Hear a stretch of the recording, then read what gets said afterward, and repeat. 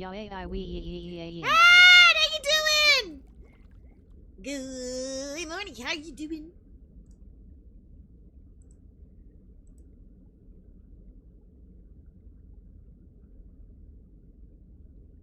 Happy Wednesday. Wednesday is Friends Day, so make sure you tell your friends you love them. Hi. I'm tired and stuck at work again. Oh no! Sorry you're tired. I'm tired too. I'm very tired. But the brain worms have invaded, so I'm going to take advantage or do my best to do so. But good. How is you? I'm tired. My arms hurt.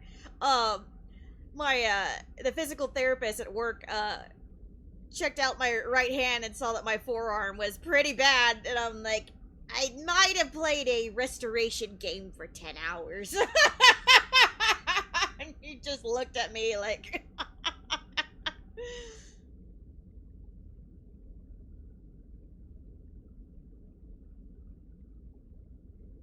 he's like, yeah, I don't need a game to do that. He's like, I already had to do enough of that back in the day. We used to use toothpaste to clean our CDs. I'm like, that's exactly what we did. I didn't even know that was a thing.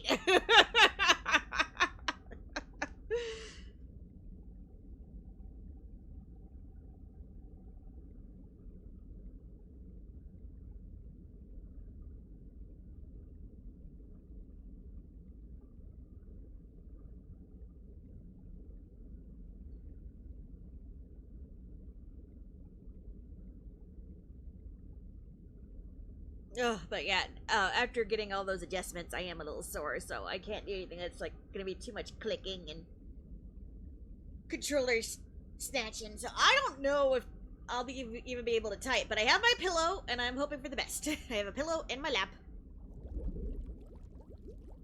I have hopefully bribed Tibby sufficiently enough to get some good progress. He was already whining when I was trying to get some notes down. I took a shower, and as usual, I got inspiration in the shower, and I wrote a whole bunch of dialogue that's supposed to come for the later part of the chapter. It doesn't help me in the current part of the chapter, but I got it done. And as soon as I start typing, he goes, wah, wah, wah, and I'm like, oh my god, for the love of God, I just turned the computer on! So.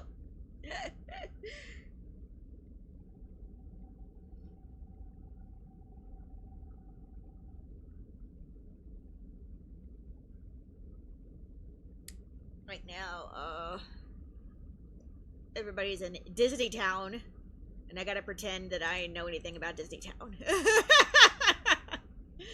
I played Birth by Sleep and all that, but that doesn't mean I remember it.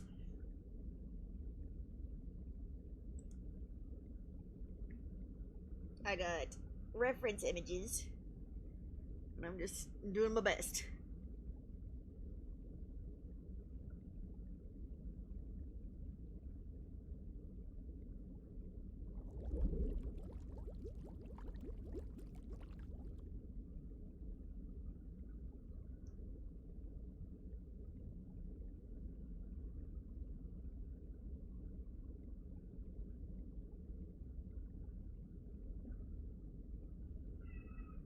There he goes.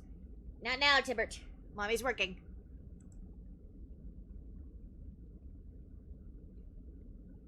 That's cats for you. As soon as you sit down to do something, they immediately need something. Yeah. I even tried to, like, play with him this morning, but he had no interest. But, you know, as soon as he does not have my attention, he's like, no! Mother! Why must you neglect me? I thought I was your favorite best boy. Oh, how you abuse and neglect me, Mother.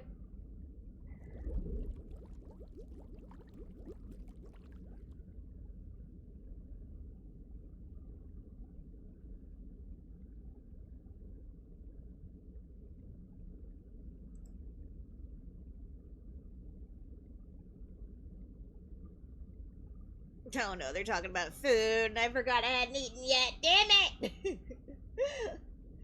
I want junk food. I want a hot dog. I want ice cream. Gosh darn it. I have donuts donuts on the fridge, but would you believe it? I'm not in the mood for donuts.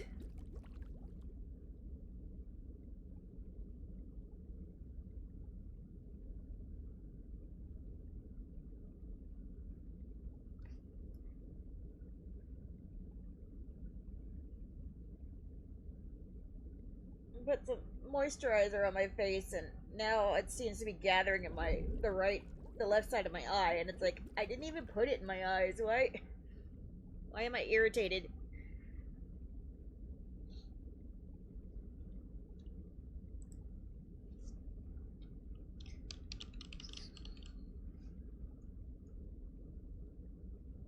Feed the fishies real quick.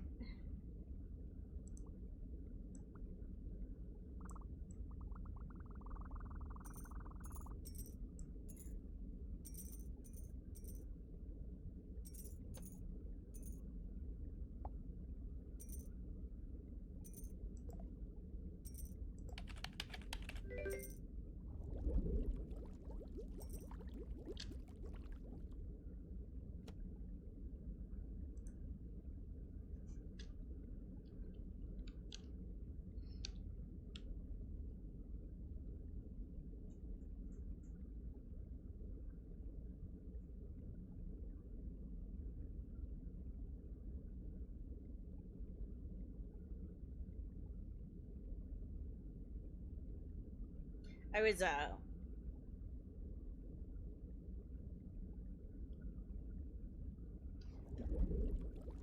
what did I type it yesterday, or did I hallucinate?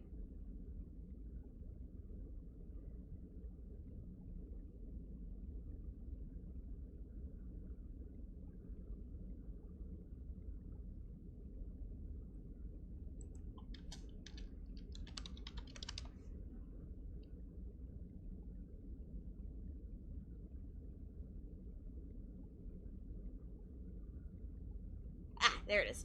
I was just thinking to myself last night how,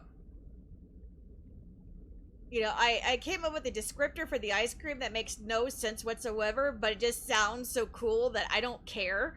Like, I I described it as a beautiful mountain of ice cream shaped like a rainbow's dream.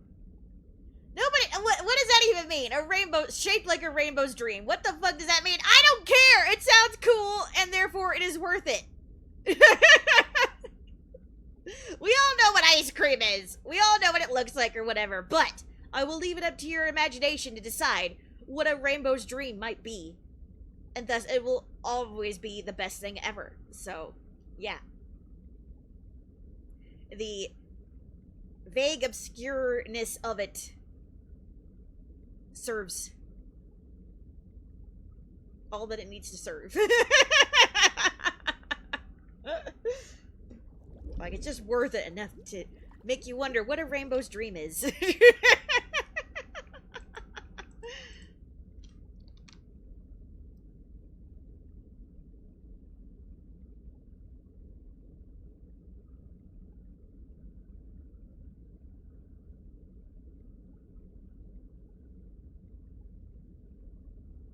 What do rainbows dream of?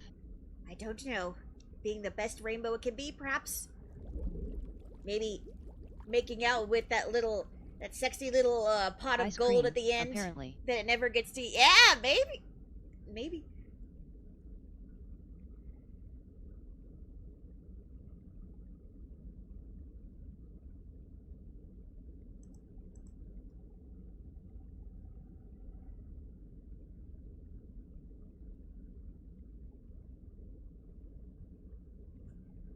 My eye. Gosh.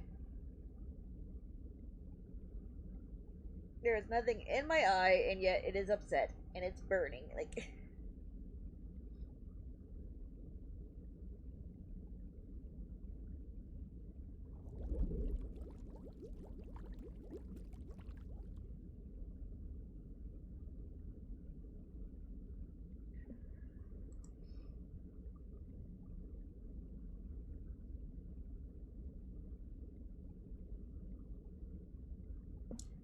I need to look up a video of what fruit ball is.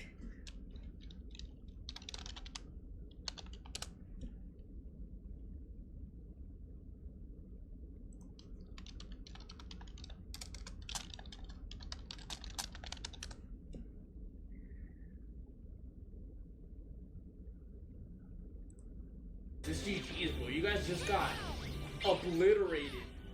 You guys got obliterated.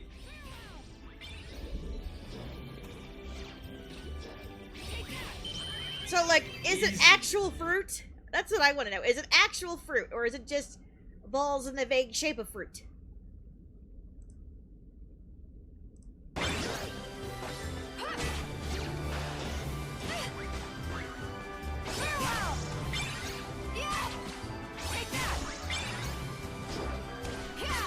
Oh, so there's actual goalposts. Okay, I just thought they hit it at each other.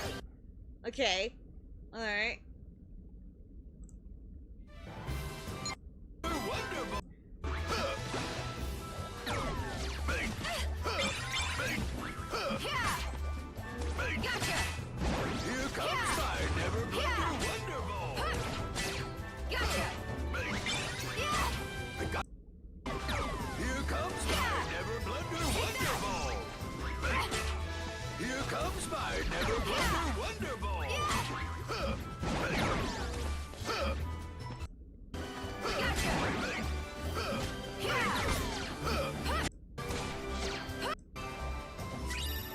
Okay.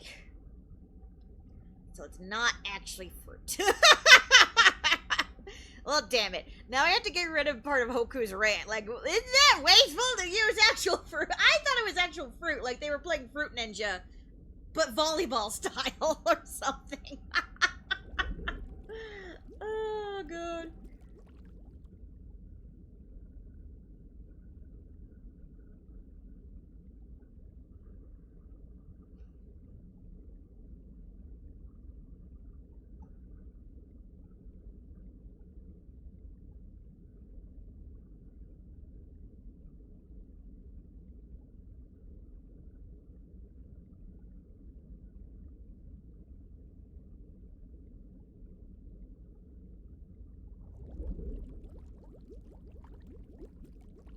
Okay, he's never seen football before. Okay, okay.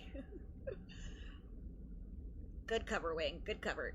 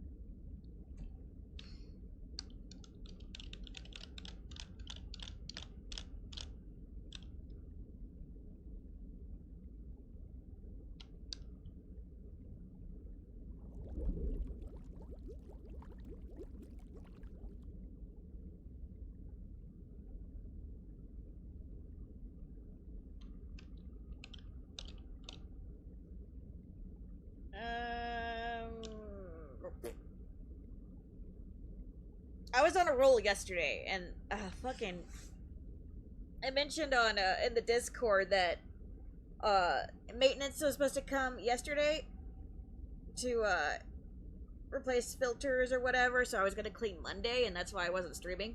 Fucking, they came Monday anyway, to check the smoke alarms, and apparently they were doing these things. You usually do that shit together, you know, they do them all at once. So this time though, they split it up into 2 days. So they came while I was trying to sleep.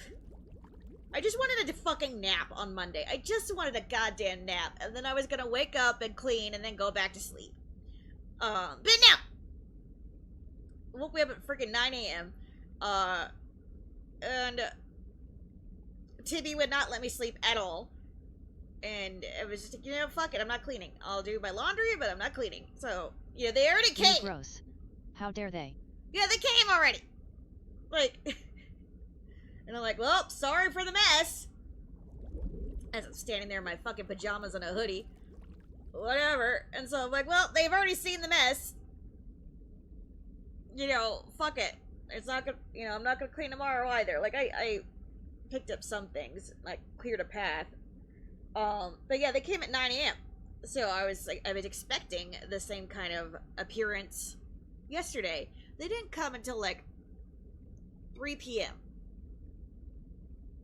And I was trying to sleep, couldn't sleep, and also the fucking sky was so damn bright, which I hate this part of this. I hate this time of the year because it's so damn bright outside that there's no way for Wayne to get any sleep, no rest. And even if I do put up the blackout panels and everything in the other room, Timmy insists on seeing the sunshine, so he will knock the panels down. And now that I have a bigger computer set up and everything, I can't afford for the panels to fall over and wipe out my computer and everything. It's not worth it. So, I was writing yesterday, getting my GURs out, and when I decided, you know what, fuck them, they're not here yet. It's 2 p.m.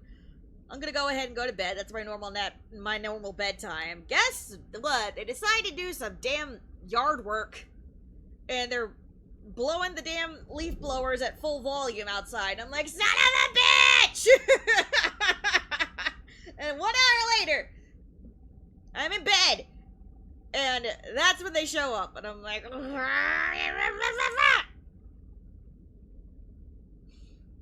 now it's done. Yeah, I am very tired.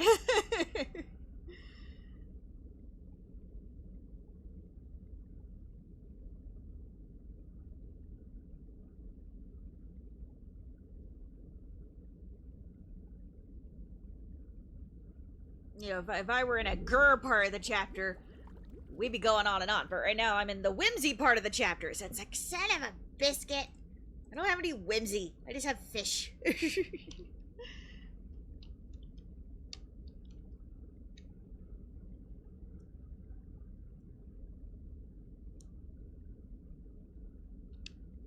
The inconveniences of an atypical sleep schedule.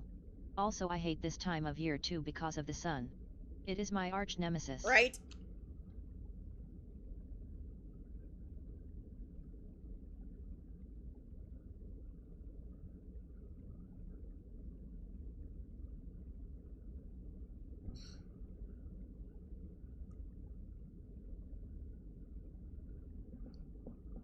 It seems like I could, like, at least at my old place, if the sun was like glaring in one direction, I could just pick another room to sleep in, right? But I only have 2 rooms, and they all face the same direction. All the windows face the same direction. There is no hiding from it unless I can find a closet.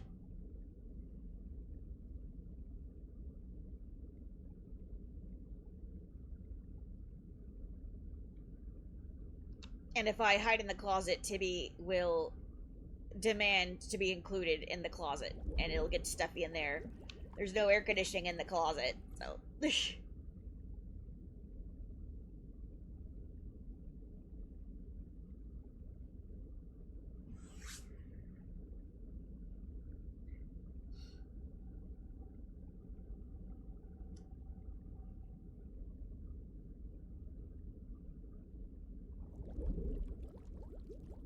Would blackout curtains be enough?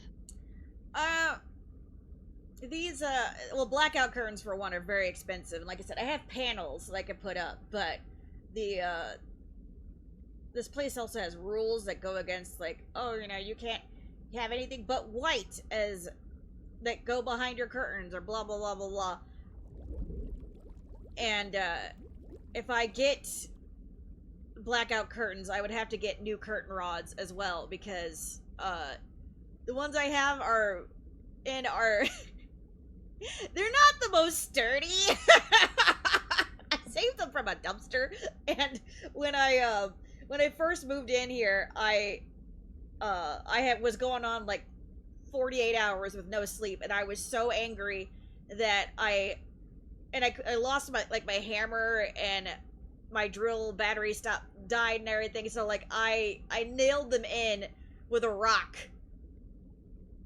after hours of trying, because I didn't realize that the frames around these windows was so goddamn thick. So like no matter where I put the damn nail, I kept hitting fucking steel, and I couldn't get the hangers, the things to hang up. So yeah, it's more trouble than it's worth. Now, if I wear myself out enough, a light isn't a problem, but it's getting started. That's an issue. And I didn't have you guys to, like, zap all my energy on. I just had grr and rage, and that kept me awake. And plus, again, it means nothing if Tibby's gonna wake me up anyway, which he has been doing since Thursday.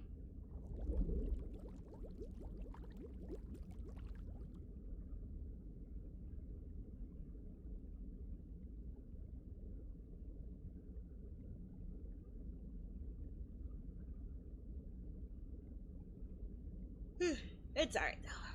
I'll survive.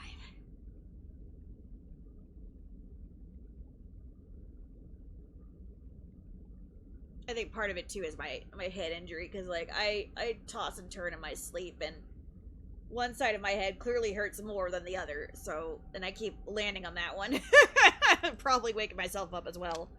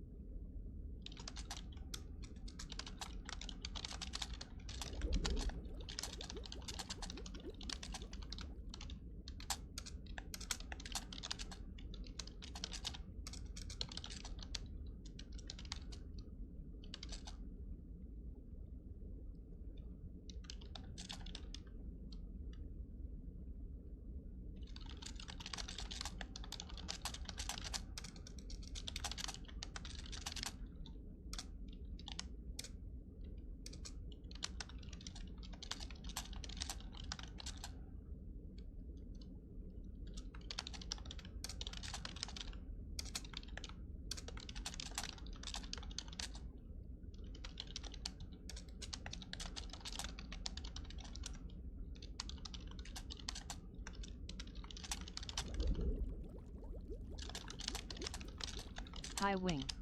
Hi Oopsie. Hello, how you doing, love?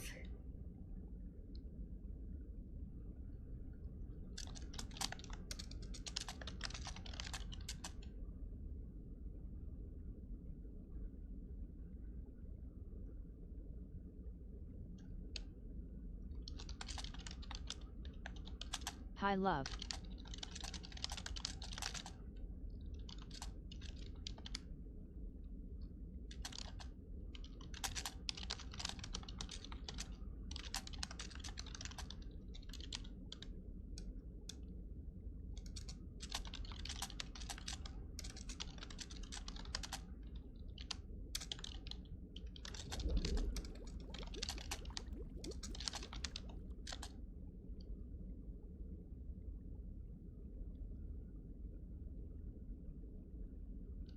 I'm okay. Hot because the weather is already 80 something lol. Oof.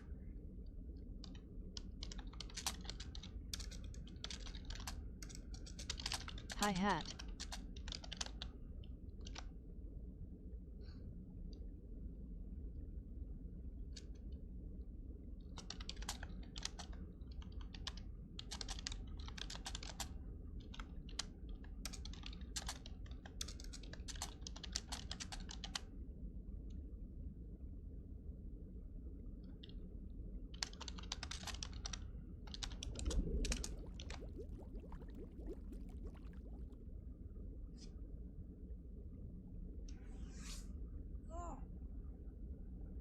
How are you?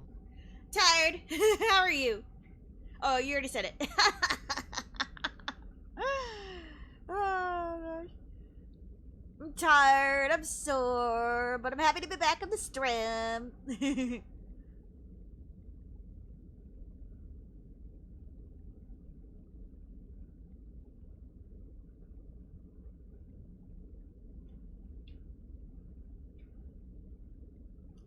I was gonna have an oopsie chapter written by now, but I'm having second thoughts about my plans, so it's like, oof.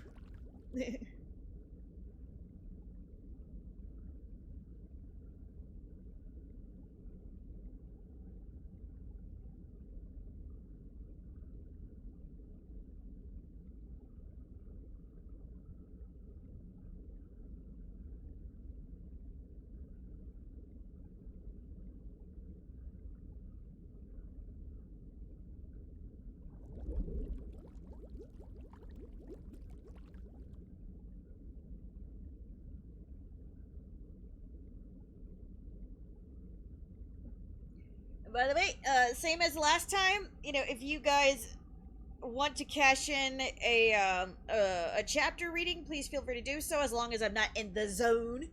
And then we'll read whatever you want.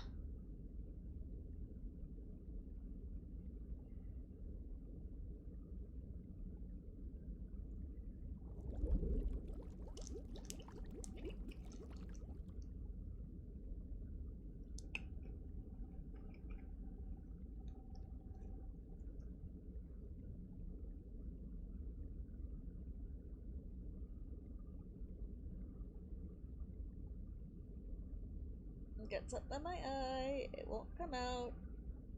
Whatever it is, making my eye angry.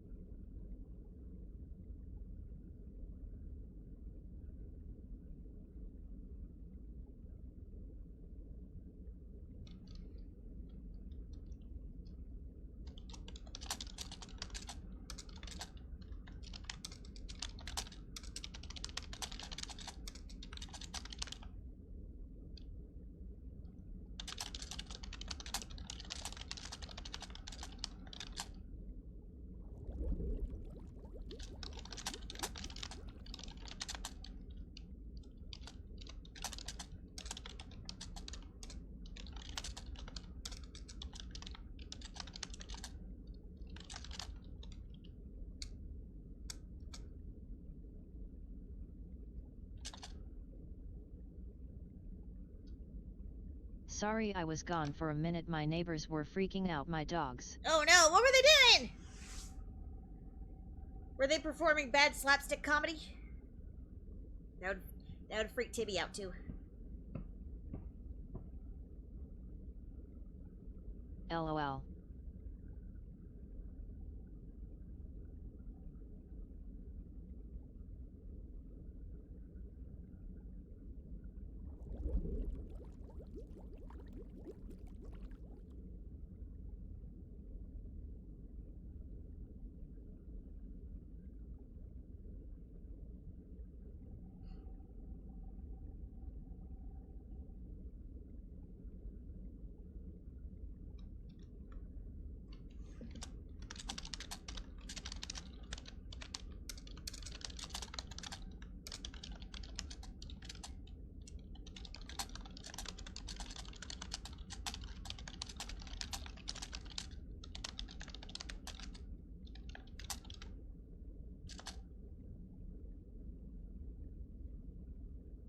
Summer, so the kids are out and the neighbor's kid were messing with them to keep them barking. Ugh.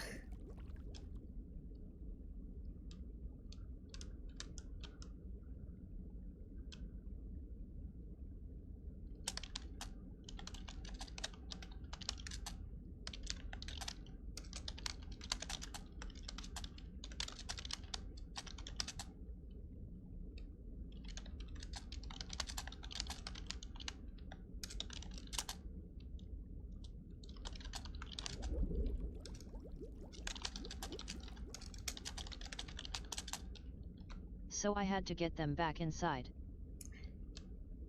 People ruining it for everybody.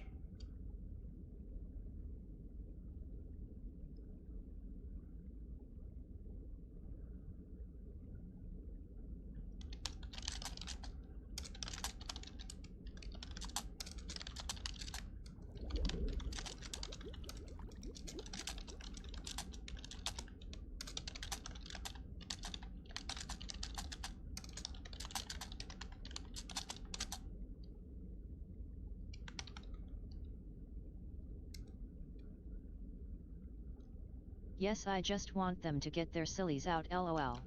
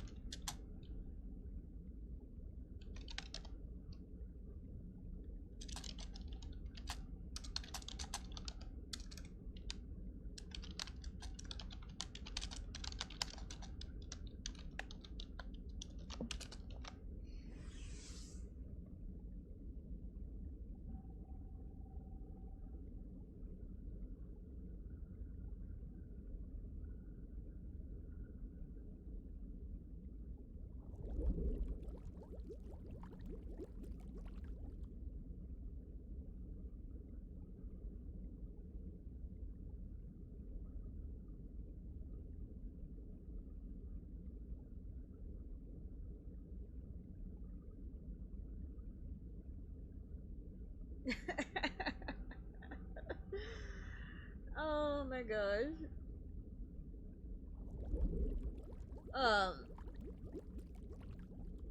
So like Disney Town is supposedly a town, a real town in the world of Kingdom Hearts, right? And yet there are passes to Disney Town. Now, I don't know if that means they live in a theme park, or if Scrooge handing out the passes implies that this allows you to travel off-world to Disney Town. Not that you need a pass to be in Disney Town if you're a citizen, right? And you know, poor Hoku is going through this town. He's like, everything's just so lively and bubbly here, and it's almost scary. Like, is it a compliment to say it feels like a theme park, or is it an insult? He's not sure.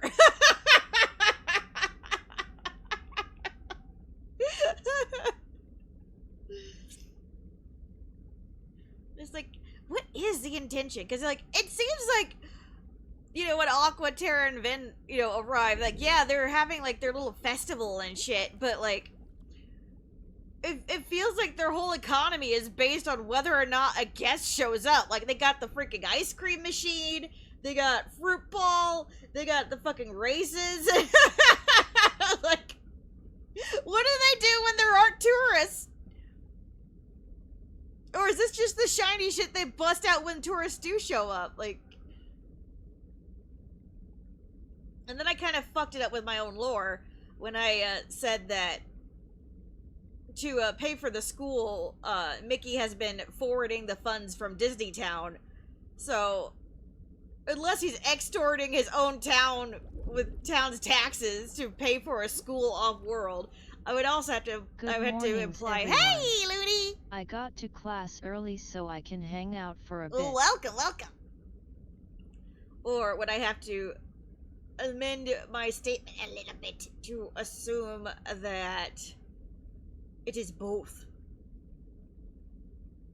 Like, Mickey owns Disney Town, but people live in it and work it, but it's also a place to live. Like, I'm so... I've confused myself.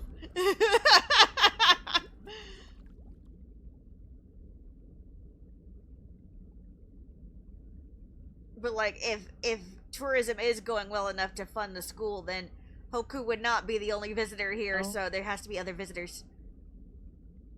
I'm thinking out loud, lore-wise. Don't mind me.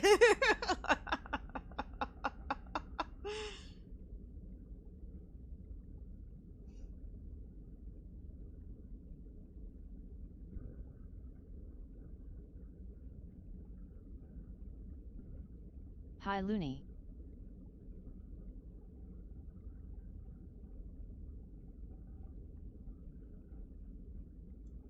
Like, how many...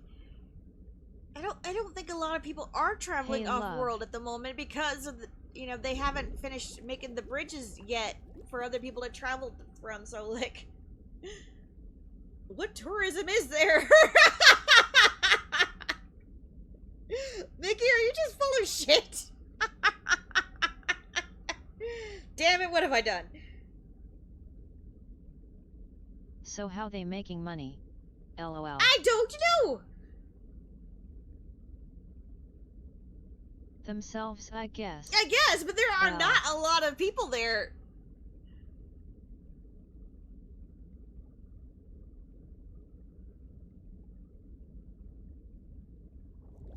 You know, even Donald's nephews don't even live there anymore. They're in fucking Radiant Garden last we checked. So,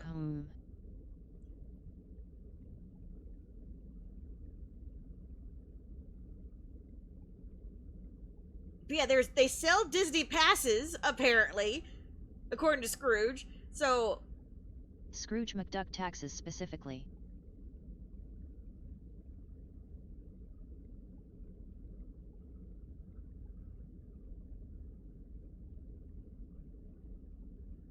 so it's like, is you theme park or is you this just the town next to the castle? Like, and I would assume they're the town next to the castle, but Scrooge maybe gives out passes so that you can travel to Disney Town and have a good time. Like, this is like the exception to go off world. But even if that were the case, who do you turn the ticket into to get to Disney Town? They have to have transportation. Right. I mean, how is Scrooge going around to other worlds? I don't know. Well, I always assumed Scrooge had his own gummy ship, and probably works with the Moogles. But like,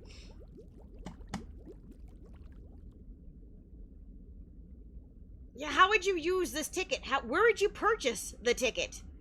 You go online and say, "Oh, yeah, guess what, guys? We're going to Disney Town. Great!" So let's say you order the tickets, and Moogle Post gives you the tickets. Now, how do you cash in the tickets? Do you have to find the nearest Moogle shop and be like, "Hey, can you arrange transportation?" And Moogle calls Uncle Scrooge up and sends a shuttle your way? Like.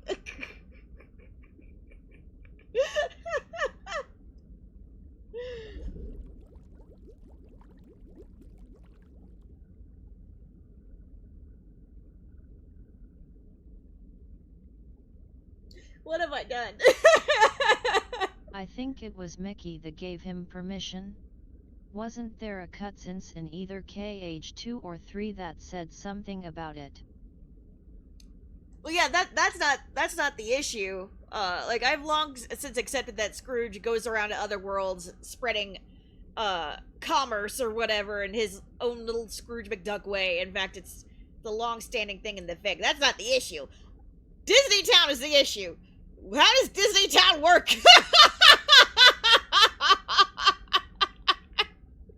Is Disney Town a theme park, or is it a town, or is it like one of those Amish towns where you have to pay admission to wander around with a group if you're not a citizen?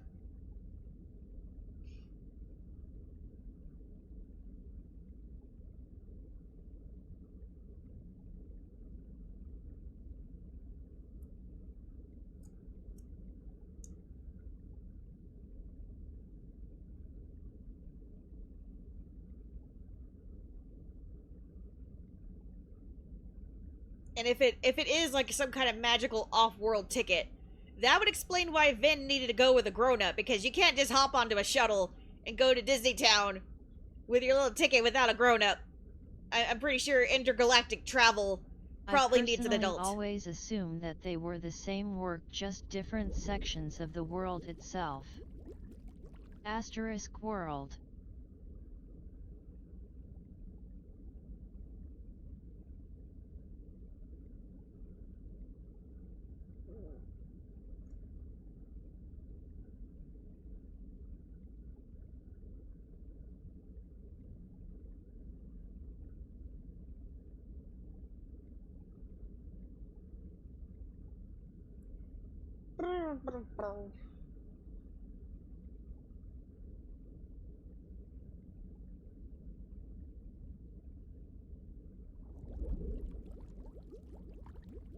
Not you having a problem with your FIC lore, lol. I know. This happens more often than you might think. I don't think I've had a... At love_iridescence. I don't think I've had a crisis like this since I was wondering about fucking whether or not Maleficent had seen the Keyblade, had seen No Name before.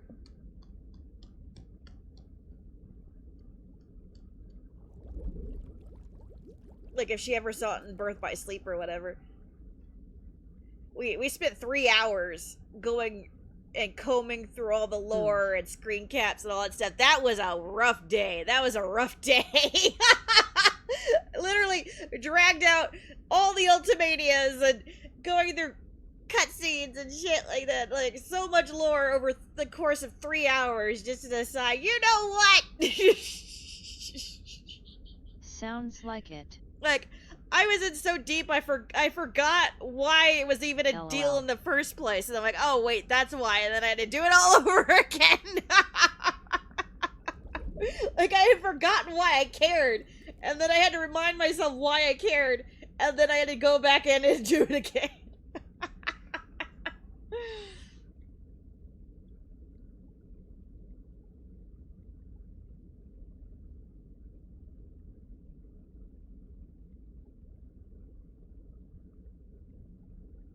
I don't even know if I mentioned in the fic that...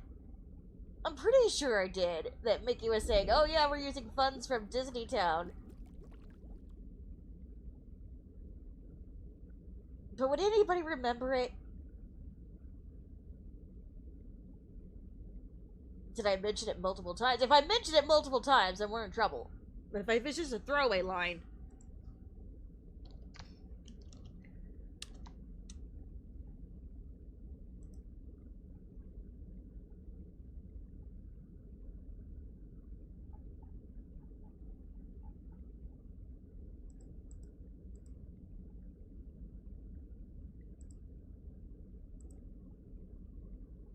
I do think he did say it.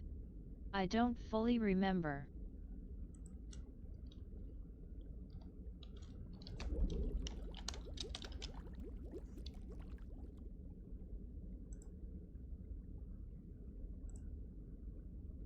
It might have been part 3.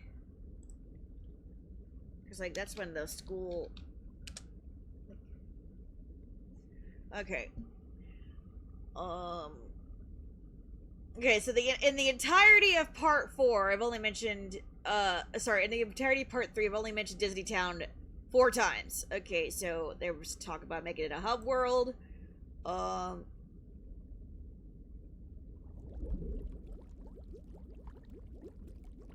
wait.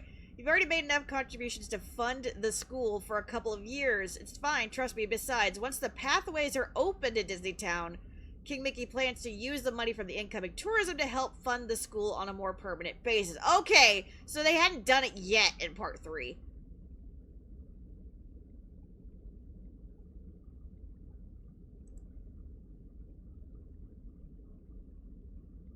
Oh, no, wait, then he did.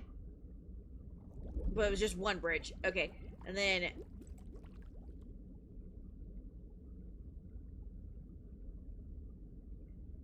Okay, so I hadn't done it yet. Alright, okay. Phew! Yay.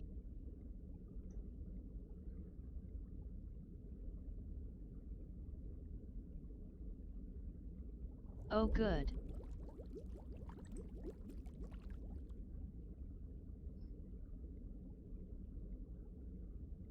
But since I hadn't done it yet, that means Mickey has either not been footing the bill like he said he would, or he's been paying out of pocket. Oops. Where's the money come from? Oh, poor Vin. Vin's darn cookies and everything. Where are the funds coming from? They've been doing Keyblade missions. But LOL, maybe Mickey forgot. L.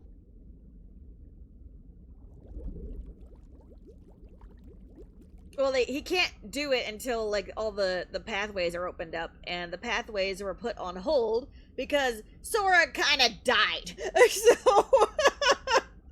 So like they're doing their best to like continue the work without him, but obviously without Kingdom Key to help them build more bridges to the other world, it's gonna be on a little bit of a hold. Um.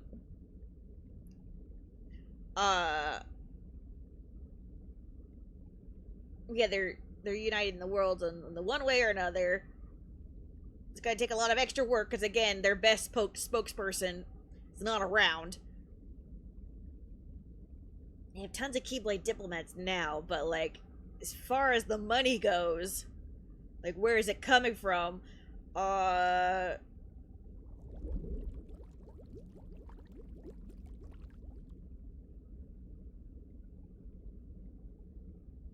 Yeah. These labor and the donations, and they're selling some things.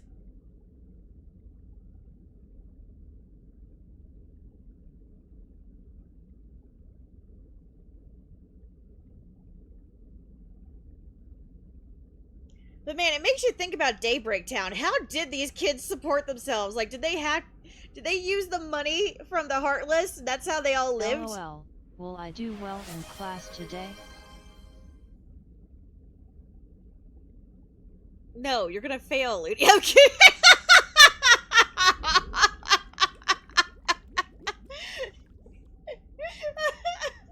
LOL. They did odd jobs?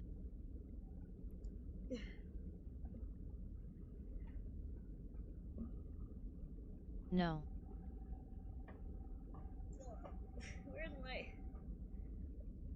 Where's my deck at? God.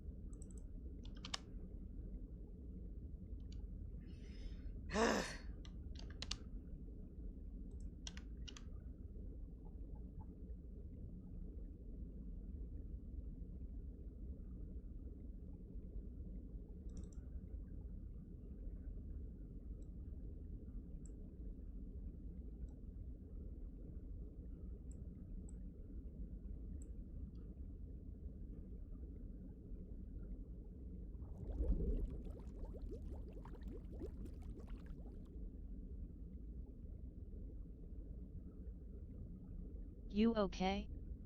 Yeah, I'm just pulling up the file. Hold on.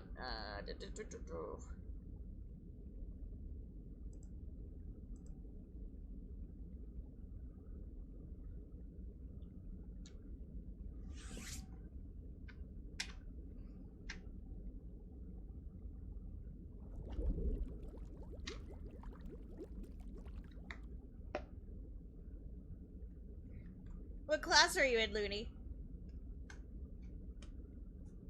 5 of Swords.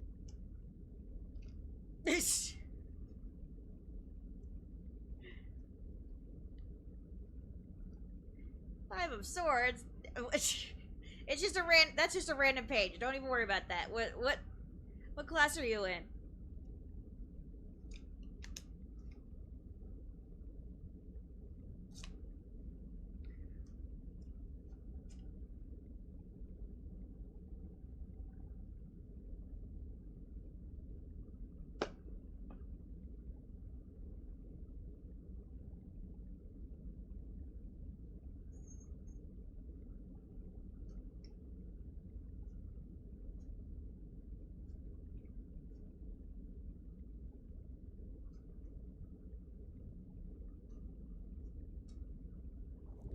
It's for work. It's like a reminder of how to do your job, and you have to pass the class. Gooey morning. Pipe fitting work related. Oh, well, Looney, I don't think you could possibly Peachy. fail that class.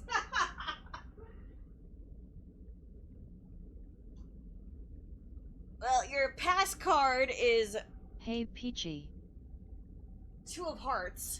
It's a Riku card. And it's reversed. So your pass says you may indicate an instant dislike upon meeting someone or failure to pursue a potential relationship. It also warns an existing relationship is growing apart or needs attention to remain. Your present card is the upside down, is the reverse Seven of Keys. It's a Vanitas card. Fuck. Warns that deceit and cheating may cause more trouble than it is worth. Perhaps it would be better to face the truth and the consequences of being caught in a lie. Have you been lying, Looney? And your future, the Upright Emperor.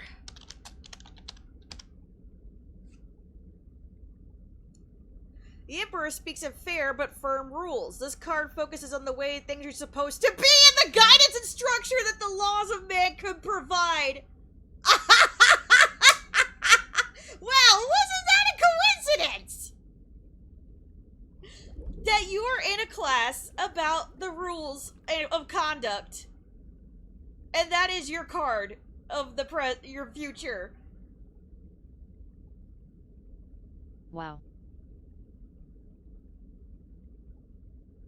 So, Looney, I think you are going to do the rules. You're going to be just fine in class. Just pay attention. Die of Sophie Wee. Ugh.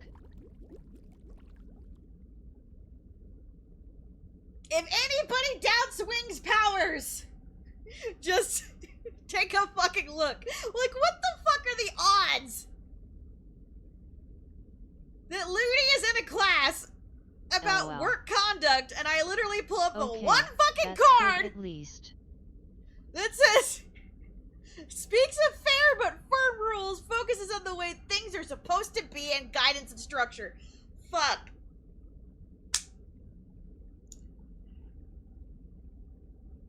But it's a tarot card. I don't. Son of a bitch.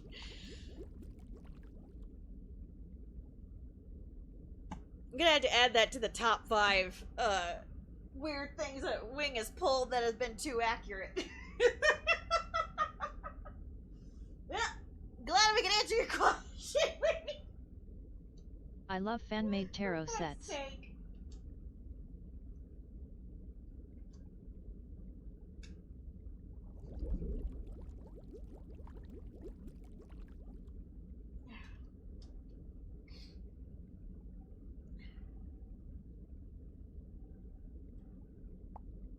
Thank you for cashing in your silver smiles. So I got 2 of what again? 7 of Swords and Emperor. Oh, dude, I already shuffled the deck. I don't know.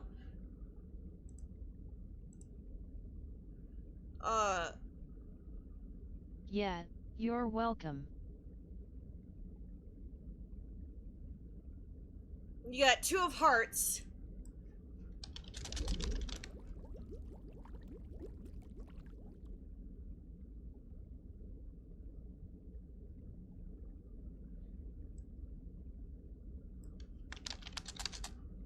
Pretty. Saying hi, before trying to take a nap. There is no swords. Why do you keep saying swords? Oh. Jay, remember this scene. How much fun will Wing and I have at the next convention? Kermie. Oh, PG. Love. Hey, Kermie! Sorry, everybody's cashing in their Kermie. store smiles for tarot readings. Peachy. PG, I don't even know what the next con even is.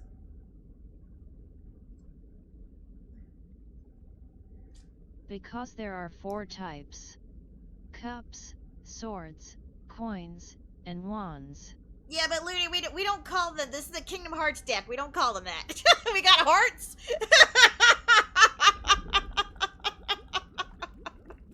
And I've never heard of wands. Oh.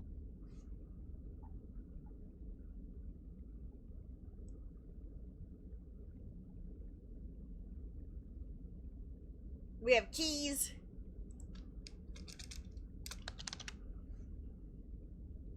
Yeah, it is. Okay, yeah, you got 7 of keys. I've heard of wands but not coins. I was thinking how to translate that in my head.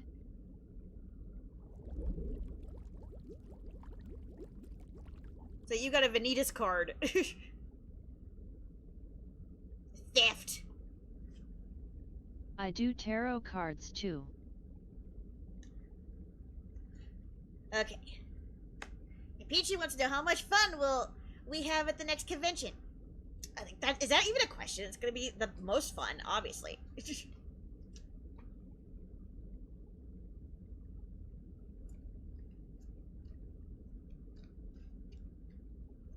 Obviously. Don't need to be psychic to know that. Zip zap.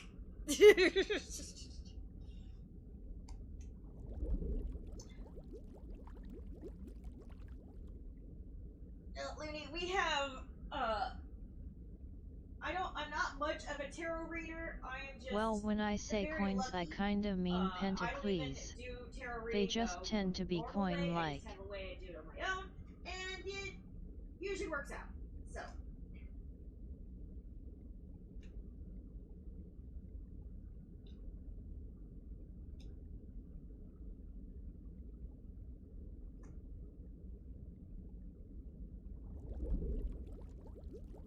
Okay, so the pass card is the upright 5 of hearts.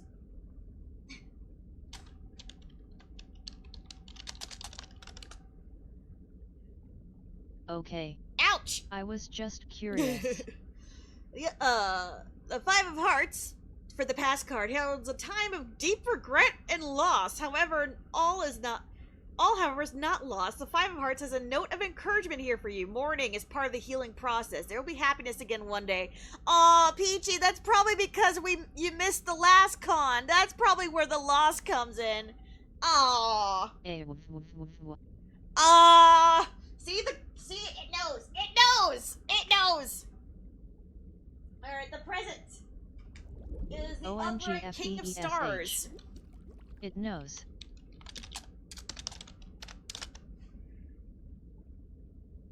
A Xemnas card. The King of Stars refers to having a vision of the Oh, future. One you are willing to sacrifice to achieve. The King of Stars is someone who uses their ability as a natural-born leader to help achieve their vision. Oh, yeah, it does. We are planning. We don't know what we're planning yet, but we are planning for another con. I don't know when, but we're planning it. Now the future. We will make con happen. Upside down, the reversed 9 of hearts.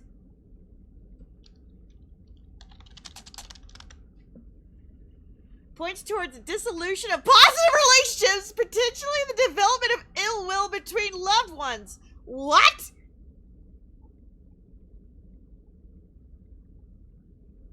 Peachy, are we gonna get in a fight?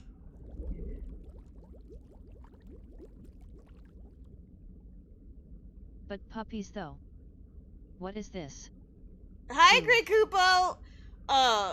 In our, one of the things that you can, cash your Sora smiles into, your channel points into, we have chapter readings, we have tarot readings, and we are doing a tarot reading using the Kingdom Hearts, deck. Peachy asked the question, will we have fun at the next convention? The answer is obviously yes, but, we just pulled the reverse 9 of hearts. It says there's a points towards the dissolution of positive relationships, or potentially the development of ill will between loved ones. Oh! Oh! At Aurora Peachy. Peachy, wait a minute!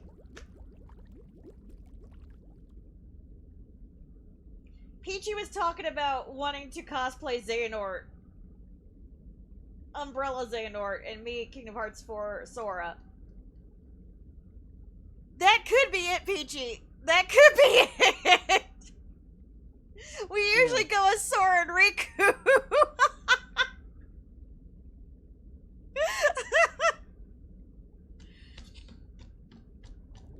Hee hee hee hee hee.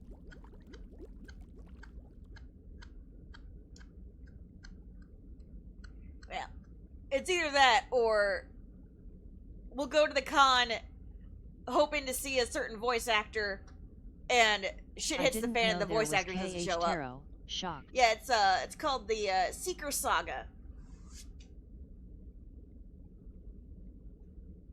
Just in case, I'm gonna pull another card from that pile. Oh god! Reverse 8 of keys, and it's a Riku card. God damn it.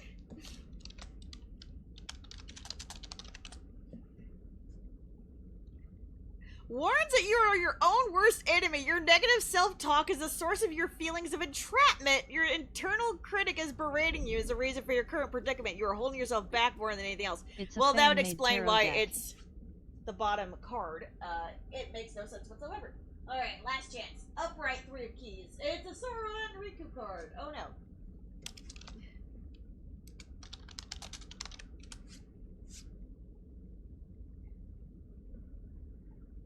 God damn. Promises even though the news will hurt, the wound will heal and you'll be stronger for it. Heartbreak is unavoidable in life. This card is encouraging you to accept the pain and move through your loss to a whole new heal. Why does it keep saying there's loss? That is 3 cards that say loss. For the future. What the fuck? Peachy, I feel like a voice actor's gonna cancel on us. I don't even know what con we may or may not be going to, but I have a feeling we're gonna spend a lot of money and somebody's not gonna show up and we're gonna be pissed.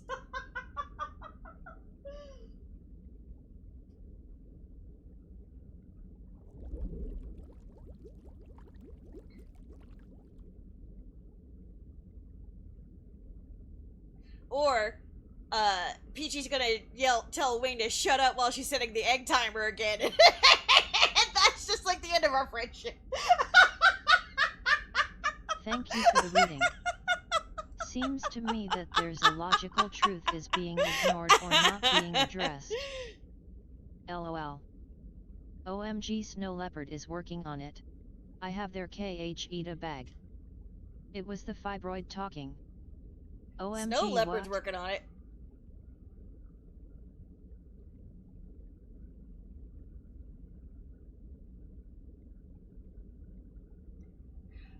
Oh, yeah. Well, there's tons of artists, but yeah, I have 3 of Snow Leopard's Eda bags. I'm sorry I snapped at you. It's okay, Peachy. What I energy didn't do I mind. need to I embody told today? Peachy to give me. I gave Peachy permission to tell me to shut up.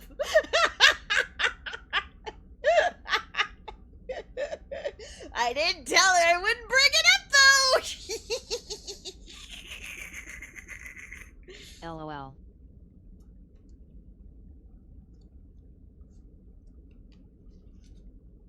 I low-key regret having phone PLS.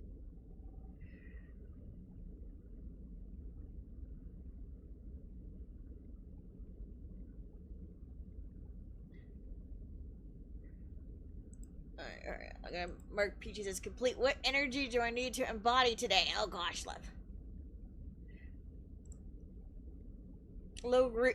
What do you regret having? Regret making a Terra Ita bag with the KH bag. Sorry, I'm shuffling the cards really good. So we'll have no more talk of loss or whatever He has the so cards are little trying to merch. tell us.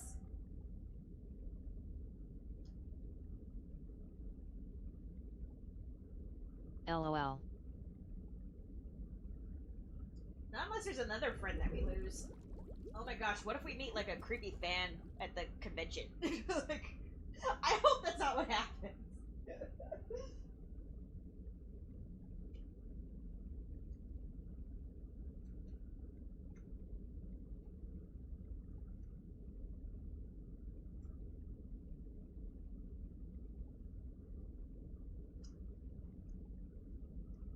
I've only been able to get maybe 5 keychain charms. Love your past cards is the reverse 2 of keys.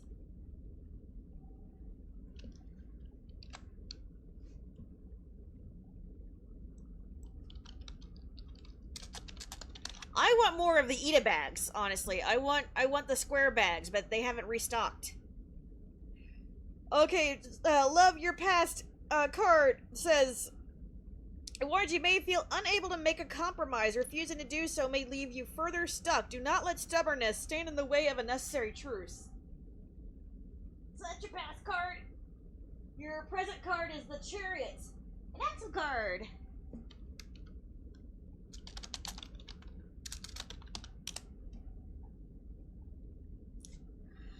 The Chariot is about willpower and boldly forging ahead to win your fight, defeating everything that stands in your way. That sounds like a good vibe to me!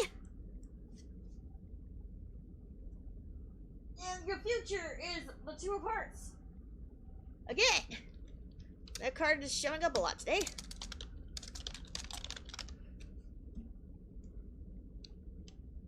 Oh gosh, this is the pregnancy card. Offers the opportunity for a yearned for relationship. It may refer to existing relationships growing stronger, or perhaps indicate an impending marriage or pregnancy. This is the card that I remember the most, because this is the card I pulled from my brother when he came to chat and asked about the potential for a future baby. I didn't even know there were any cards that actually predicted pregnancy, and I somehow OMG. pulled this one on stream. So, like, I flipped the fuck out. And then that was only Romance is then in the air music coup. when he told me, by the way, this is your brother. He used a different screen name than usual. I'm like, oh Love. my fucking Again. god!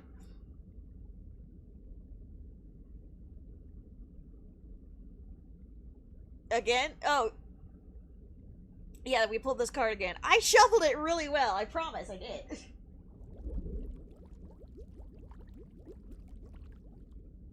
I mean, I could pull another one. The upside down Empress?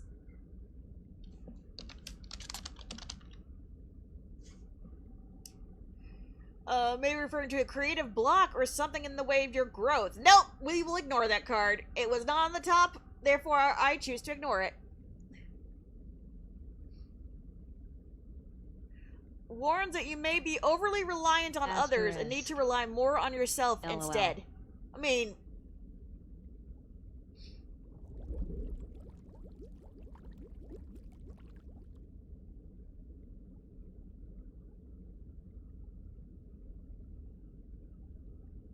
For what you told me, usually you're the one pulling the weight. So again, I think this doesn't apply to you.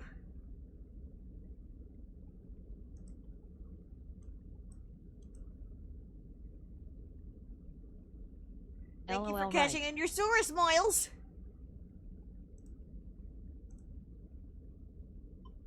But yeah, as for the energy you wanted to embody today, I would say go with the Chariot card, because that is your present card. Willpower and boldly forging ahead to win your fight. Defeating everything that stands in your way. That is your energy for today, love.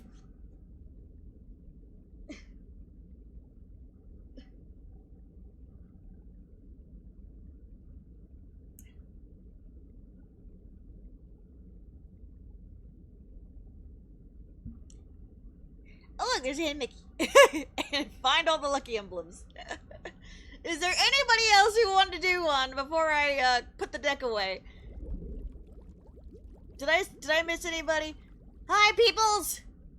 Peoples who came in that I didn't see. I saw Kermie.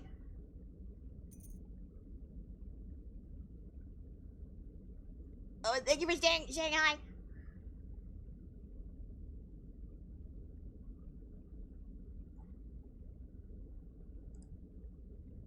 Oh, one more or not.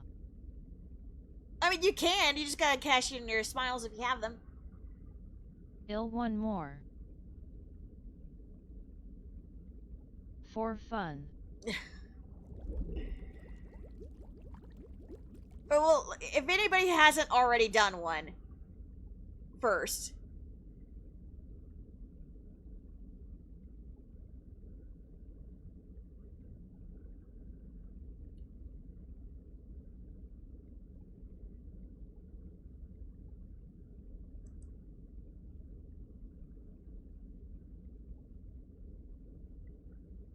Just overall what my day will be like. Should I pursue the person interested in me romantically? Somebody can't follow directions. Loading!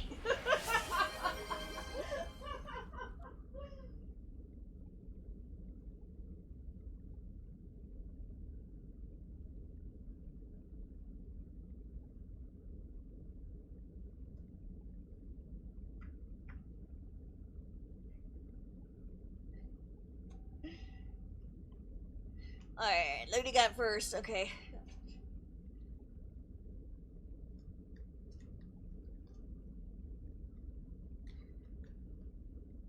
I'm gonna go ahead and do Looney's first since they're in a class real quick.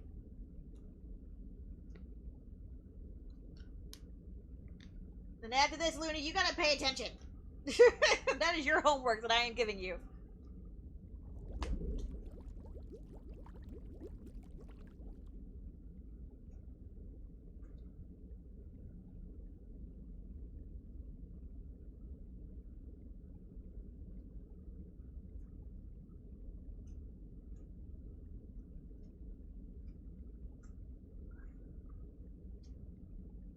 Your pass card. If stars reversed.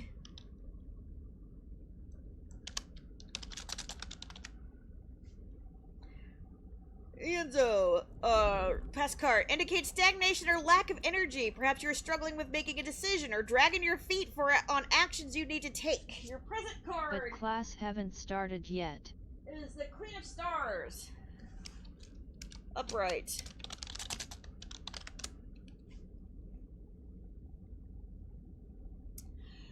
Heralds of vibrant enthusiasm needed to see your endeavor through. The Queen of Stars in your life may be a firm, helpful presence, lighting a fire under you to help reach your goals.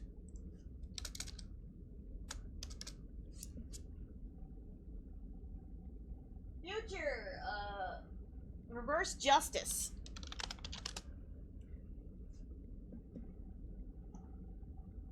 Justice warns of lack of accountability, unfairness, dishonesty, and lawlessness. Like not following what I just said, Looney! Your own or someone else's justice warns you of consequences you or others may face. So make sure you pay attention, Looney, when it does start. Alright.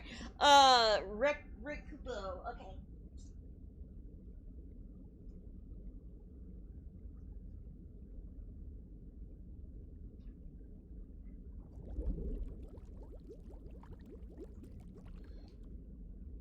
But yeah, overall, Looney, it looks like you are going to have a good day as long as you pay attention.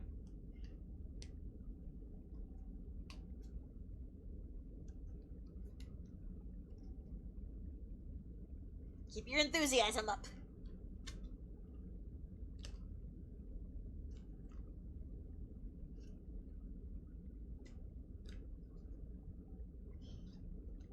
Okay, will do.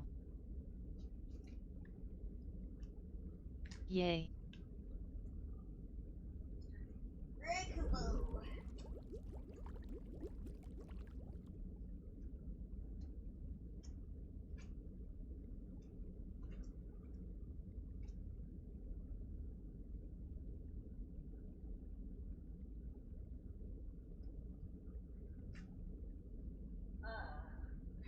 Okay, your pass card is a reverse Knight of Keys.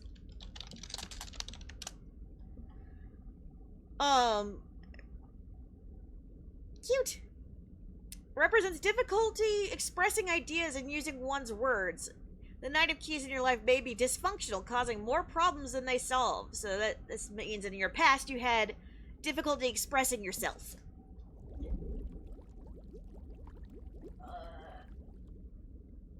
The present is the Upright Fool. And it's Sora! Damn, I mean yet.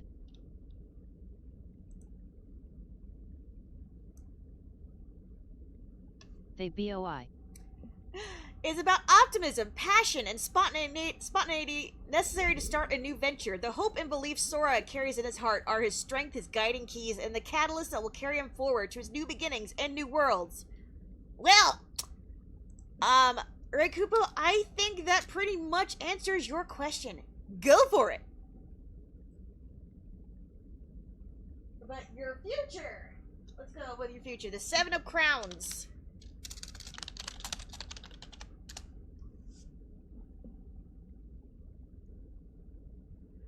Reminds you that your future reminds you to slow down, to bide your time for greater outcomes. Rushing head first and headstrong into your conflict or dilemma does not serve you. Cause I keep getting left on read orts. Okay, so I think what it's saying here is don't pressure too much and be patient. This might be one of those let them come to you things after you've stated your stance.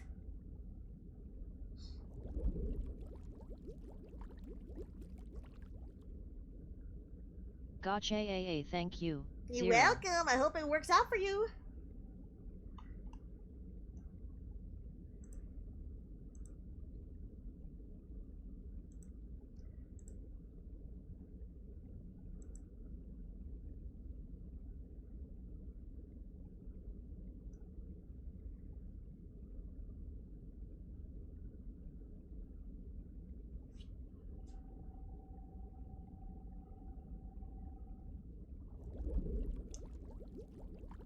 Alright, I'm putting the cards away. Unless anybody has another one.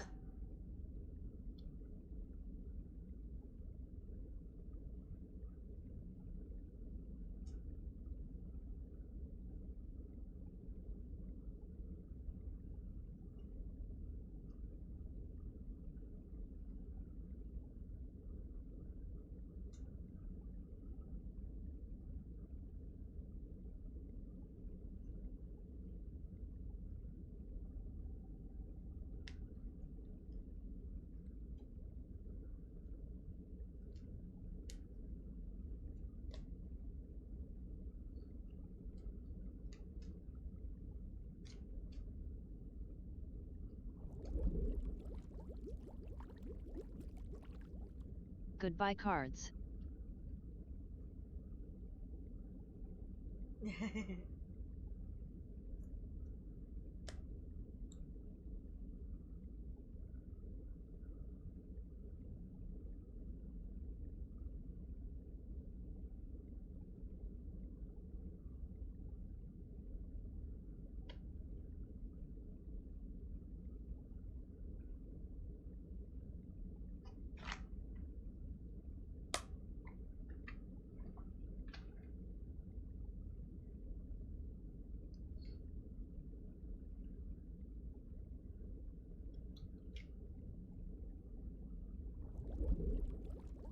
Oof. Thank you all for cashing in your Sora Smiles.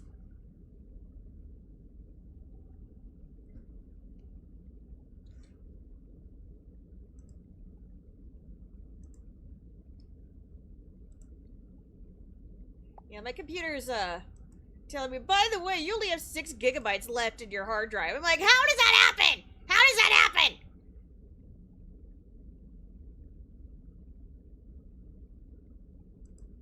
Like, I spent forever a couple of weeks ago deleting so much stuff. I had 30 gigabytes. Where did the rest of it go? Hi PPL. Hi, Evelyn! How we doing? Games are so big now. They are. It's not fair. Oof. Hi Emerald. Emerald.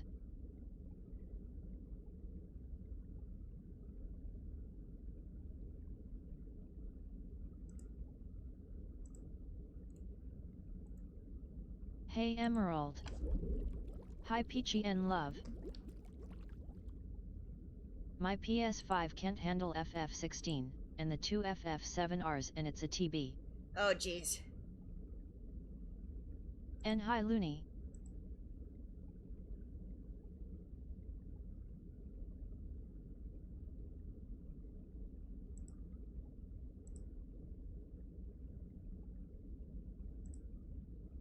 Glad I got all of KH on discs.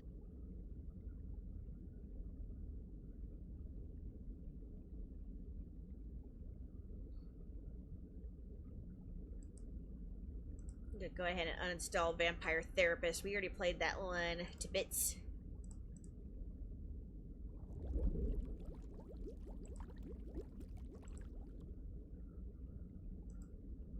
Well, I got to go now.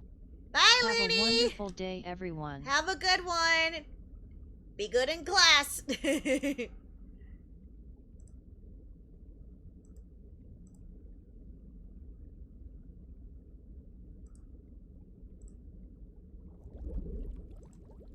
Bye Looney.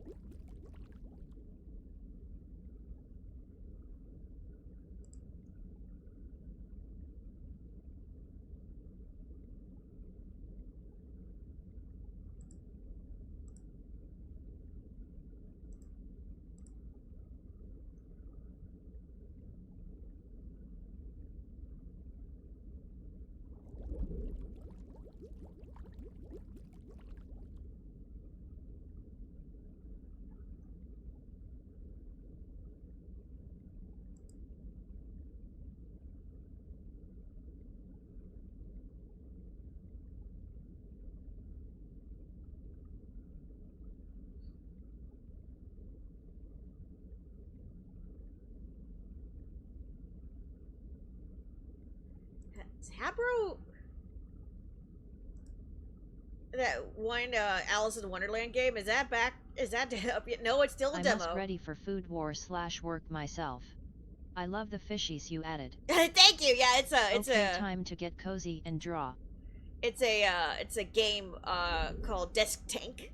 It's like one of those idle games. We have a few on here that we were trying out. We got cats, we got fish, and we had like little adventures and stuff like that. I already uninstalled a couple of the demos to save myself some space. But yeah, the fishies are a favorite.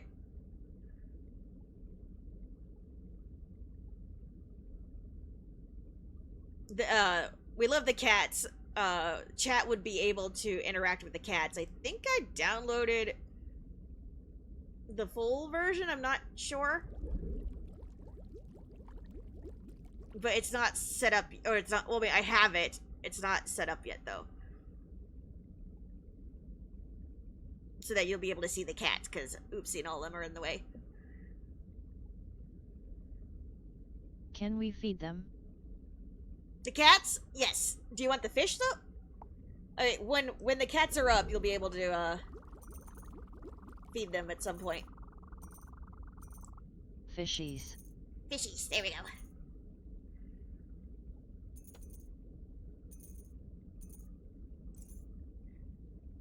I'm gonna uninstall this. So I'm just doing this real quick because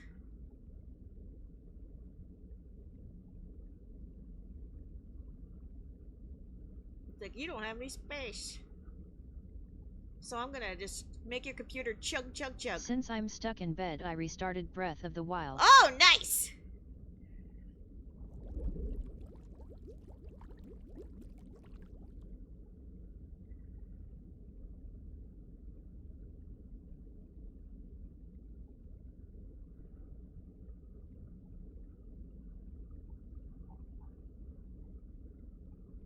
Only one save slot though, so had to delete my 150-hour game. No!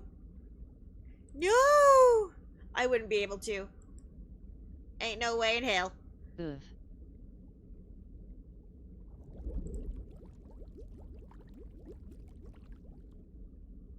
Alright, I freed up 20 gig. That's gonna have to do for now. It's okay, I have on-stream evidence of my accomplishments. I don't. That was back before I realized you had to, like, save your VODs. I didn't know that they didn't stay forever and ever.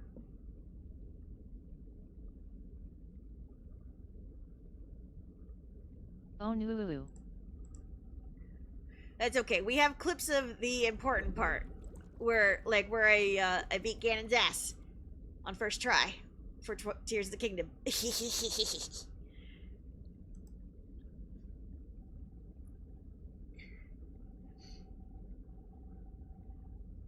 I'm seriously considering picking up a Switch 2 for the Ocarina of Time remake. I've been considering it.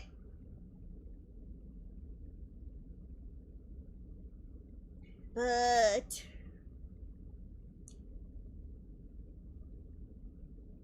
then I made another big purchase, so if I do get it, it won't be for a while. Only if it's physically for me, honestly. Hehe.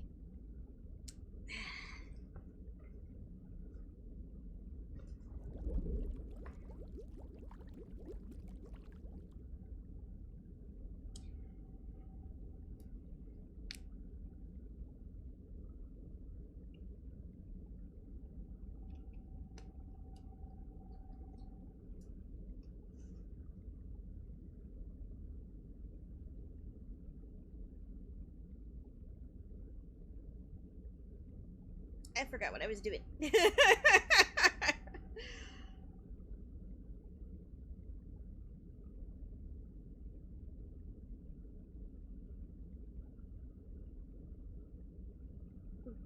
Furball. Disney Town? Yeah.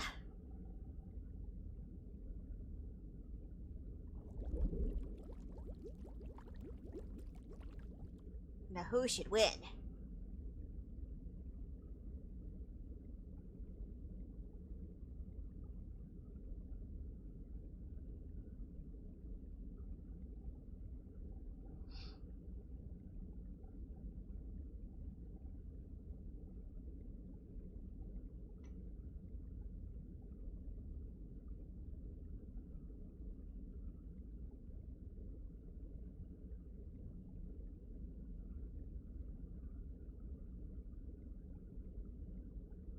Hoku's already lost at racing. So maybe I should let him win it for ball. Give the boy a win. Our little dragon.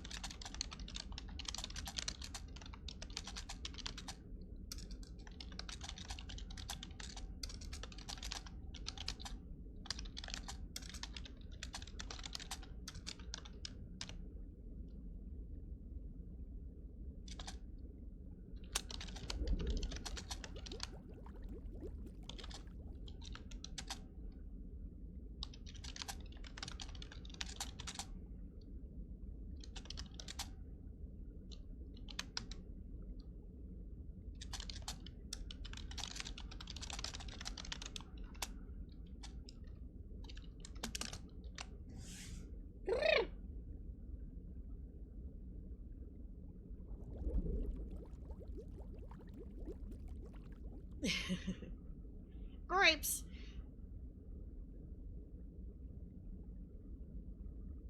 Yeah, sorry we don't have music playing, guys. I just didn't want to deal with the copyright shit.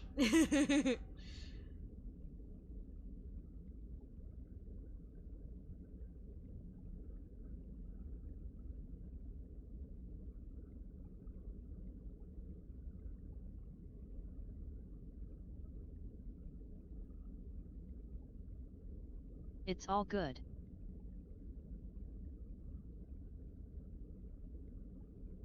I'm hungry. Damn it. I need brain food.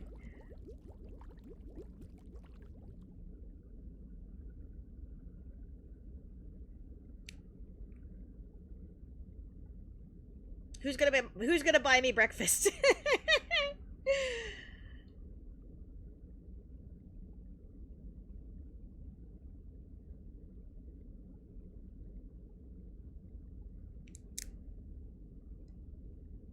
Brekkie. Bragging.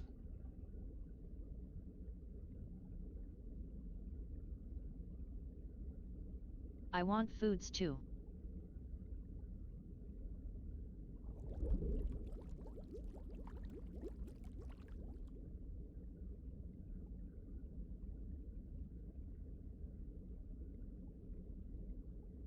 Empanadas.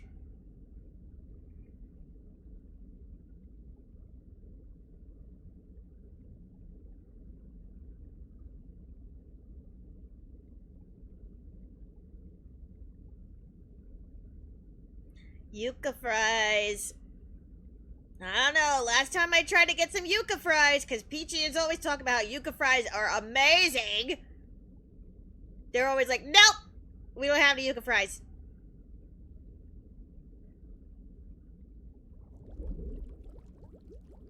Cuban breakfast. Fried eggs with mixed rice and beans.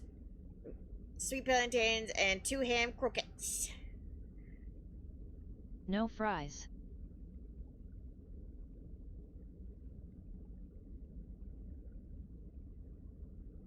That Egg. sounds good.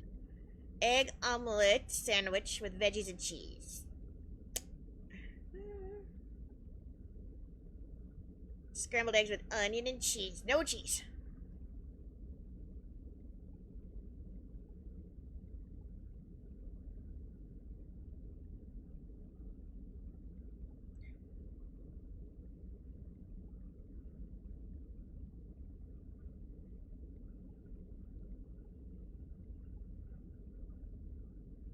Pork chunks. Steak sandwich.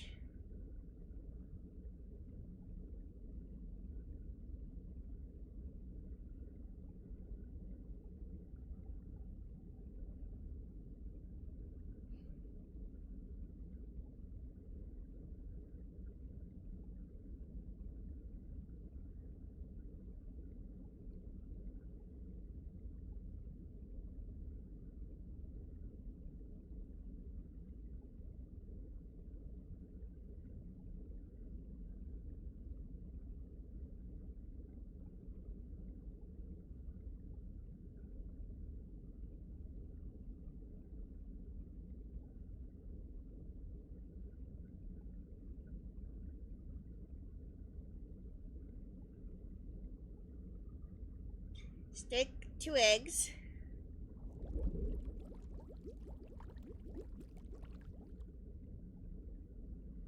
I need someone to pick 4 colors, bright ones please. Yellow, pink, blue, and green.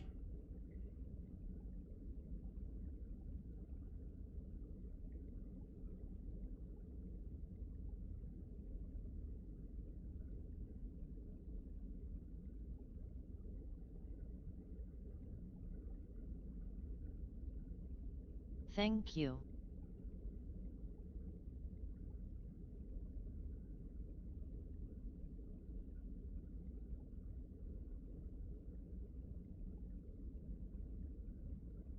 Get me some beef and bananas.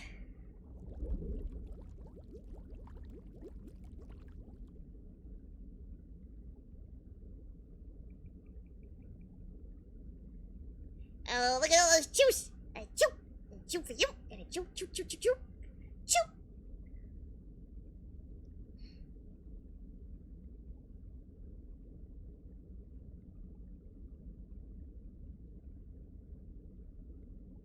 Okay.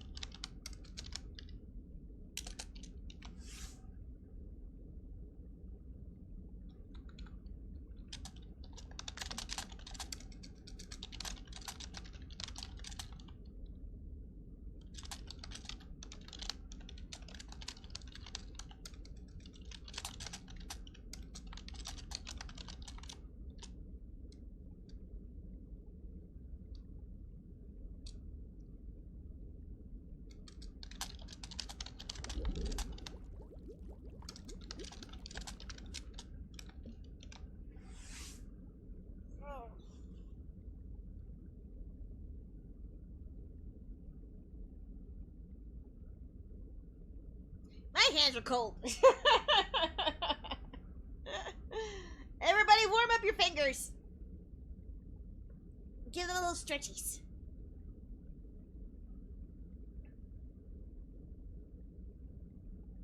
And toes? And toes. Everybody wiggle your toes.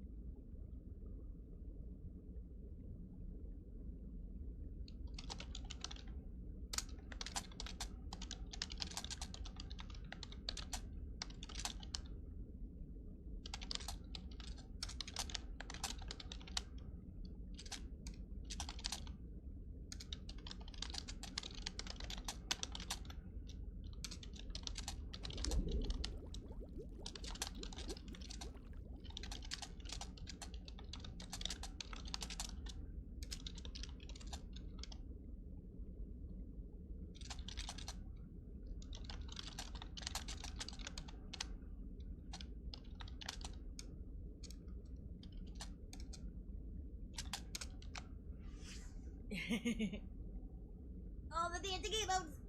Wiggle your tails, wiggle your toes, wiggle your fingers.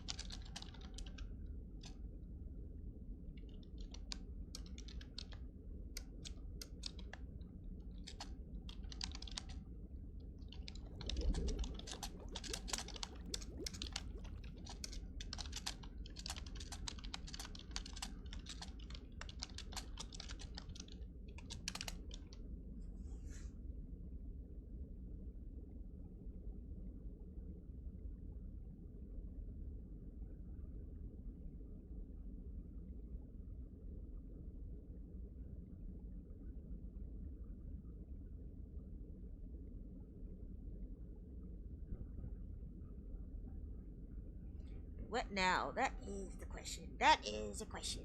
What now?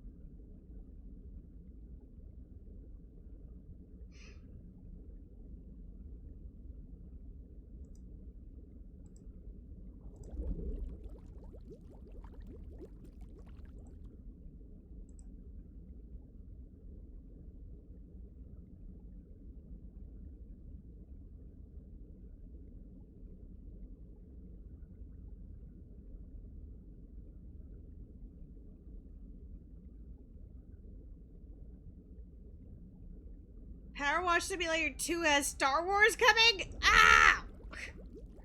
No way!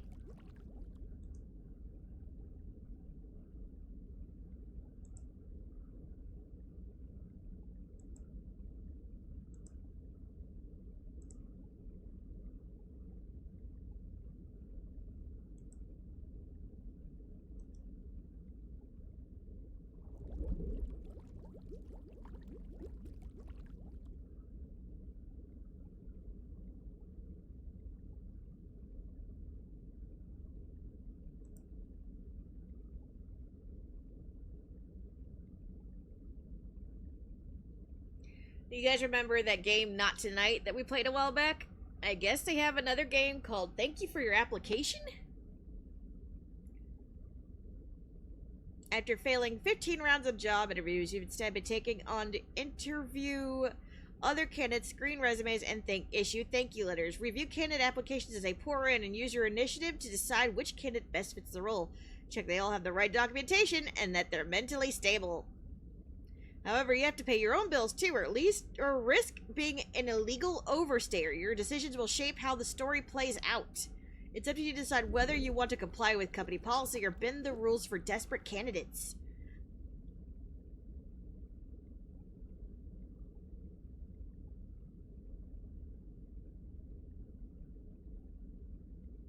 And there's a demo!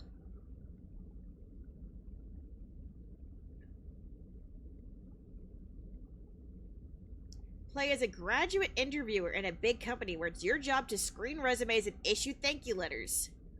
Review candidate applications they pour in and use your initiative to decide which candidate best fits the role.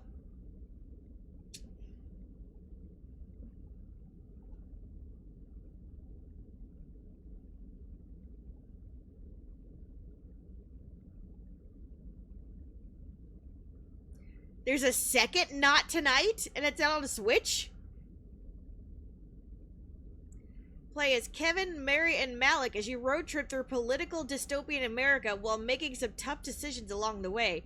Whether it's turning away suspicious poultry at Chief's Chickens or getting in touch with your religious side at Salt Lake City, you're going to be one step closer to reaching Miami and rescuing your friend.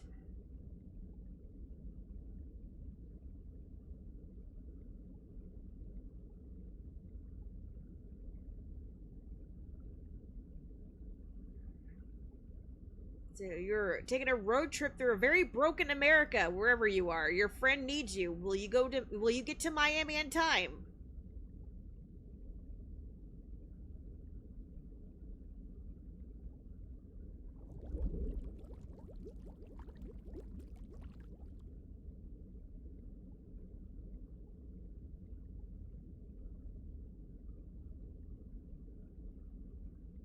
Apparently this was out in 2022. I didn't even know they had a second game.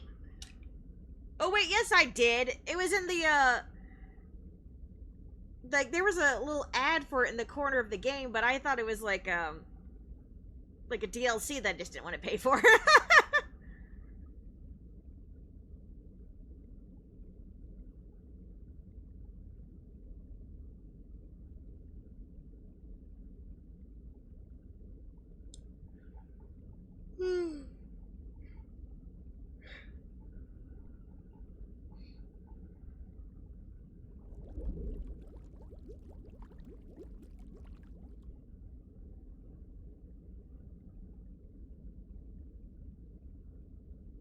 Yeah, I'm not gonna lie, I kind of want to get back and playing Hozy, like, now that I've emptied my brain worms for today.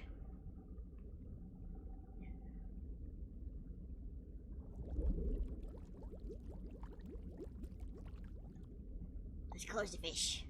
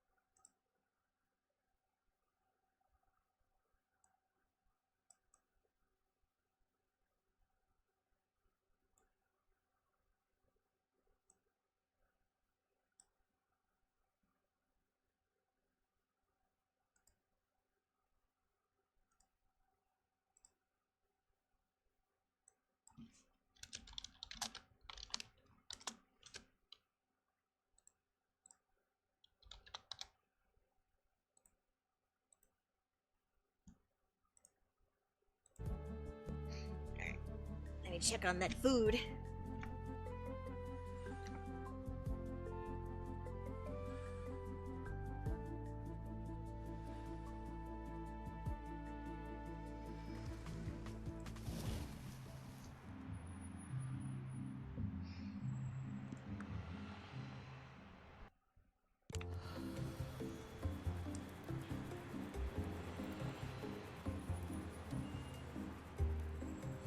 alright.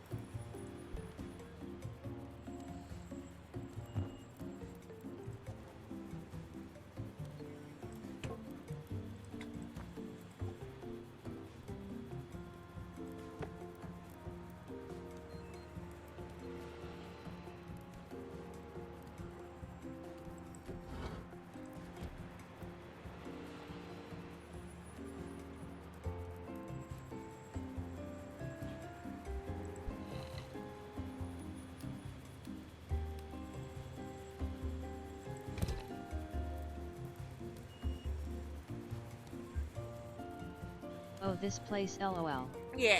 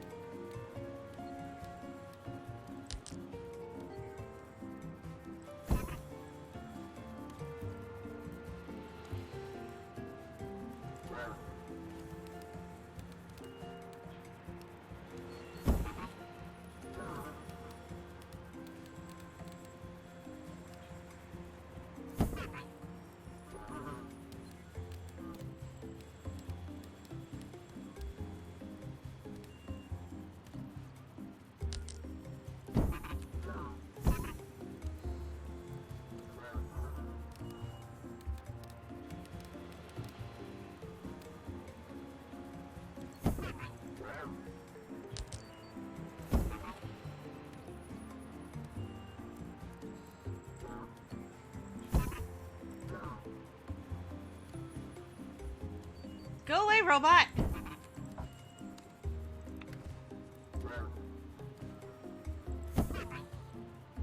Oh, shit!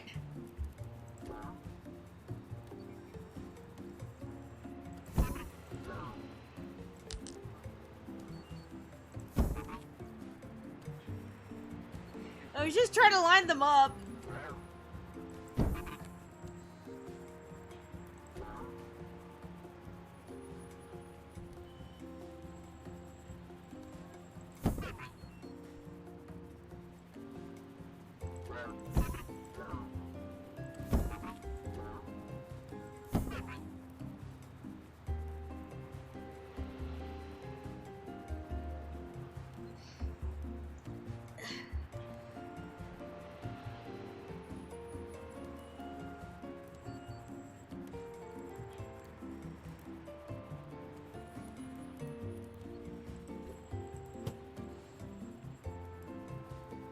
Oh, poker chips.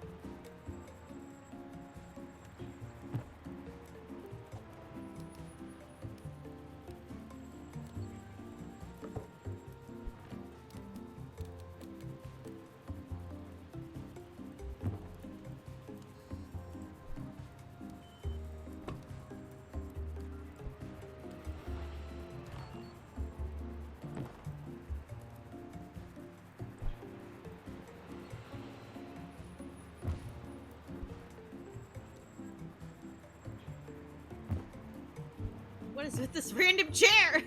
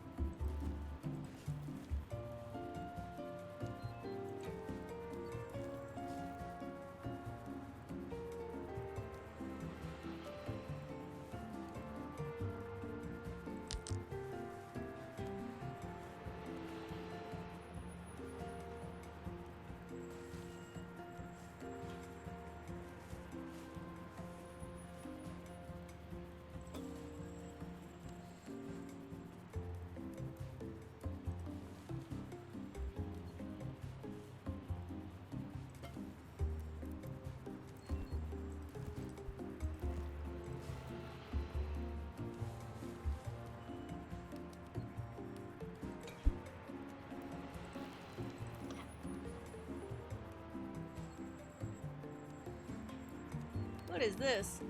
Oh, is that a dish? Okay.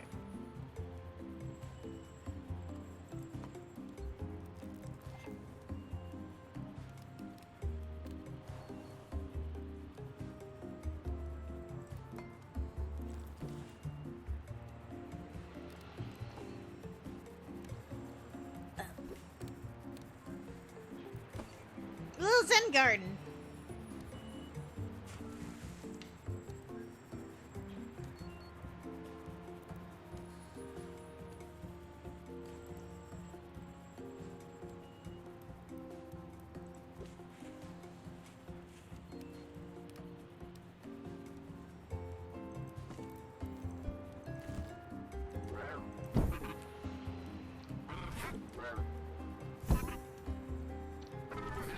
my god, I hit Control Z. And it changed!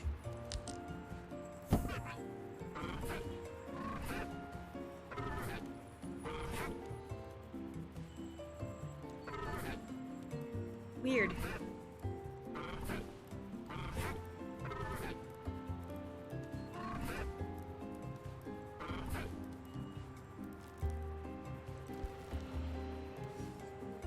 What even is this? Oh, it's a cat.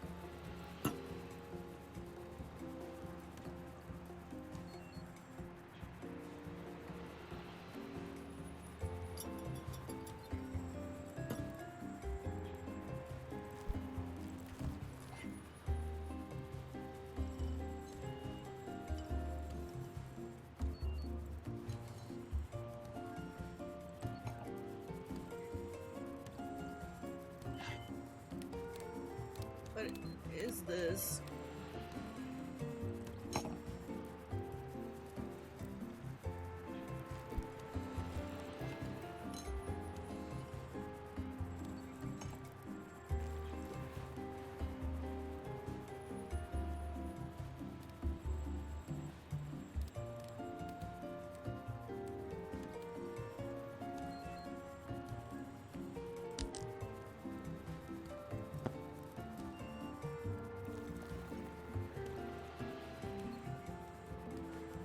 Billiard balls!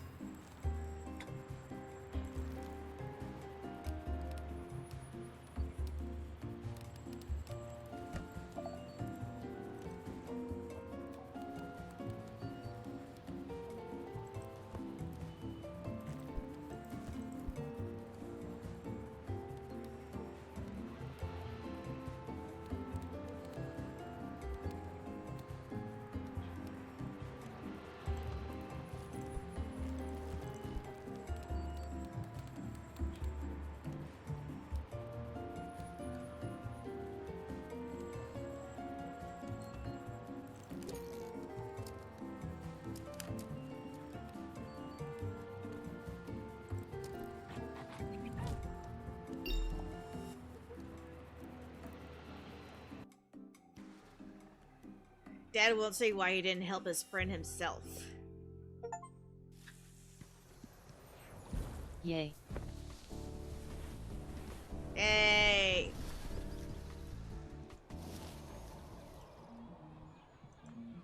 It's actually an old pharmacy.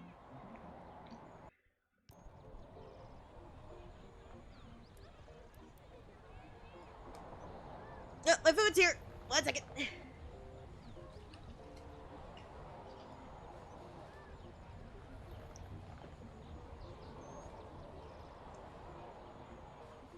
Food.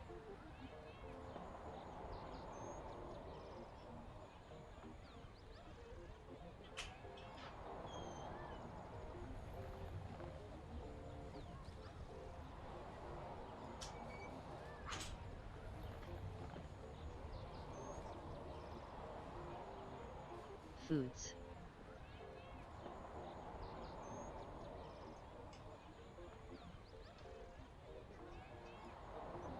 Food!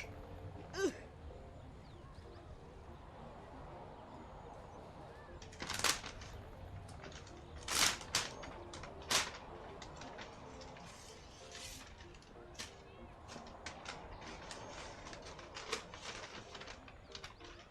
Oh no, I don't think they gave me utensils.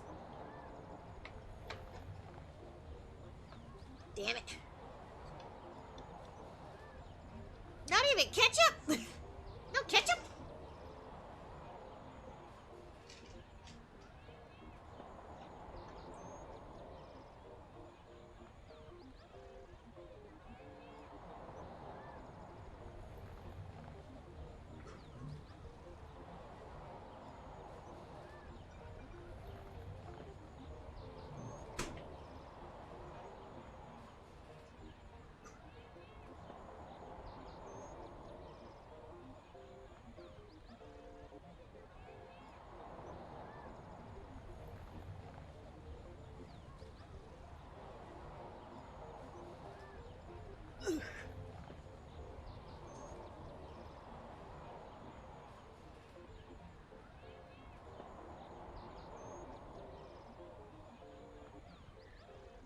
Well,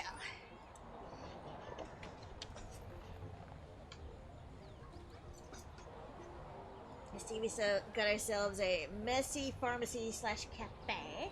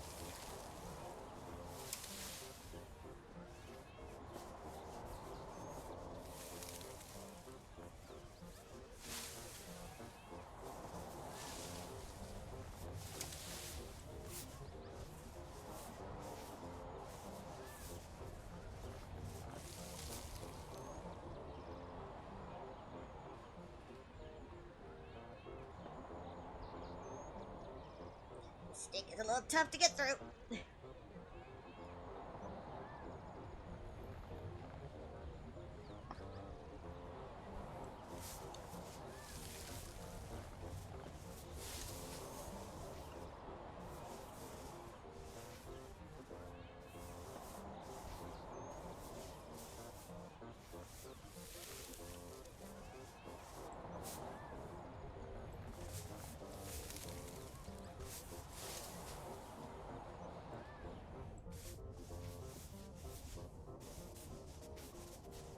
Be gone!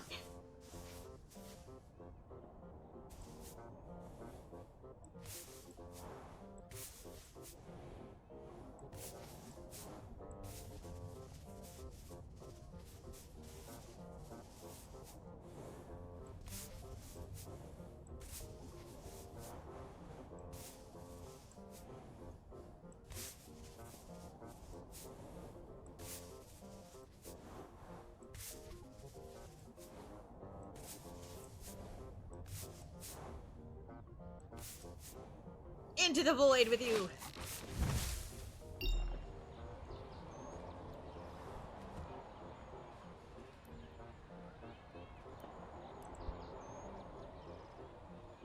Trash can?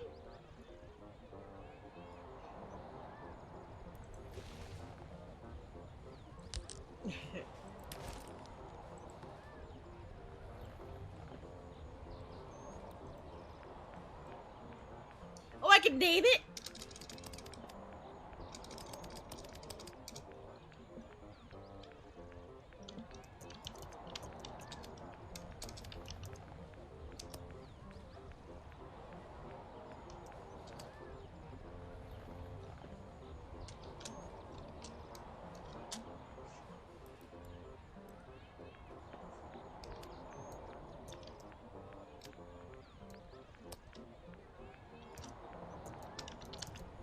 Oopsie tootsies. Oopsies. OMG. Do they sell donuts? They'll sell everything. Can I change the name? They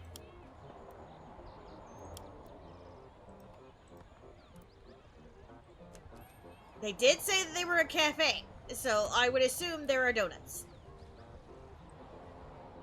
All the things. All the things.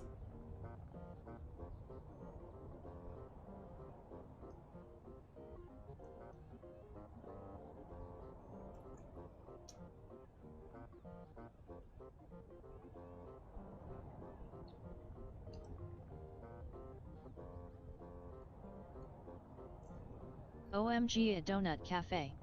You just go there to sip coffee and eat donuts. Sure. Mm-hmm. And read your fanfics.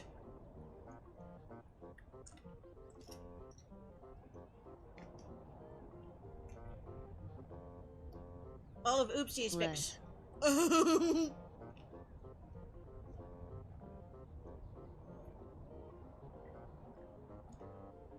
The Wi-Fi is for reading Oopsie's fic only.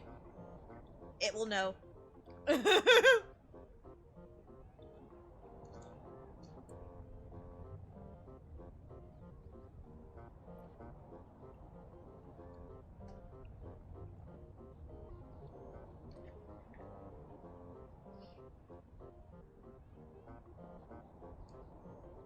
And we will sell Oopsie mugs.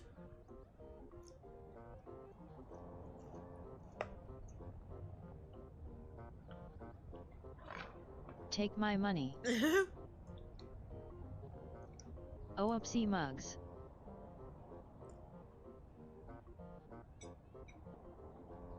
Anybody get a napkin? I just spilled.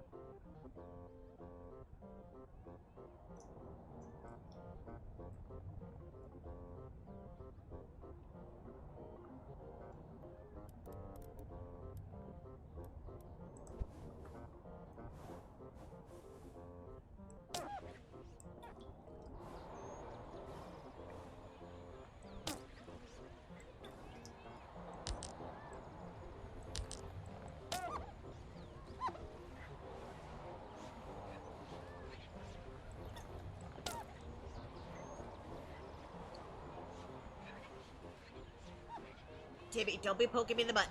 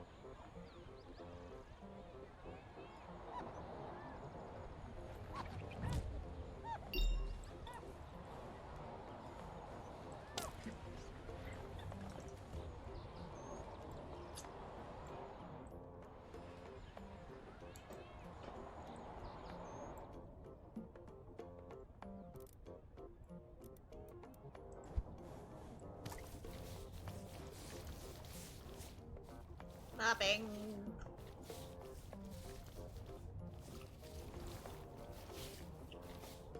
Mopping.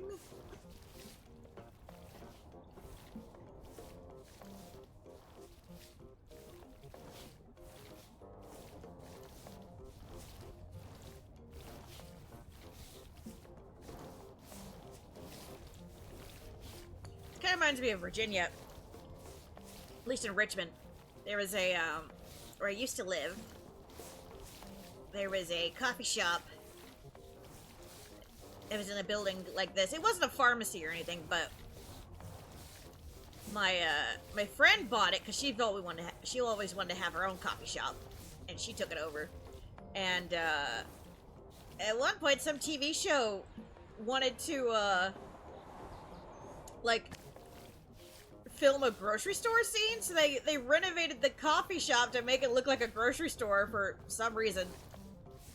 It was very small. It was no bigger than this room right here. Now, why they thought they could make it look like a grocery store, I don't know.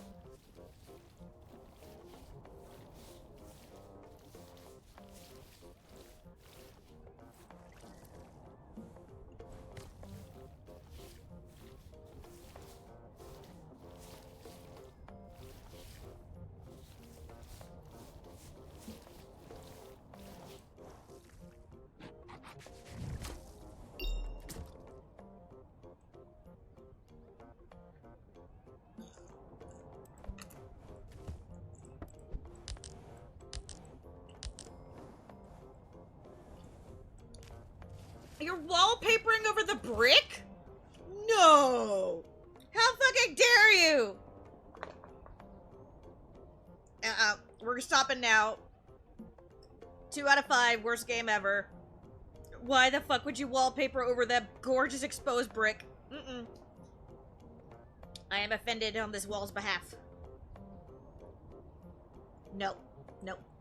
No. I refuse. Why even bother? Why even bother with buying this kind of place if you're gonna wallpaper over the brick?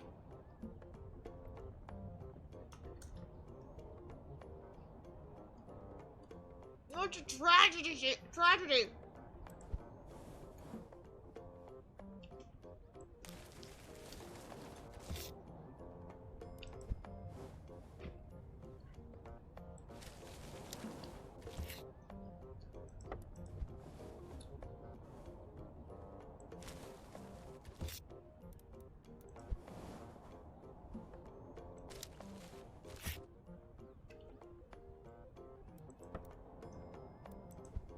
Watch as the character gets sucked out of this whole place with each piece of paper I lay. It's a magic trick.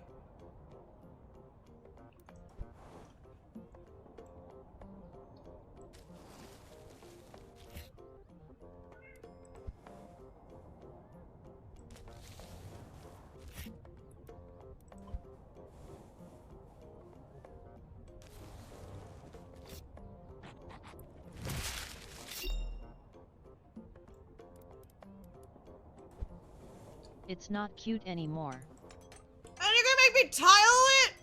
Oh my god.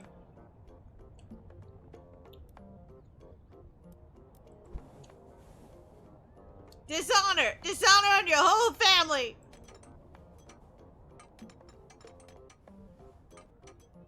I'm sorry, I thought this was supposed to be a cafe, not your grandma's bathroom.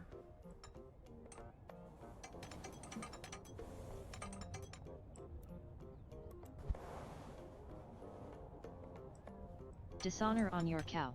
Dishonor on you! Dishonor on your cow!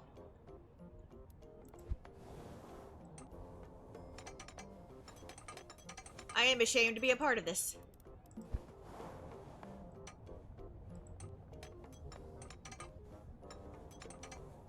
Never have I felt such shame. And I played the horse fucker game.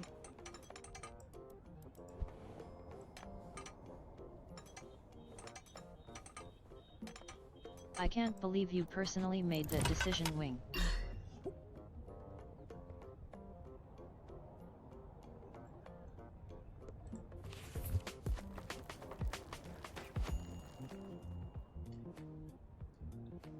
No, don't play the snappy music now like, oh yeah, now we're totally cool. No!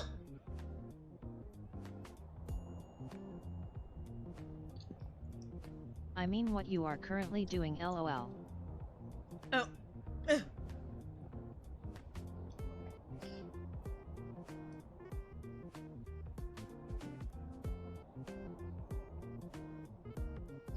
So much shame.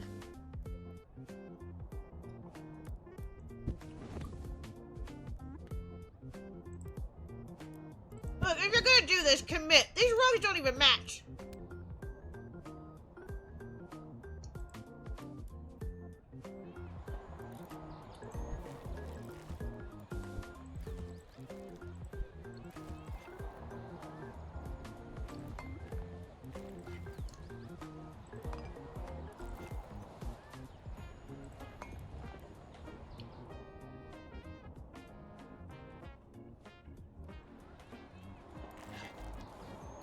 I thought this was a cafe.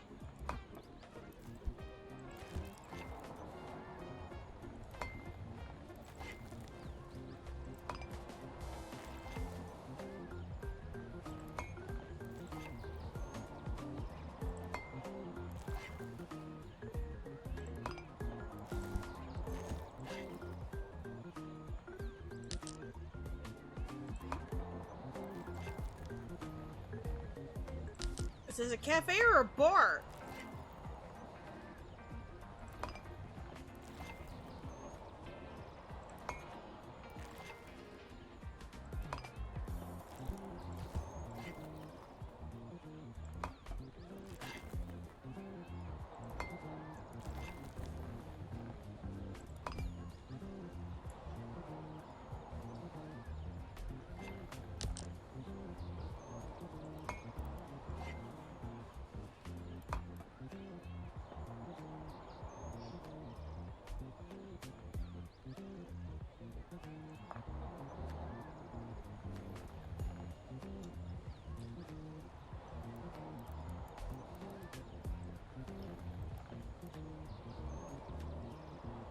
Wing.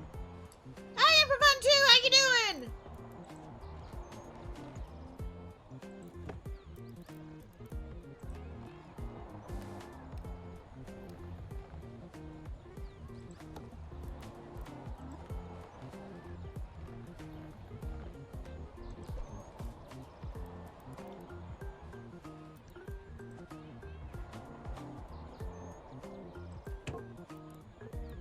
I doubt the aesthetic we're going for. We're just all these mismatched bars, these bar stools.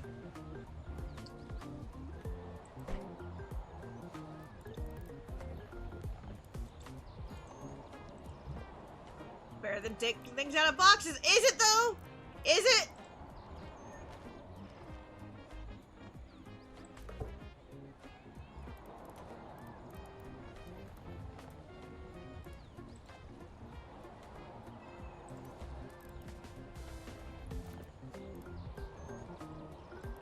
Doing good. What are you doing? We're playing Hozy. It is a cozy house cleaning simulator.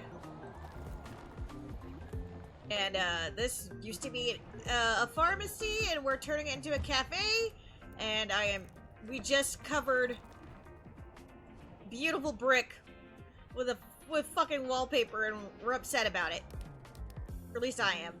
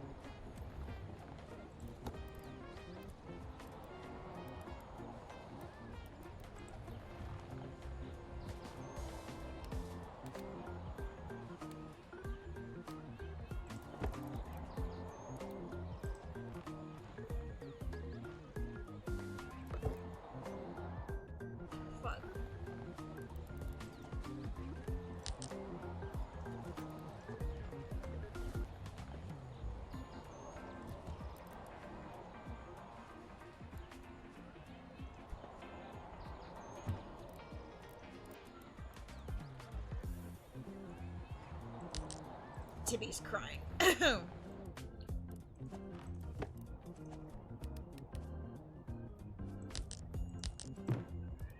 I hear you, but I'm not going to do anything about it, Tibbs.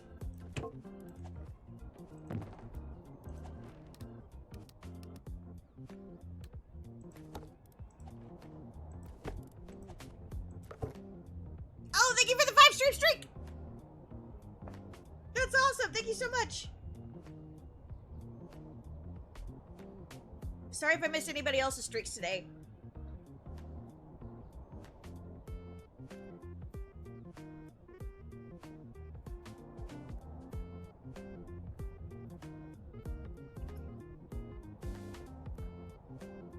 Pardon me, I'm also eating breakfast while we're trying to figure out what the fuck's going on with this cafe.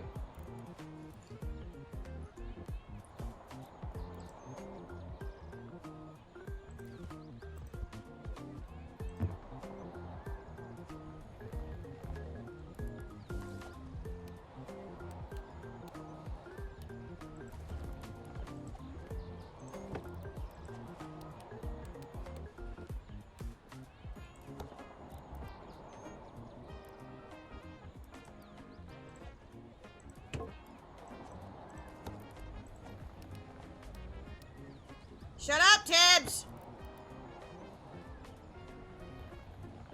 Can't you see I'm dealing with an abundance of chairs? God, it's like Wings old of a townhouse. I had so many chairs.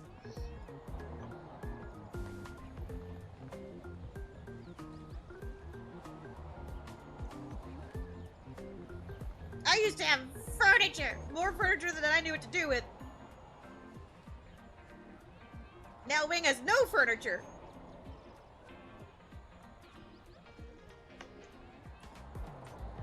I just stabbed through my box. Oh no.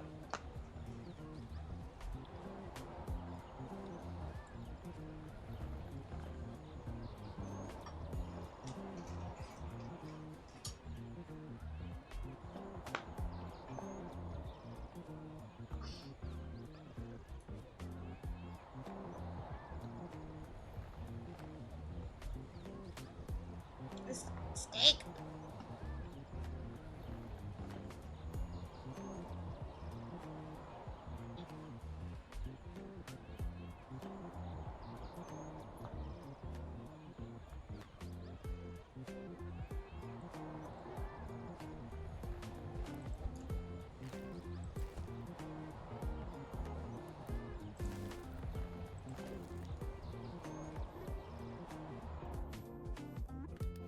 A TV.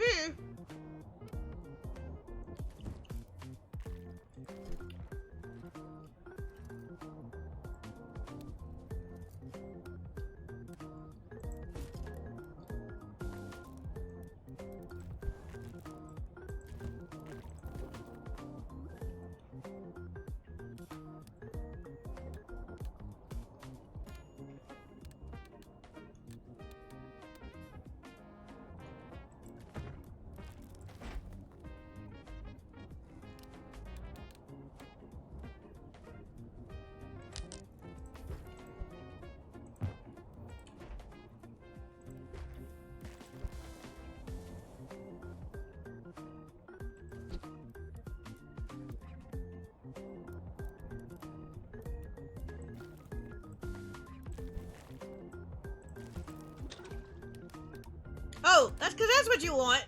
Gasoline.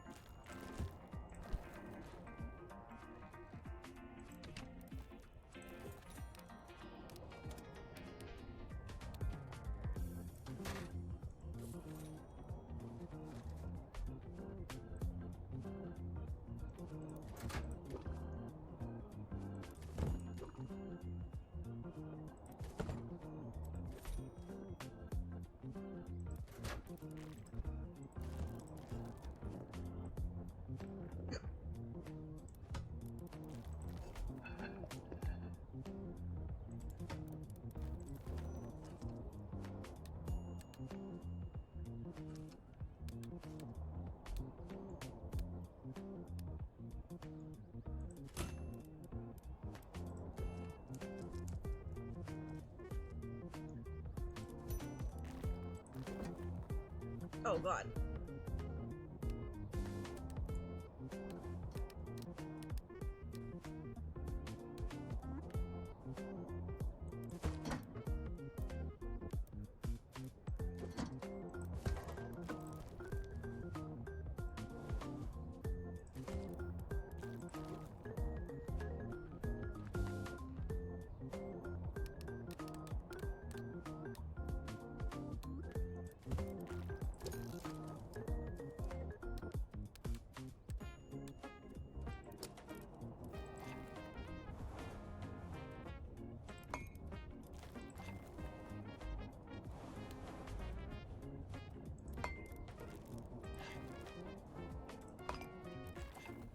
Wing is serving octane.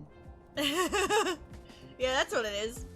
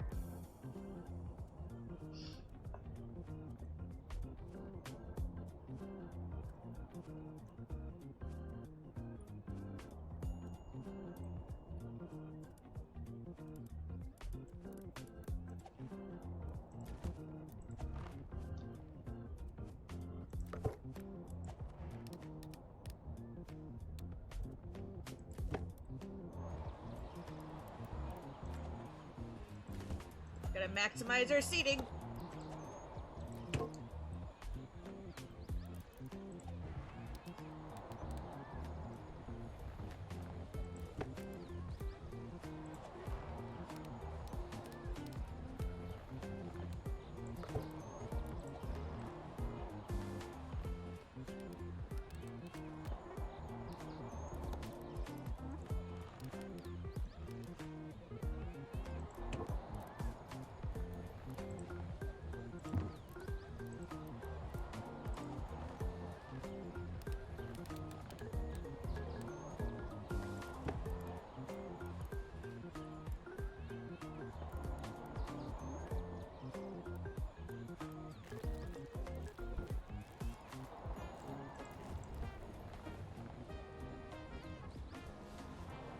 chairs for days. So many chairs. And none of them match. Not at all.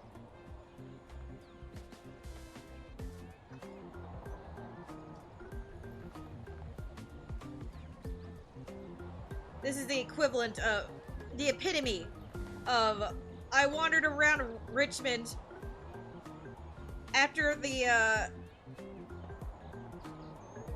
spring college semester was over when everybody's moving out, and I gathered all the chairs that were left on the sidewalk.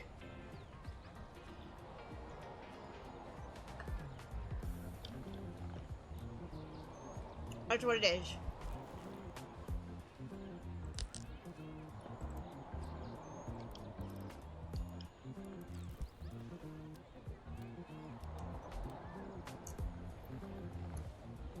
What is it?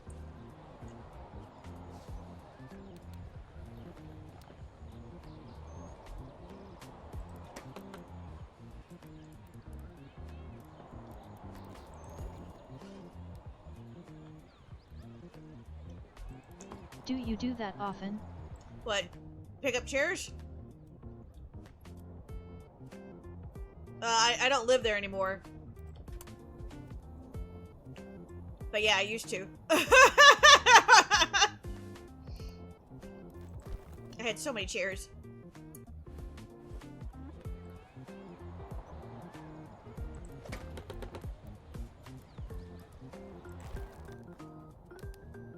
I had rocking chairs. I had folding chairs.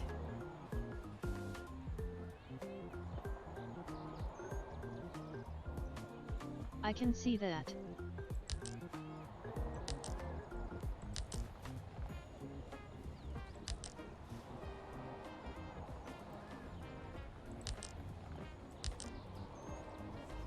It's a mailbox! Where am I supposed to put it?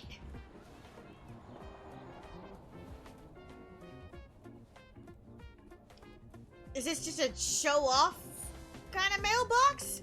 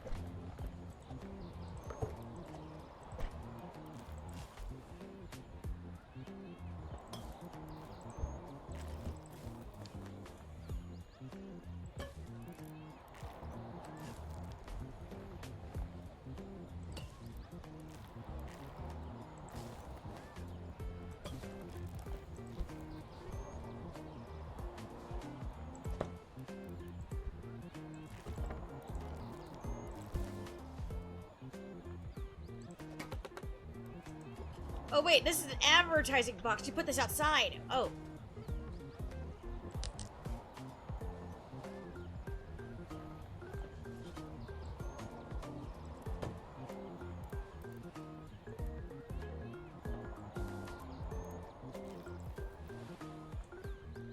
Oh, come on! That does not fit!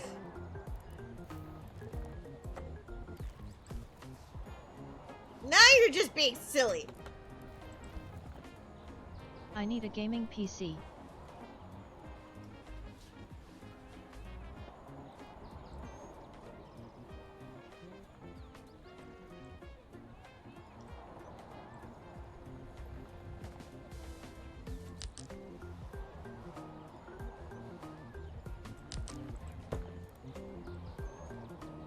That way the bird can poop on the customers.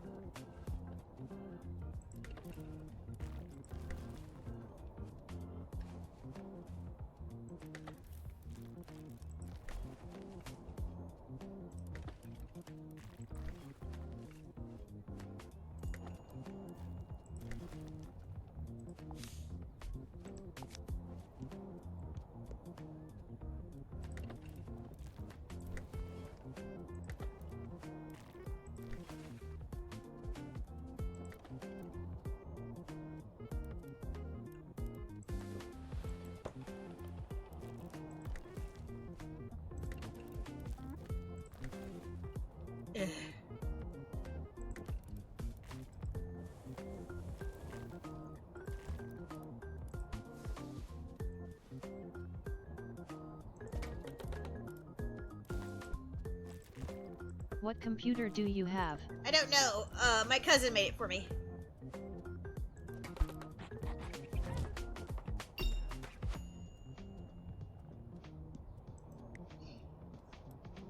I am the wrong person to ask about that. It was a couple years ago, maybe a year and a half ago on stream. I was using like a 2013 Dell desktop, like a refurbished office desktop that I got during the COVID thing. You know, when there were no computers available, and you know, I was trying to figure out the specs for this and that, and video card, blah blah blah blah, and then I couldn't figure anything out. Then everybody's like, Wing, just put it on screen and show us what's going on. And that's how we figured out that my computer was old, very old. And that my laptop from college probably could run better than whatever the fuck it was that I just owned. And my cousin who's like, Wing, I can sell you one of my old PCs, it'll be okay.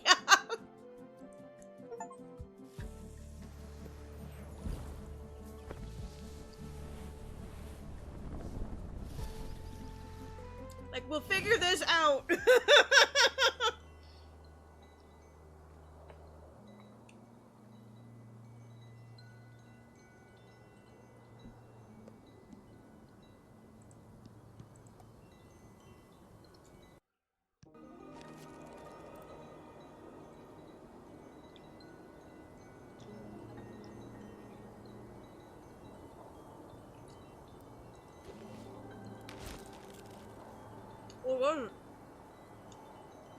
Oh no, playing cards. What the fuck?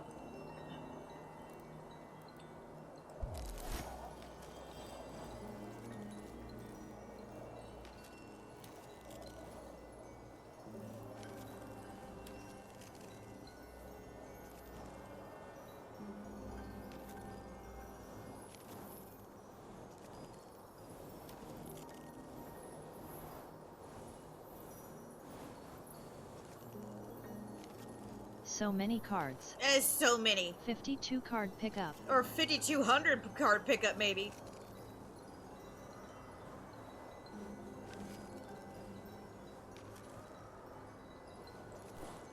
What's this?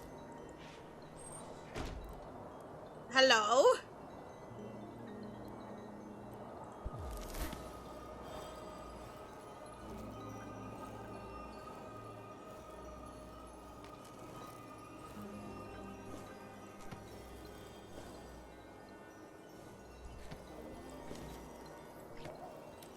Hi, love.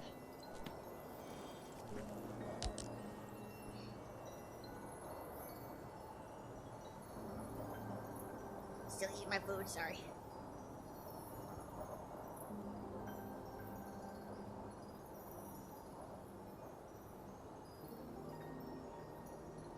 Add in for fun too high.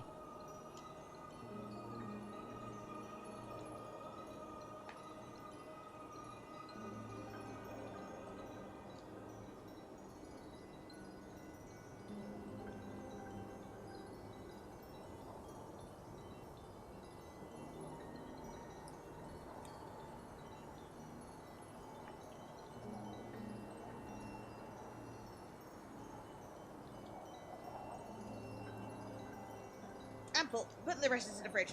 1 second.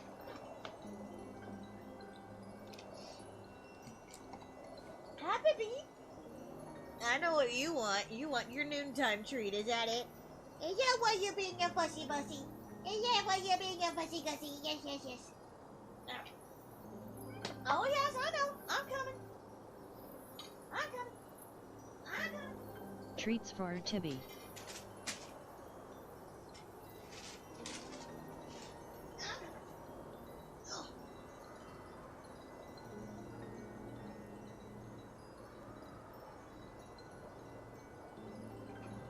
Tibby tax.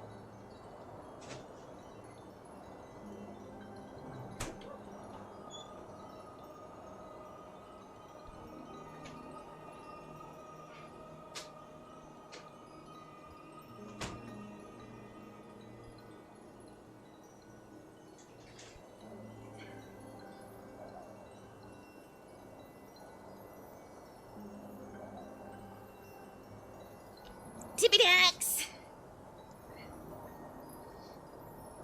Now I'm gonna get cozy again.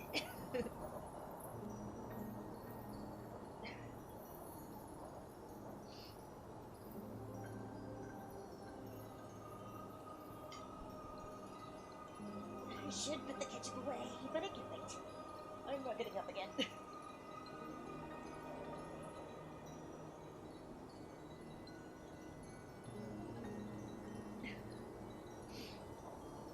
Hope everybody's staying hydrated.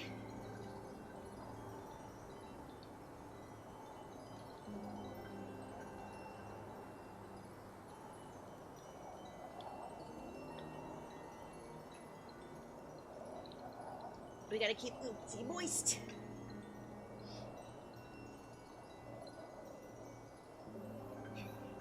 Yeah, moisture is very important. Yeah, totally staying hydrated. Love.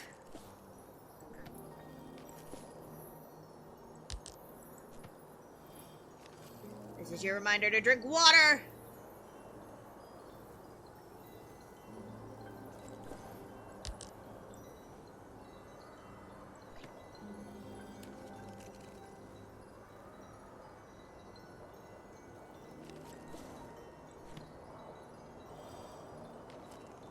Hee hee hee.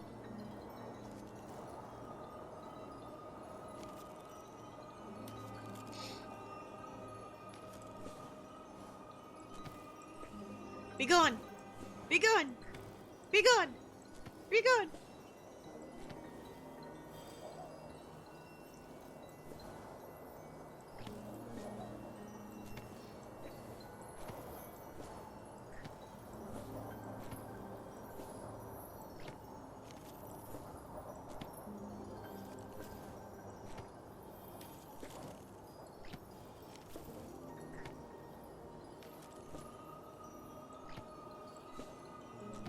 Alright. Who would just bring the leaf blower inside and just blow these cards away? Gasp. I have crunchy ice in my big cup, I forgot. Yay. Yay! You missed a spot. Oh, really? What gave it away before fine?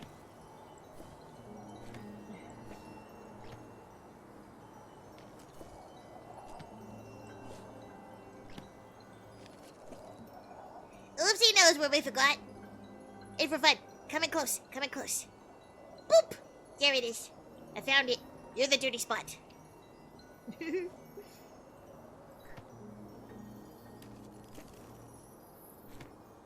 LOL.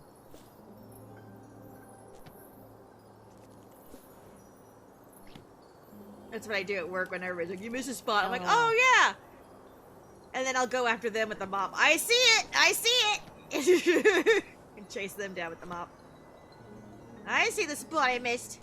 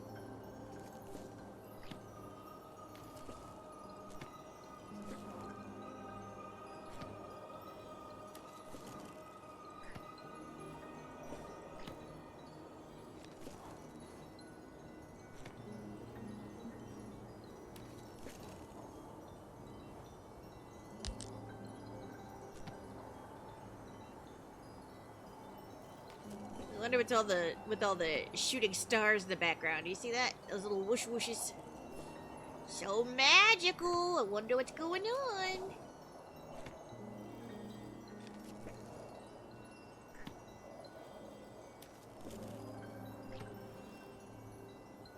It's a Kingdom Hearts shit right there. Whoosh. Some cards escaped. How dare.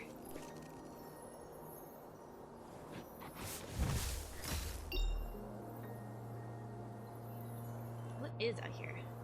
What is this? That's not how a balcony goes. Wait a minute. Is it sideways? It's sideways.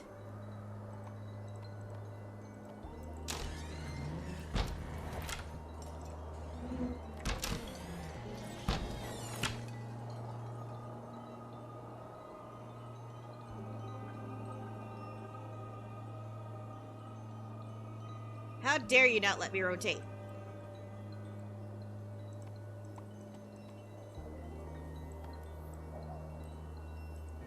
What kind of sorcery is this?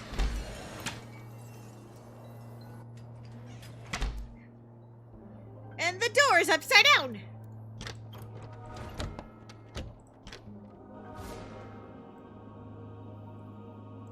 It leads to another dimension, apparently. And the windows fart. Change in gravity.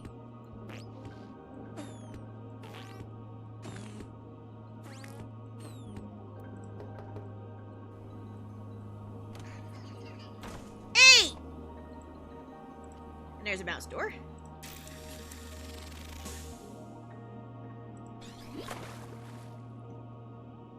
Splash. Wonderland type stuff.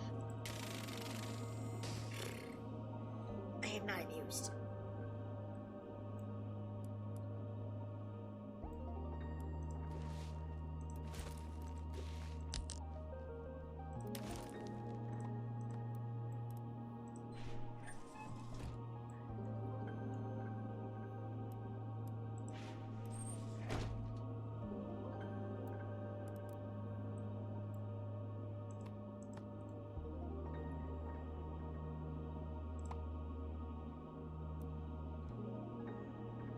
No, shit. It's the same crappy wallpaper as the damn cafe. Except it looks more bubble wrap. Can we pop the wallpaper?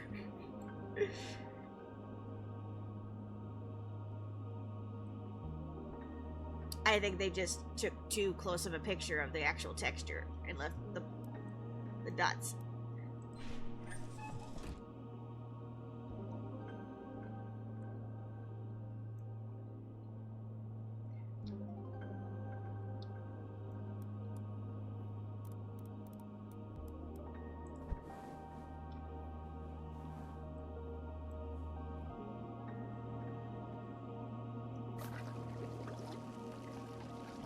What?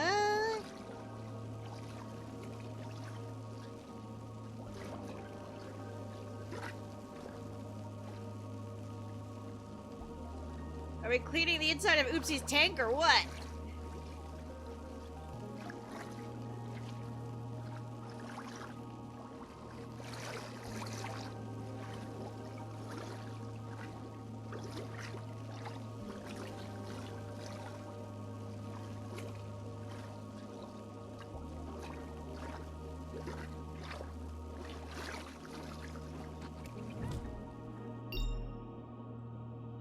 The secret's out.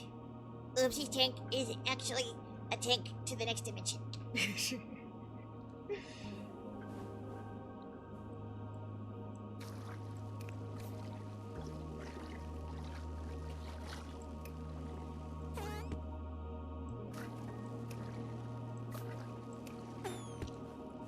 I knew it.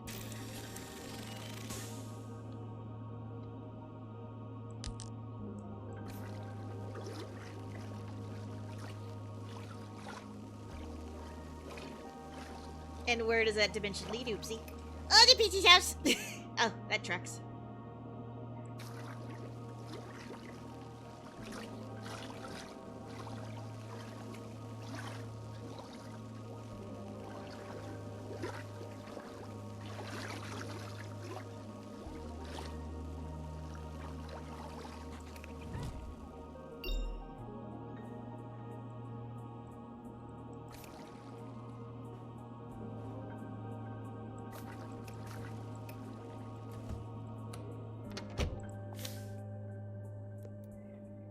paint left wall, paint Peachy right giving wall. Oopsie an endless supply of donuts. Oh no. No, we wouldn't ask her to do that. That's too expensive.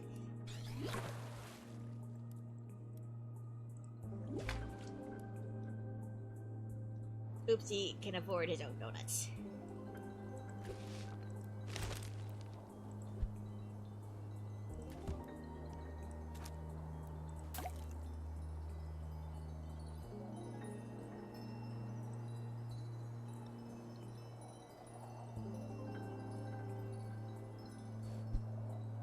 I'm trying to zoom out.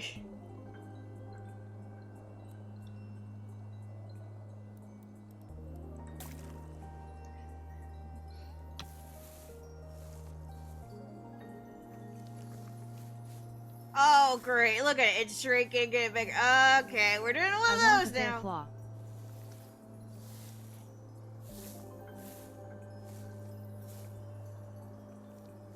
I don't think I've ever legitimately had a bear claw before.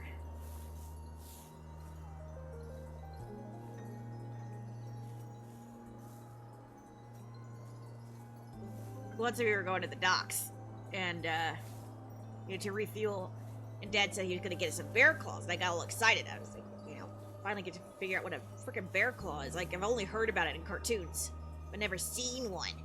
And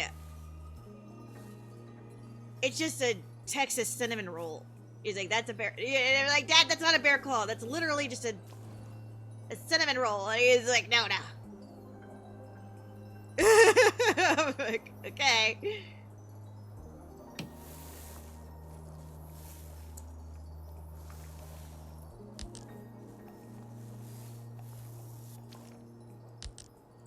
But yeah, now whenever I get those Texas cinnamon rolls, I think of my daddy. Oh, right, out of paint.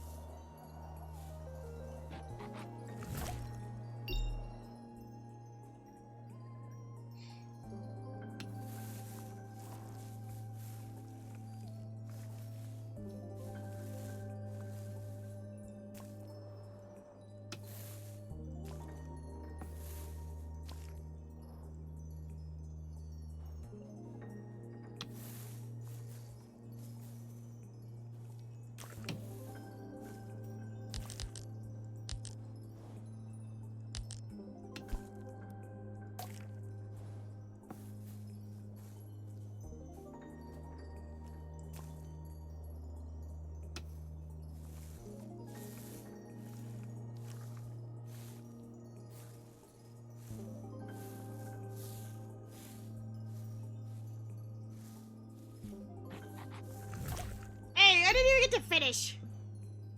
That's what he said. And she. Neither got to finish. That's how bad that was. Like, how fucking dare you? This is my satisfying playthrough!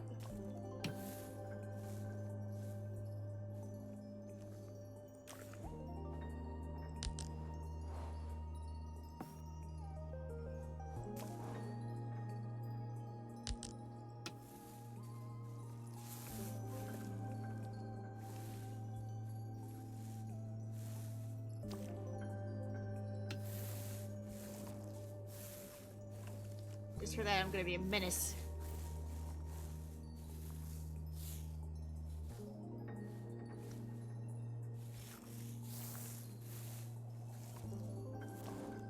I'll show you, game.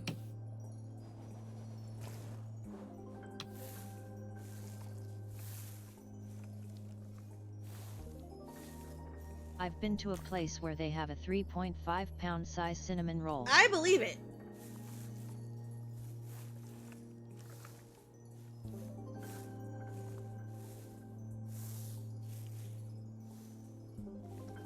It's so tasty.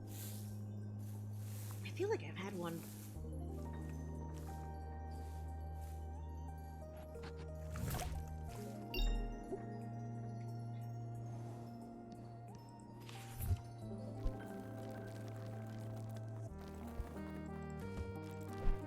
You just put the furniture box in the paint.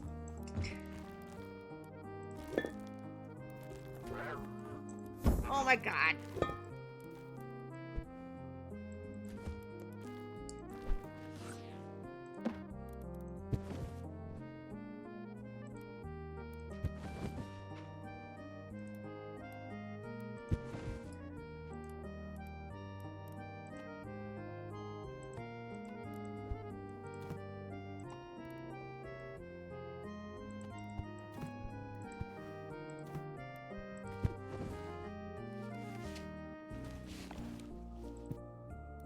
Where'd it go?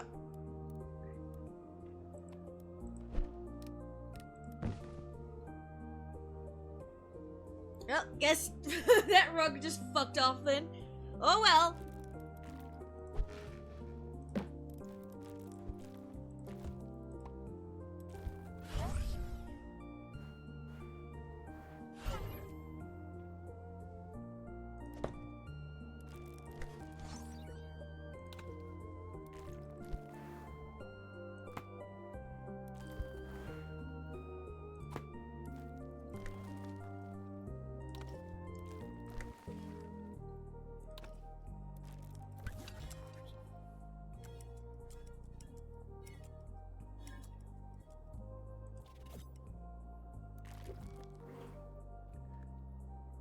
Why does everybody have one of these masks?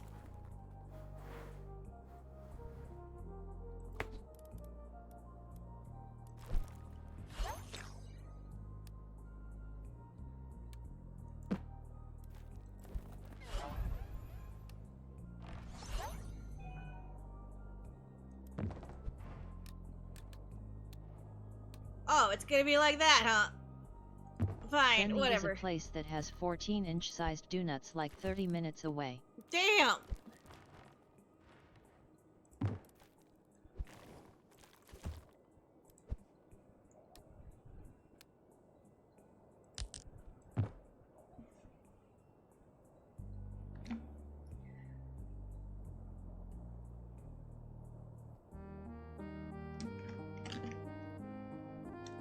Since I hate this, you are going far, far away. Right here.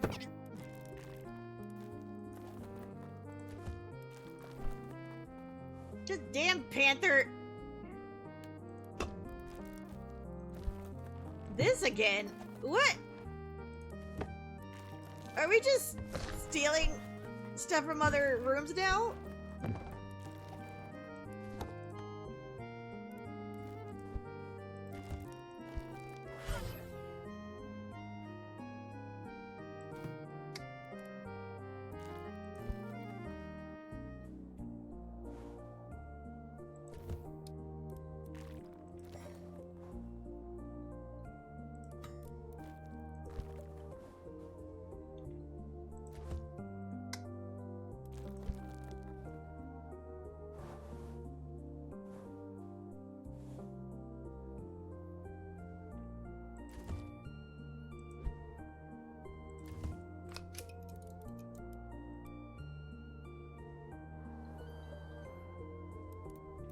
Love lives in the donut capital of the world.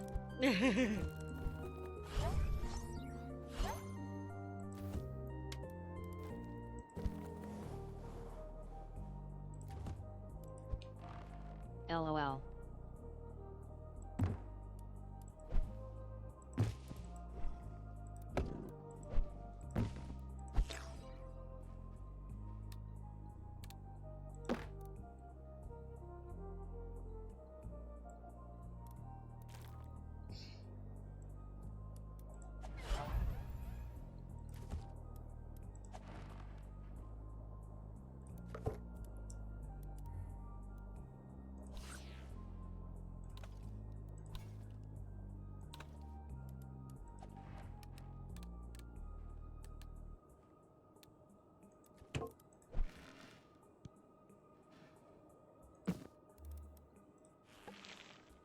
Nope, just Texas. We have giant things here, lol.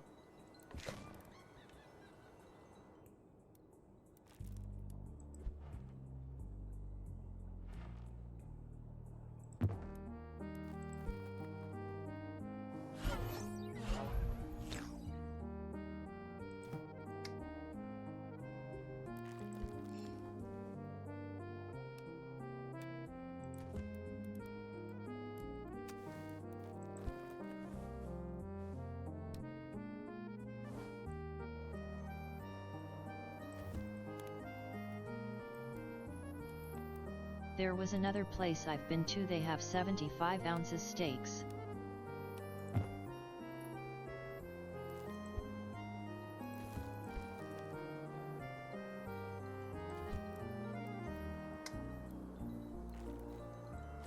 Steak!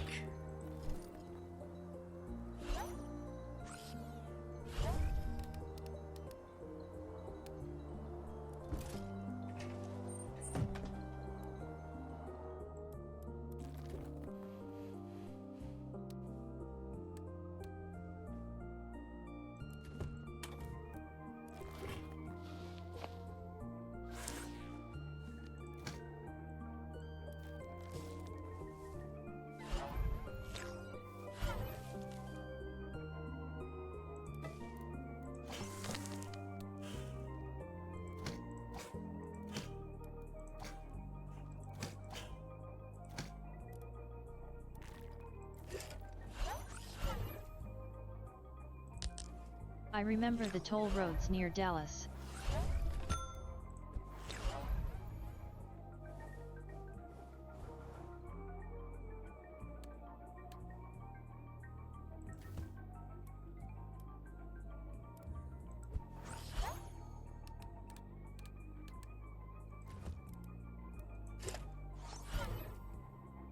Ooh, those.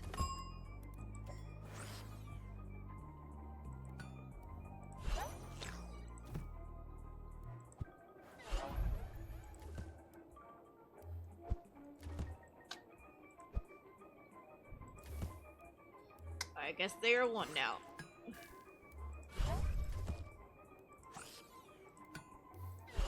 I don't know what that was about.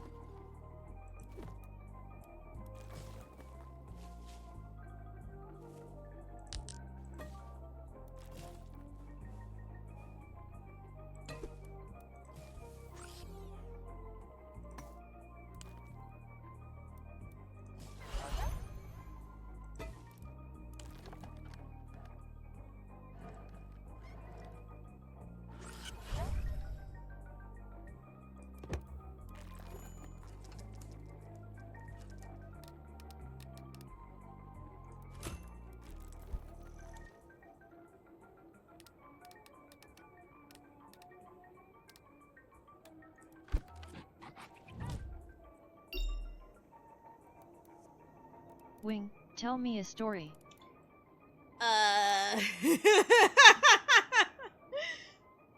You gotta cash in your We have smiles! 85 miles per hour toll roads, I miss them lol.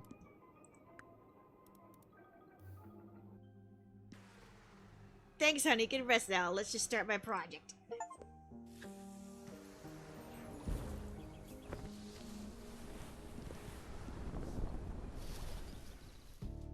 What the fuck? Ooh, a Story lighthouse! time.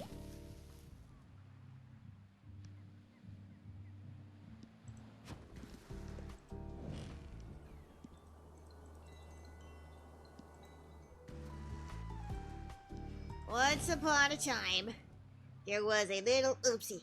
Oopsie? Yes, an oopsie. And he went to visit his best friend, Aunt Peachy. Aunt Peachy!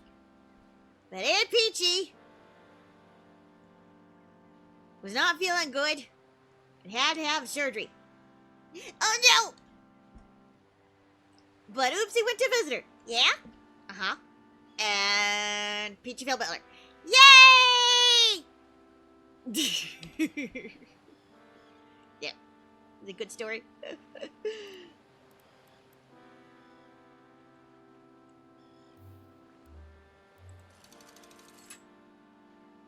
Ooh.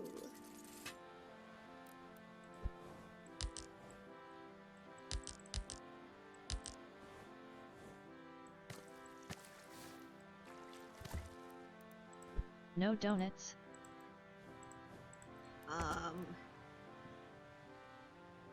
Peachy works in the donut store. So, Oopsie, Peachy's probably tired of donuts.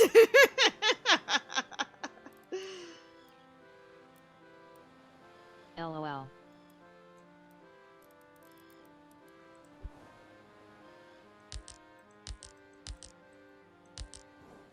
I don't get to clean the stained glass windows?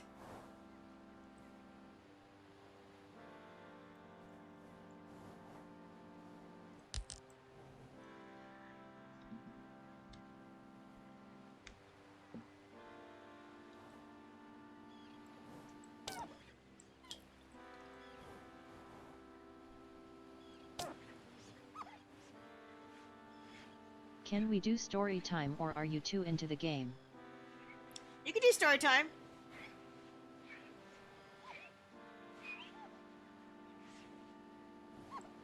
But I am not reading Riku Goes to the Dentist again. I'm sorry, we've read it 4 or 5 times! Peachy does the spinkles.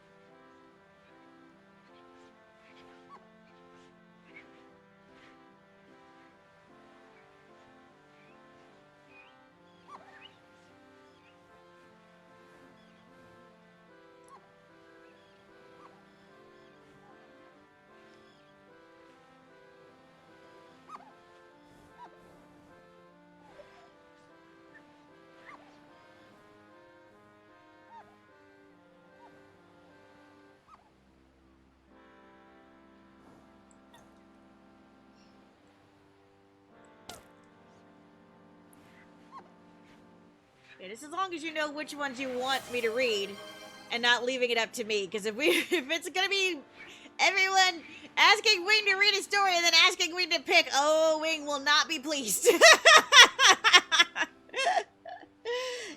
What will it be, love? Oopsie gets ball. Okay. Could you read us War and Peace? No, because I don't have the copyright to War and Peace. Therefore, I'm not allowed to read it.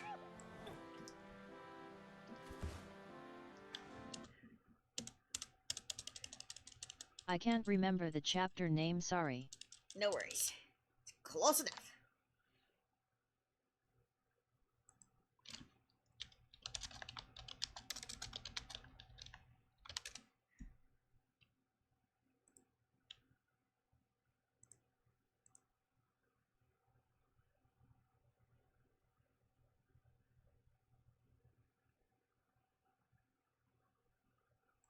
I think it's ouchies.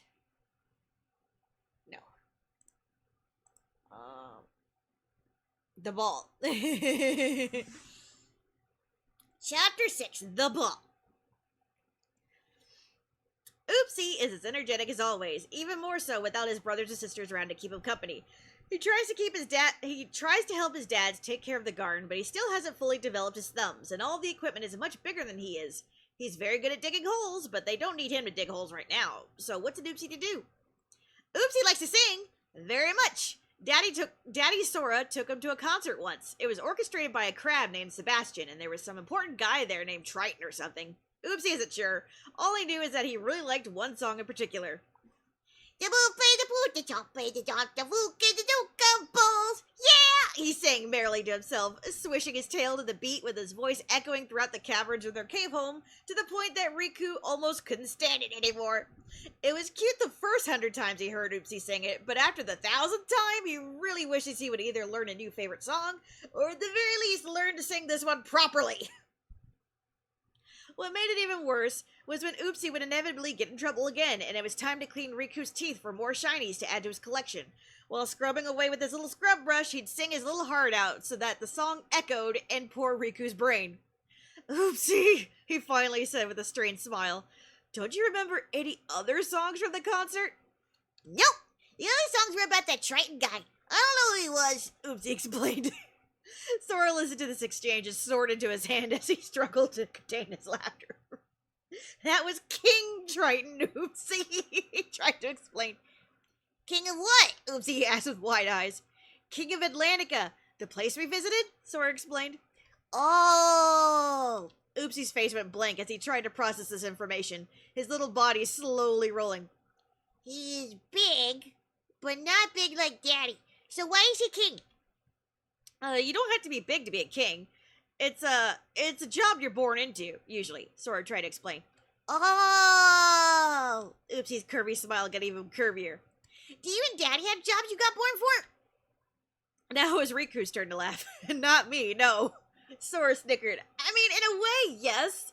I was born into a family of gifted magic users, so I was raised as such. But then again, most dolphins do learn a bit of magic anyway, so it's not like, don't you say that you aren't special. Riku quickly interrupted him. Because you are. Nobody else would have been able to shrink me down like you have. Not in a million years. Oopsie's eyes got impossibly wider. Can you live for 1,000,000 years, Daddy?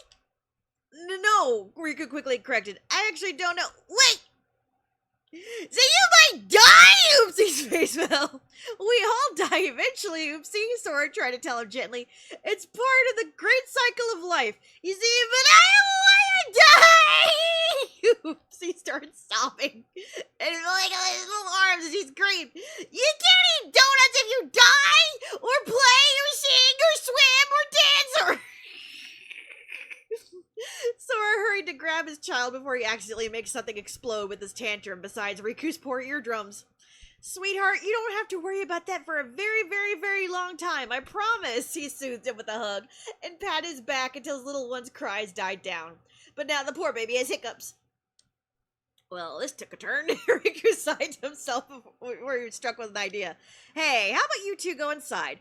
Daddy can tell you a story and I'll be right back. Sora quirked an eyebrow. Telling a story is the code phrase for putting Oopsie down for a nap, but where is Riku going?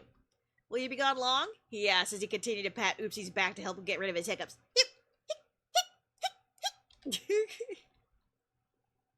Not long at all, I promise, Riku reassured him and gave him a kiss. He grabbed the satchel that they usually take to town whenever they carry something back with them, and with a little wink, he waved goodbye before speeding off towards town. He left Sora feeling a little bewildered, but he trusts Riku, so he simply shrugged and carried Oopsie inside with him. Where's Daddy going? Oopsie whined. He'll be right back. Now then, where did we leave off with the runaway donut story? Sora asked. You found a house with a cupboard, Oopsie provided. Ah, yes, Sora chuckled as he carried him into the nursery to feed Oopsie so he could help him sleep faster. Well, the silly little donut hid in the cupboard to escape the dog when all of a sudden, about 2 hours later, Sora had Oopsie sleeping in a little satchel strapped to his back.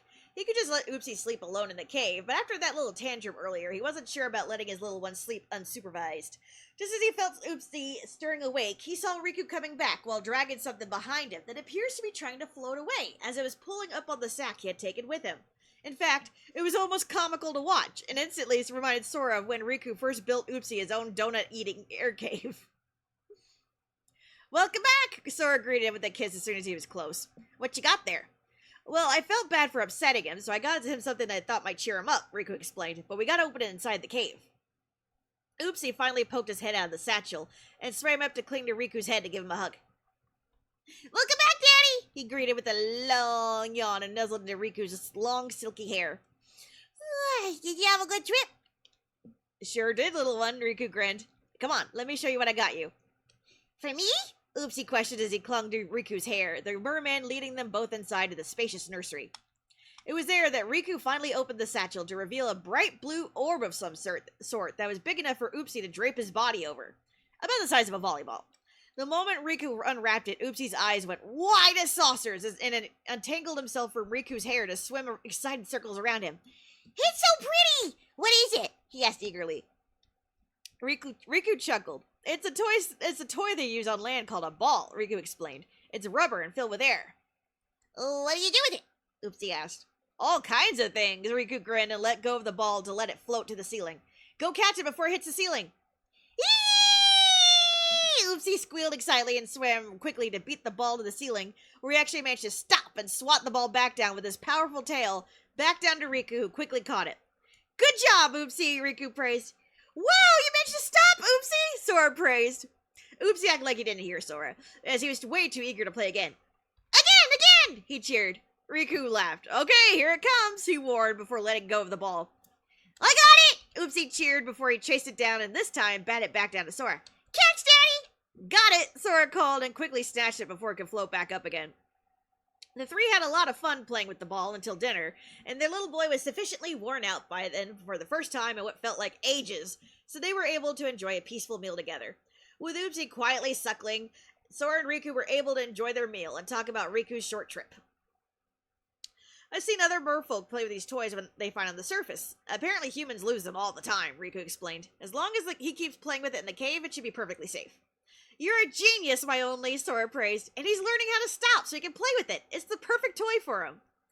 Yes, I know I'll be relieved when he finally learns how to stop ramming his cute little face into the walls, Riku chuckled as he looked at their nursing baby fondly. Sora caught him smiling and met his eyes with a glowing smile of his own.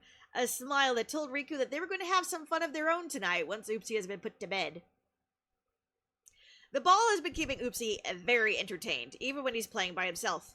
After all, the ball is just going to keep floating back up no matter how many times he hits it. He's even discovered if he pushes it down far enough, he can ride the ball and let it carry him to the ceiling. He discovered that the further he pushes it, the faster it accelerates when it goes back up. So he was having an absolute blast getting it to carry him to the highest point of the cave like a rocket. Until the time it got him stuck. Daddy! He screamed, panicking as the ball squished him into a divot of the cave that he couldn't push himself free from, as the ball was about the same size of his body, and thus when he was pinned, he couldn't wriggle his tail into the right spot to give him enough leverage to get himself free. Daddy! Sora swam to answer Oopsie's screams first, and pulled him free from the small hole he found him in.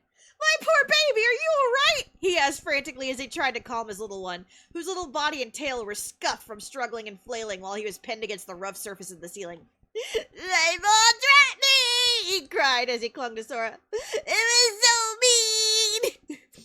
You're okay. Sora tried to soothe him as he healed his little scuffs and let him cry it out. There, you were so brave, little one. I'm so proud of you for showing restraint and not making anything explode. I was very close, Oopsie huffed as he got his boo-boos healed. But I didn't want to break something that Daddy gave me. That's very good, sweetheart, Sora praised and gave him little kisses and blew on his tummy to make fart bubble noises, making Oopsie giggle adorably. Feel all better? Yeah, Oopsie sniffled and wiped his nose on the back of his arm. My nose is stuffy, though. We'll fix that, too, Sora giggled. Riku was out hunting when he heard his child's screams of distress, so he was the last to show up, but given how far away he was, the speed of his arrival was quite impressive. Is he okay? Oopsie got trapped in the ceiling, Sora explained and showed him how the ball had pinned poor Oopsie into a crevice that he couldn't escape from. Riku frowned and gave Oopsie hugs and kisses to apologize. I'm sorry, little one. Daddy will make it safer for you to play with your ball, okay? Okay, Daddy, Oopsie giggled and gave his dad little cheek smoochies too. After that, Riku fashioned a small net for the ball and tied it to a rope that he nailed into the floor to keep it from flying up too high so that it won't pin Oopsie to the ceiling. This was definitely a much safer alternative, but Oopsie missed having his little ball rocket, even after that traumatizing experience. Plus, the rope only gave the ball so much distance to move, and he quickly started to get bored. So after about 2 weeks, the ball saw less and less playtime in the nursery. But then one day, Oopsie found a shiny in Riku's mouth that he was very excited about. He's seen his older brothers and sisters put these shinies on sticks to go hunting with. A spearhead! He was so excited that he sped off to the nursery without even showing Sora and Riku his hole like he normally would, and dug around the toys his brothers and sisters left behind for something that could be used as a spear handle. That's when he found something that belonged to his brother Orange. It was his favorite poking stick, something he used to poke between rocks when scavenging for tiny creatures to add a little something extra to the dinner menu, so to speak.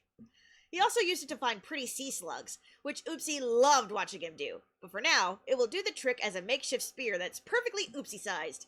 Giggling with glee at the short stick's potential, he grabbed a short length of fishing net rope that Sora had given him next.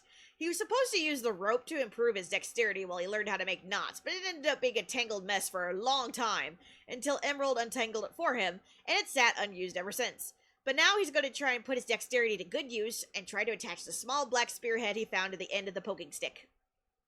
It took many tries and many pouts of frustration as he struggled to tie it without proper thumbs. He just couldn't figure out how to get it to stay. He used his teeth and everything as he struggled, and at long last, when he thought he had finally got it to stay, it fell off the second he tried an experimental thrust. Oopsie cried and grabbed the spearhead, throwing it in a random direction as he waved the stick in his other hand out of frustration. But amidst his tantrum, he failed to realize he had tossed the sharp spearhead at the rope that was holding down his ball, and now it was floating towards the smooth ceiling and out into the caverns where the gentle current that circulated their cave home was carrying it away!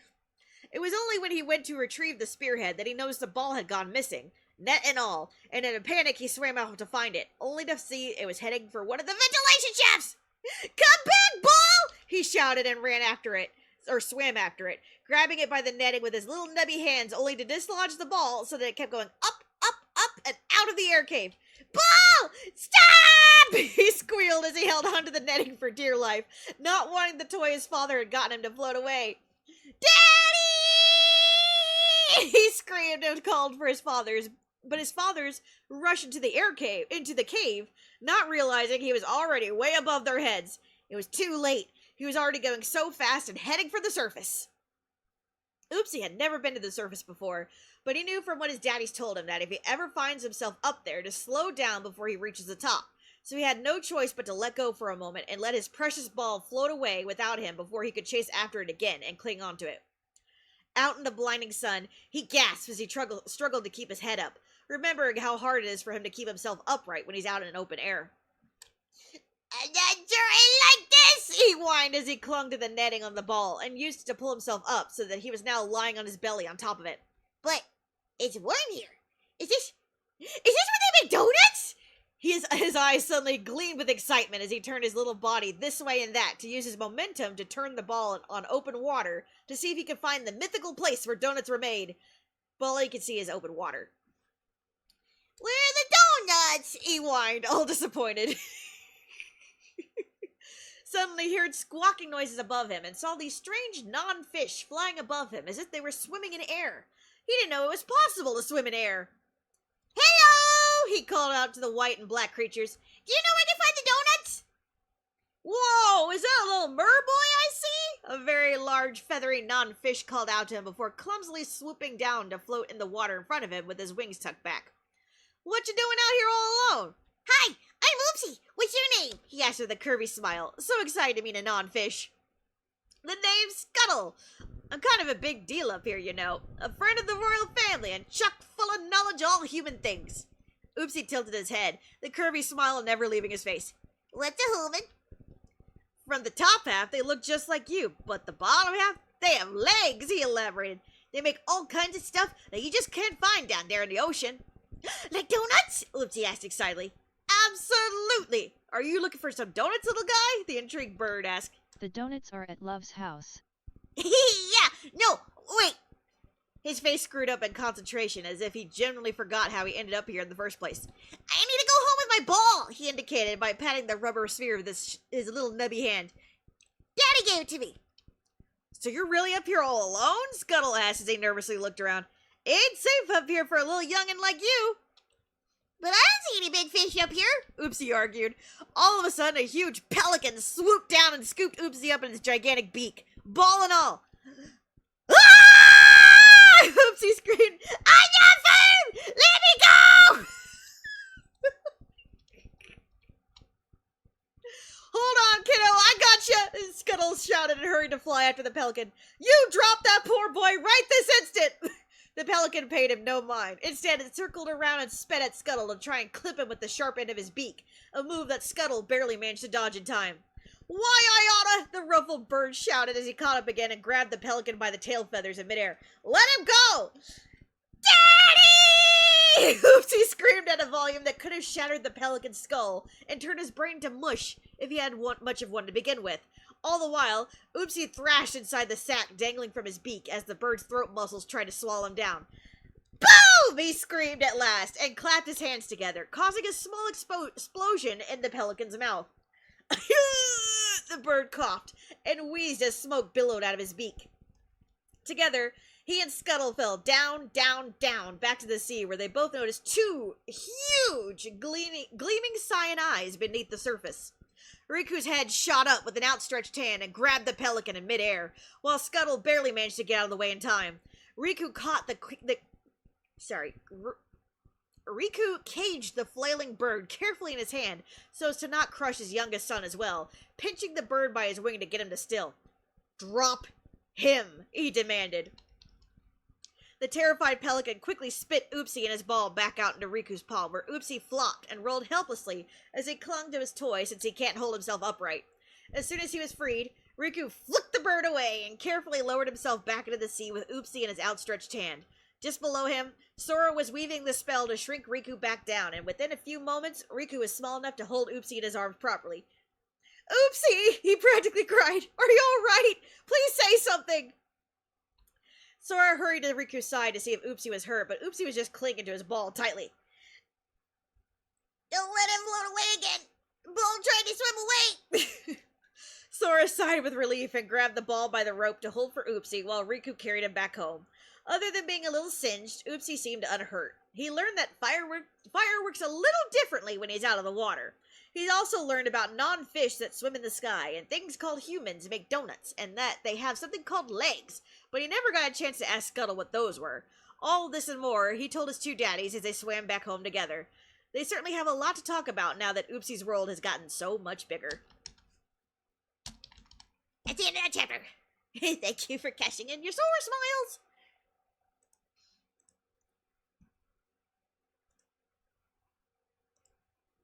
Daddy! There's so much screaming in that chapter. Yay. Thank you. Yes, thank you for asking. You might die!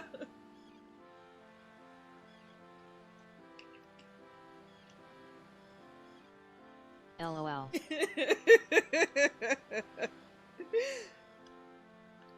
Go from, "Can you live a million years?" to, "What do you mean you might die?"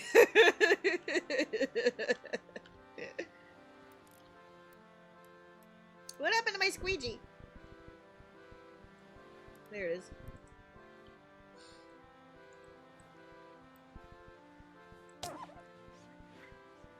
Is that a good wow or a bad wow in for fun too?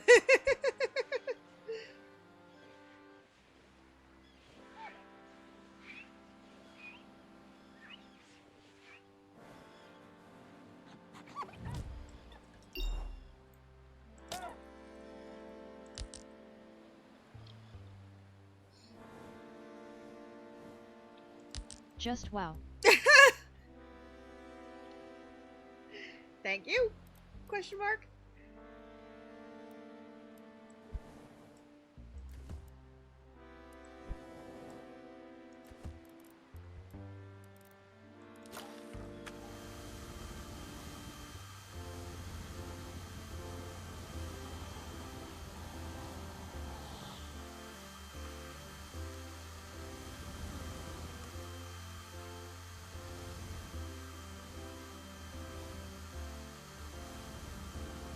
I forgot how much screaming was on there, lol, my bad. That's alright. That's just oopsie. Really. He is a dolphin.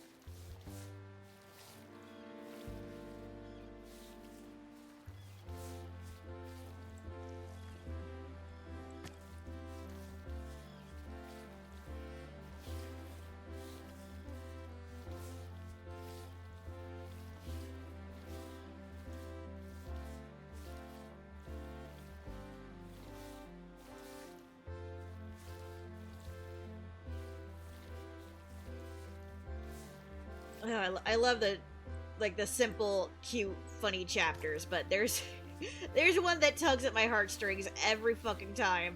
And it's the one where Oopsie goes to school. It makes Peachy cry every time, and it makes me cry. I reference it all the time, and Peachy just goes bawling.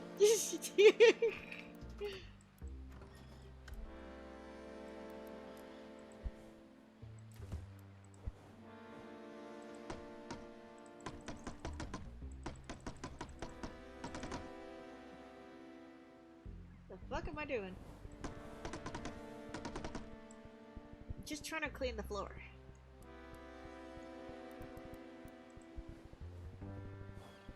You're just so good at writing. Aw, thank you.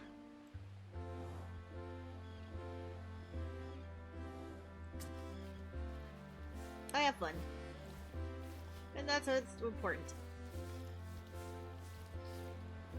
The fact that you guys enjoy it so much is just a bonus.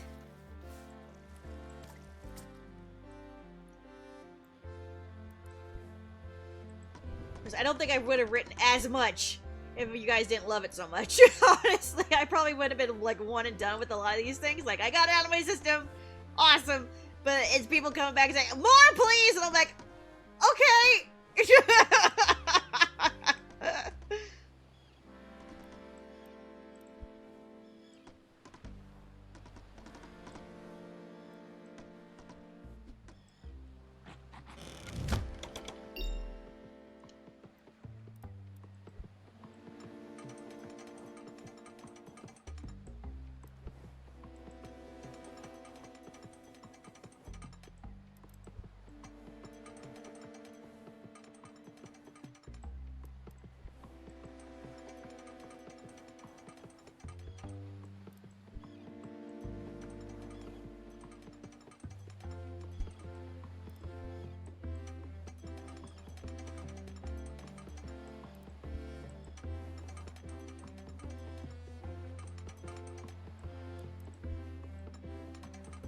My grandparents used to love collecting lighthouses.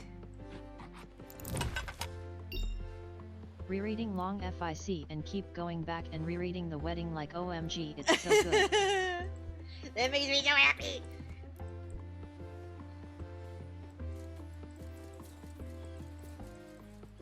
Alright, where does this go?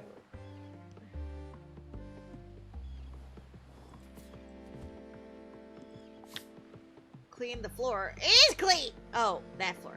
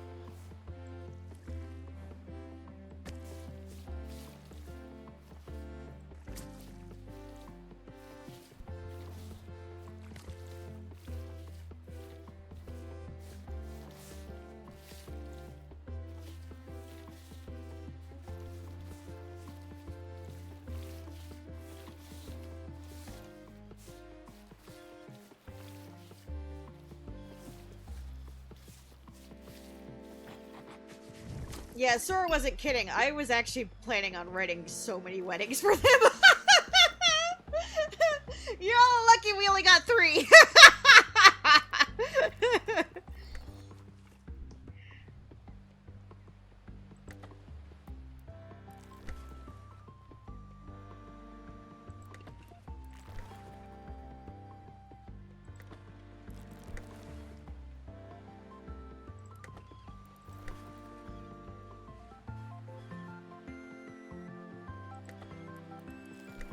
We could have had more.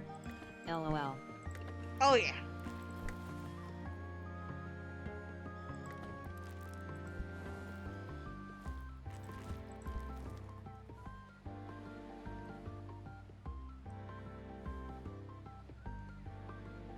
Because I was so indecisive.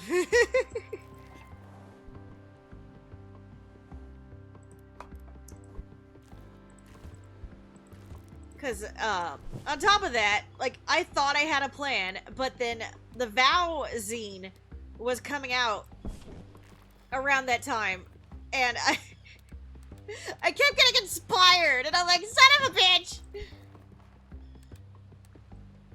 That's why I keep saying, you know, as much as I love reading everybody else's stuff, I can't, allow myself to, like, read too many things when I'm deep in my own thing, because otherwise I'll be too inspired to write others, and sometimes that might lead me to accidentally sponging up something that, and like replicating it in a way that I don't want to. Like, it's not intentional plagiarism, but sometimes I'll like forget that I read this in a fic somewhere, but I got inspired from something. Like, I'll sleep and then be like, oh my god, blah blah blah blah, and then I'll write it, and then I'll be like, wait a minute,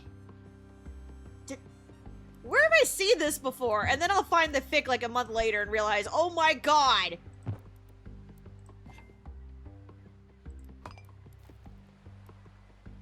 like, oh my gosh.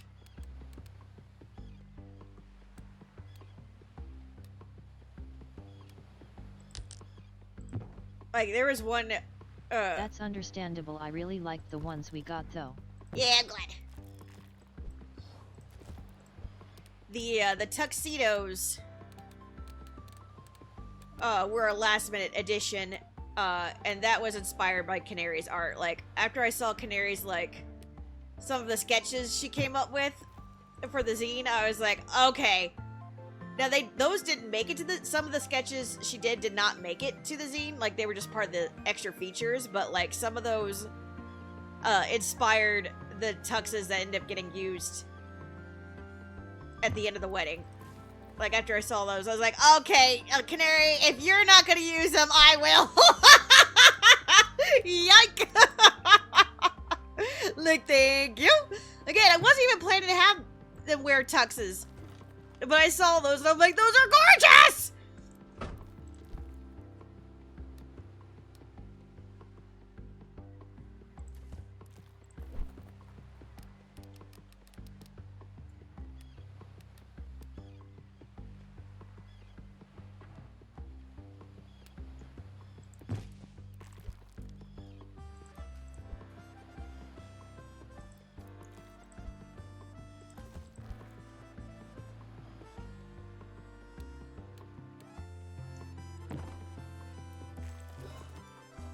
So that's why, Sora and Riku's, moms were like, yeah, we got you tuxes.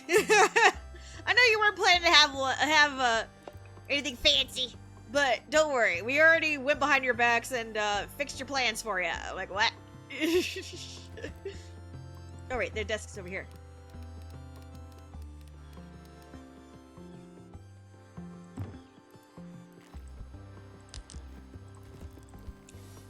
Like, you should obviously never do that.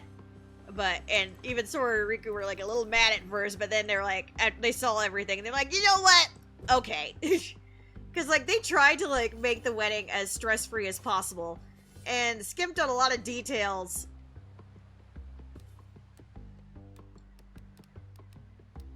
But, you know, and in doing so, they left out some things they might have actually really enjoyed, and his mom's caught on to that. Their moms caught on to that. And so they picked up the slack a little bit, and in the end they were grateful. So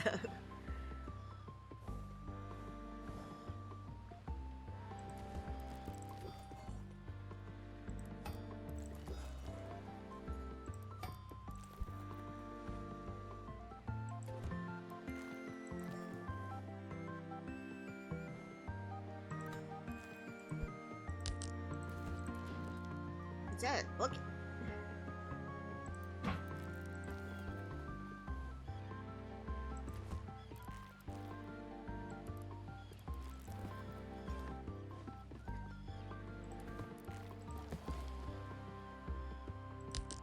I'm on baby chapter lol.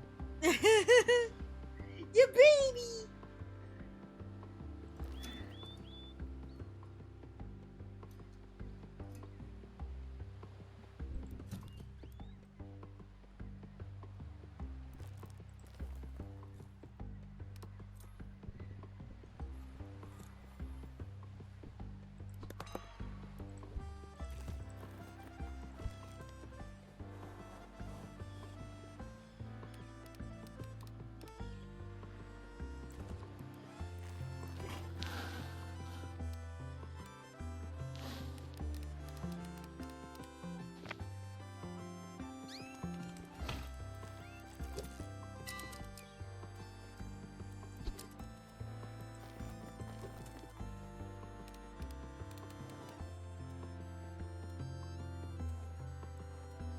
I can't believe she got his first laugh.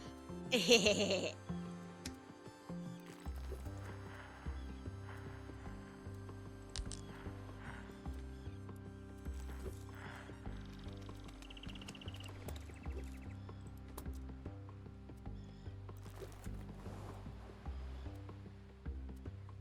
funny thing is, Hoku should not have been laughing that soon. That's the weird thing about it.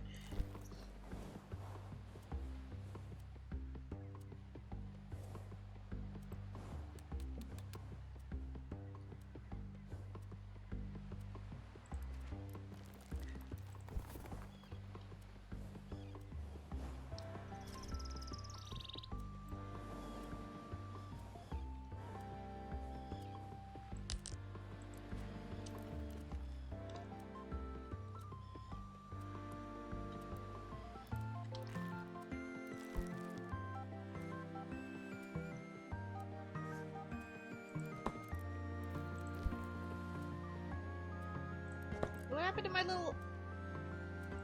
Oh, there we go.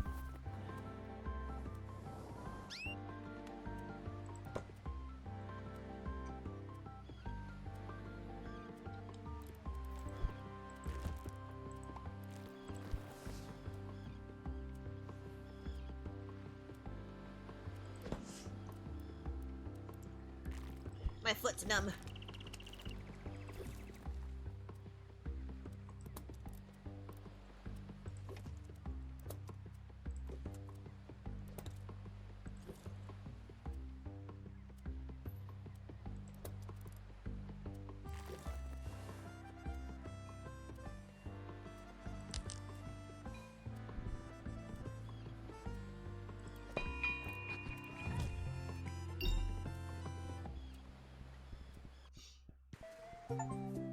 Looks like we will continue the family business.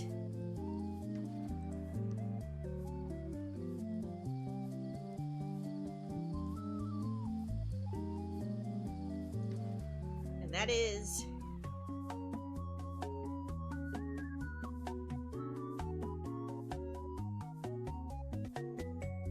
cleaning, I guess.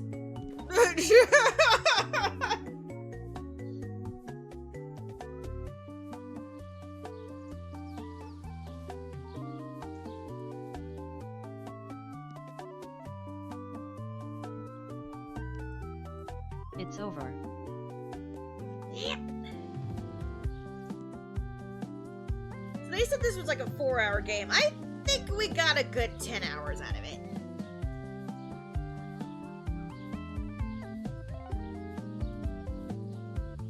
That was cute and cozy. And I think there's still more, because, like, there were, other... They said the sandbox thing is open. Should be open. And I saw, like, other... Like portraits? So like there might be multiple floors where we can do stuff?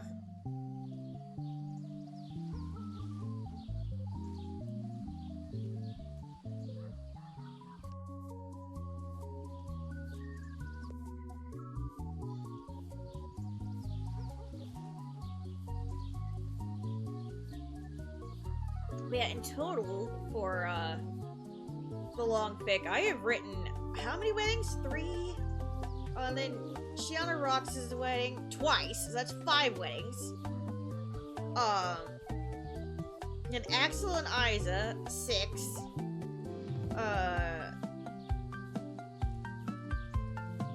Kyrie and Vin?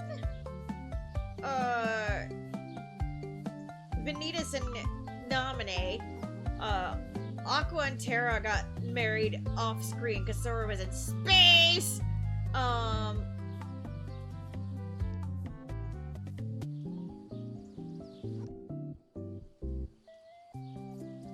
I feel like there should be a 10th wedding in there somewhere.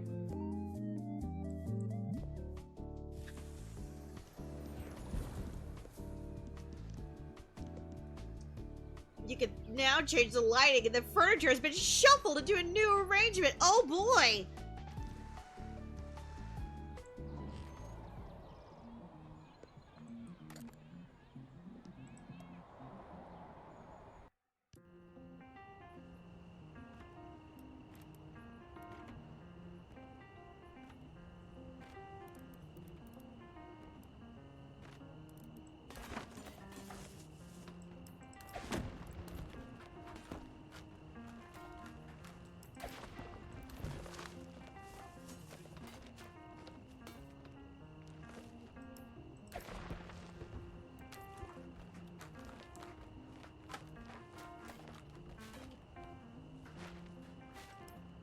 No, we wrote the engagement scene twice.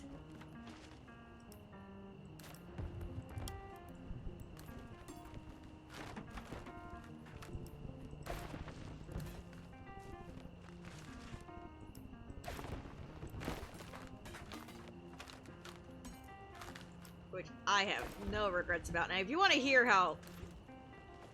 If you want a perfect example of how, how random Wing's inspiration is, you just gotta look at, it was the second proposal chapter, where Sora sings the Weenie Man hot dog song. I heard that song, and I was just like, I gotta have Sora sing it. I don't know how, but I will, and somehow it ended up being in the proposal chapter.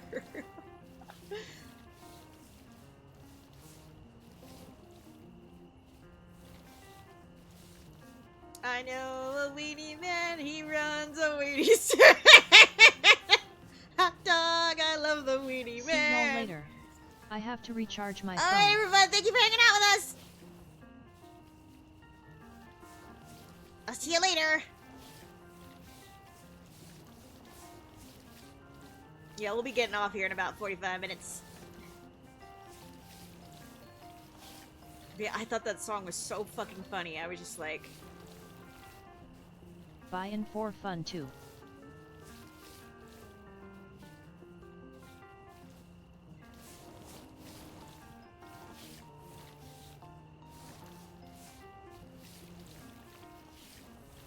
Oh yeah, I had Roxas send that song to Sora, knowing that he would play it immediately and piss off Riku, because Riku was so damn nervous and thought Roxas was giving away the proposal, because the song's about marrying a weenie man.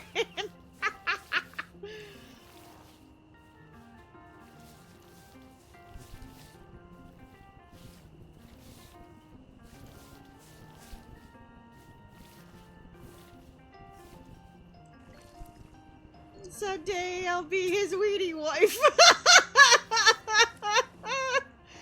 Someday I'll change his life. Someday I'll be his weenie wife. Dog, I love the weenie man.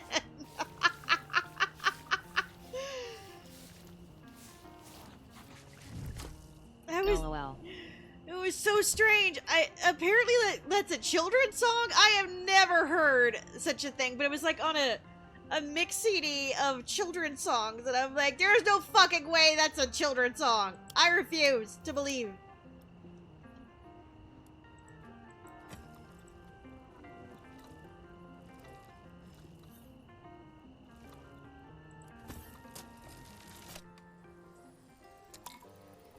I was wondering where the heck that came from, lol.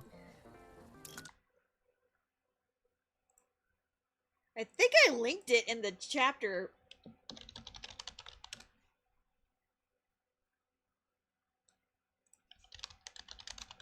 Yeah, but still.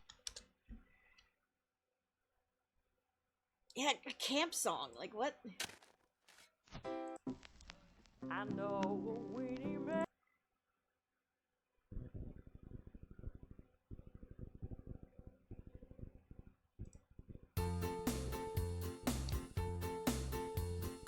I know a weenie man, he owns a weenie stand. He sells most anything from hot dogs on down. Oh baby, someday I'll change his life.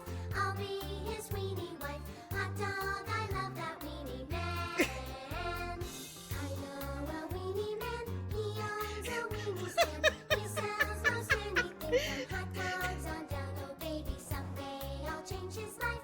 I'll be his weenie wife. Hot dog, I love that weenie man. I know a weenie man, he owns a weenie stand. He sells most anything from hot dogs on down. Someday I'll change his life. I'll be his weenie wife. Hot dog, I love that weenie man. Help me.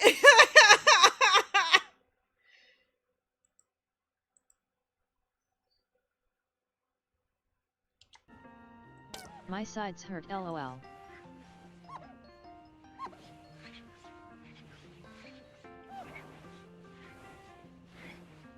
Yeah, I saw that and I was like, I don't know how, but this is gonna go in the fic. And I did it. And it fit too well. In my humble opinion. With, you know, in the way that Roxas pisses off Riku in his own special Roxas way. Like, you're gonna give it away! It's talking about marriage and weenies! But you made it work.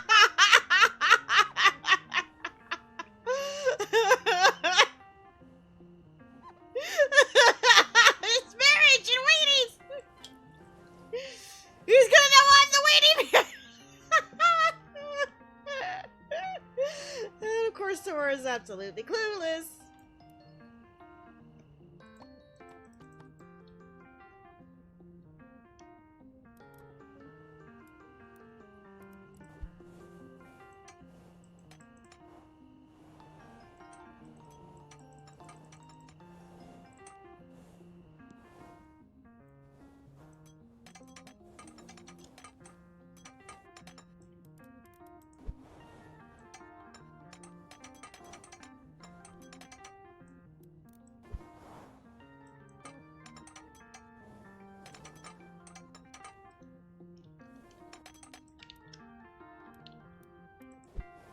Yeah, the herons were inspired by Fleur de Lune, which was an unused animation from Fantasia. It was suggested by Nini, not just for that, but Nini was bringing it up, also known as Potoro.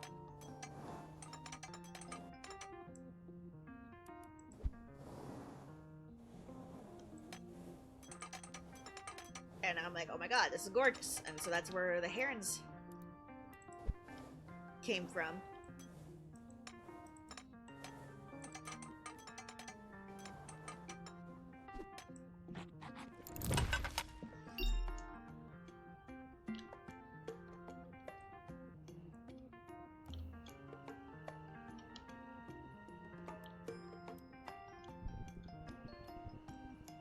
Whole thing is just so funny because, like, I didn't think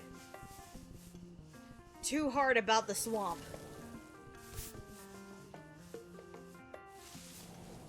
Like, it being weird that they proposed to each other in a freaking swamp. But what mattered was the herons. And I thought that was a lovely metaphor for the both of them. Because, like, you know, you got these two beautiful creatures just flying and dancing together in a muggy bog.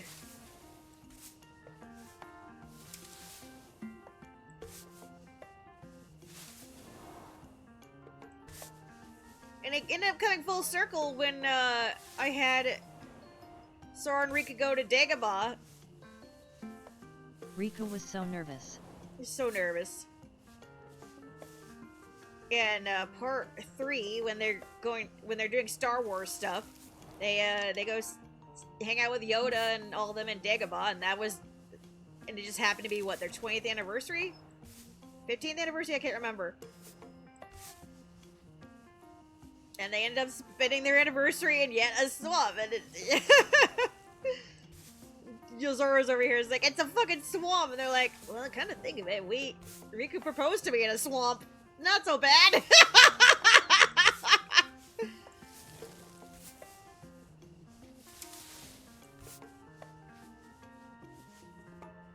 And Riku just happened to bring a heron wind chime for Sora's anniversary present. It worked out. It worked out. Like, they were already in Dagobah. I already had written that, and I hadn't even thought of what Riku would give Sora. I wrecked my brains over that before I made the swamp connection.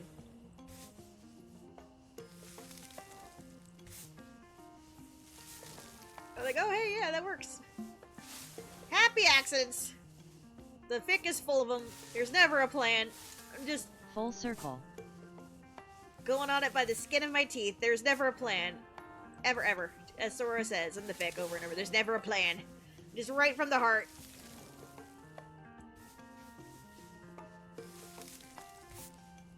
And I'm just doing my best to keep up with whatever the muse says. Even if I don't understand at the time. It's like, yeah, okay, this is where we're going. This is where we're going. And most of the time, it'll make sense. Later. Tickets just have a way of working out.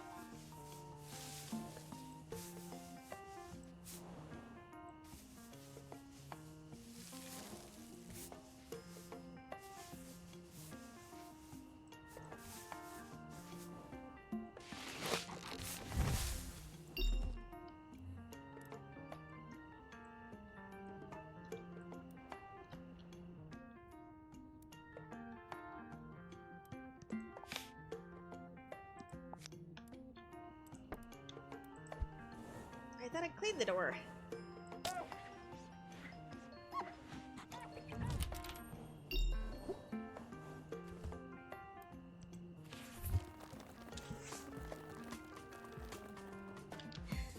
You're spilling peanut! It's everywhere! Ah!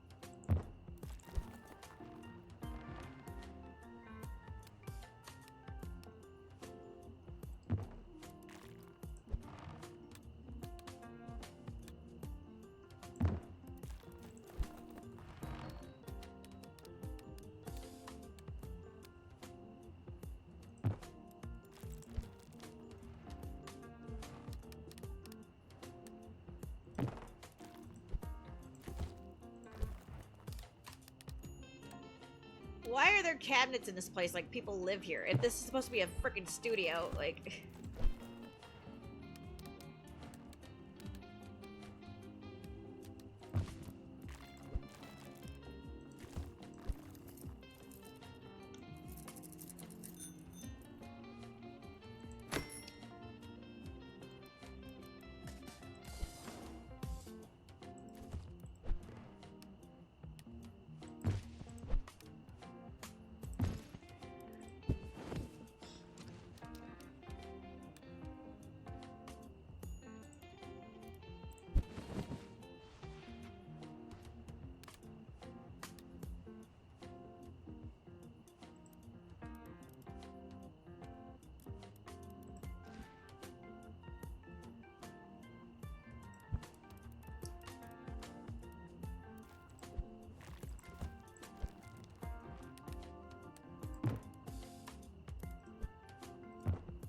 keep thinking these things are desks. They're not desks. This is a desk.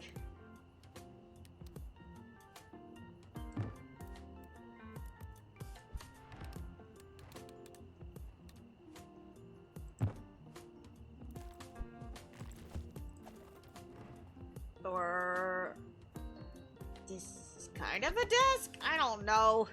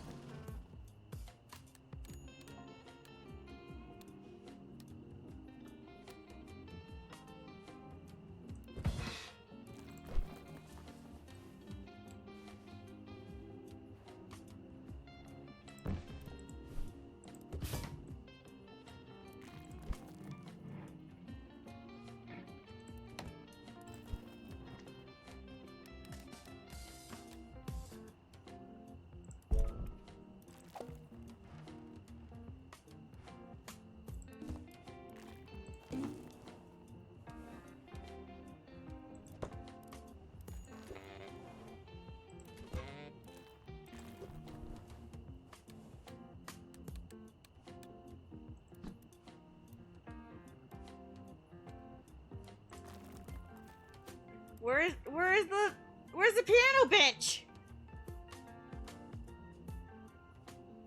The fuck?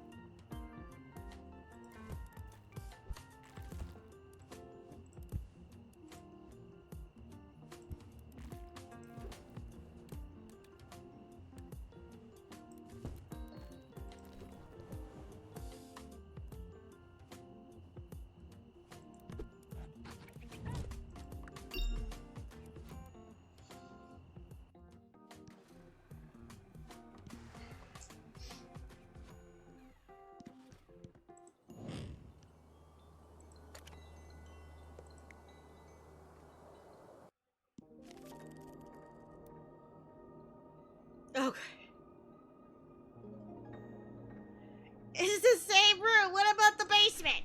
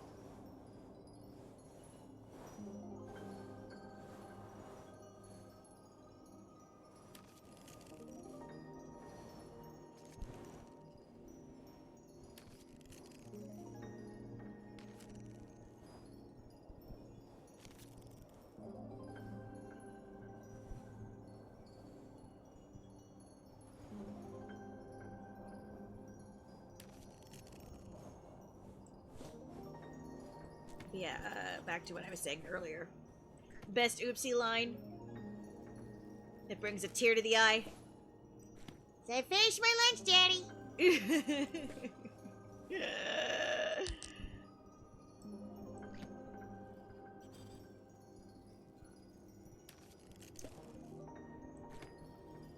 He's holding his little lunch box.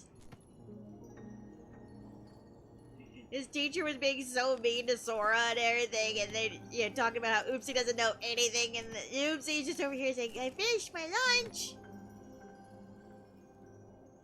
And Sora just couldn't be happier. Because his boy growing up, and he finished his whole lunch. It doesn't seem affected by the mean teacher whatsoever. So, like, none of it mattered.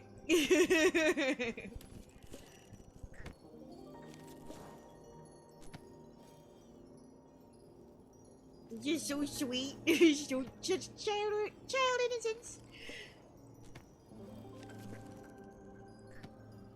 And he knew he would make him feel better, too. You can see Sora was upset. OOPSy just being OOPSy. Well, he knew Sora was upset, but he also knew what would make him happy. So he's like, I finished my lunch.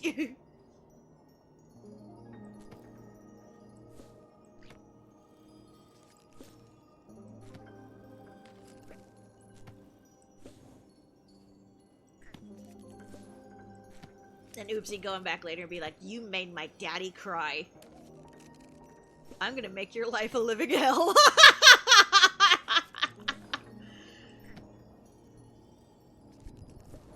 My daddy didn't deserve that. You're a meanie face.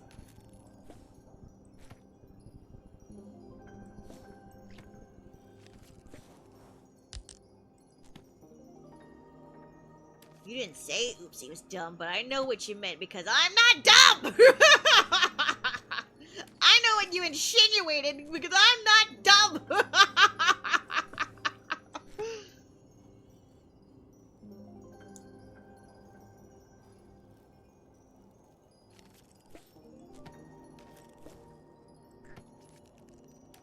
You're just a baby.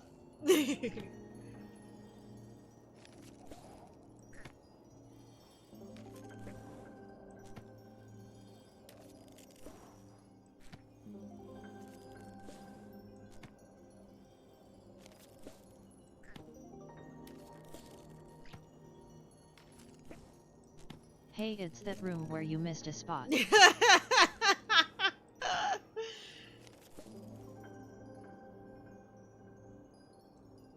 It has carpet. And there are lines on the carpet. And I don't like that. Because look. There's some lines here.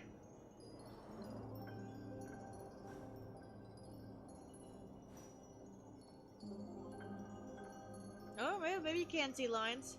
But it's like a net. That's not what carpet does. Not unless you're getting those cheap-ass carpet squares, which I hate those too.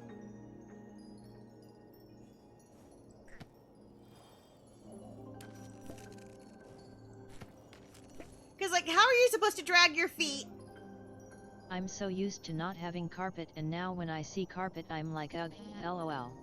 Because, like, look at this. There's threading across this carpet. How are you supposed to drag your feet across this carpet that looks like meat? It looks like ground hamburger. How are you supposed to drag your tootsies across this and not get your toes stuck?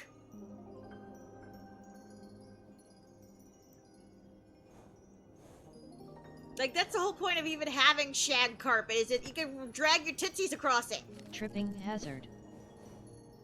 Never mind tripping, you're gonna shred your toes. Your toes will be dislocated and or ripped off.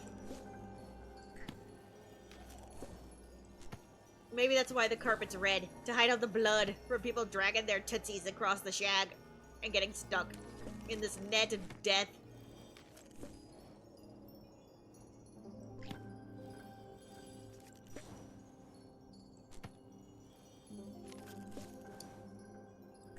Or it turned red because of it. Also, why are we using a mop to brush this up? If you're gonna put carpet in this game, you gotta change the tools. That's just lazy.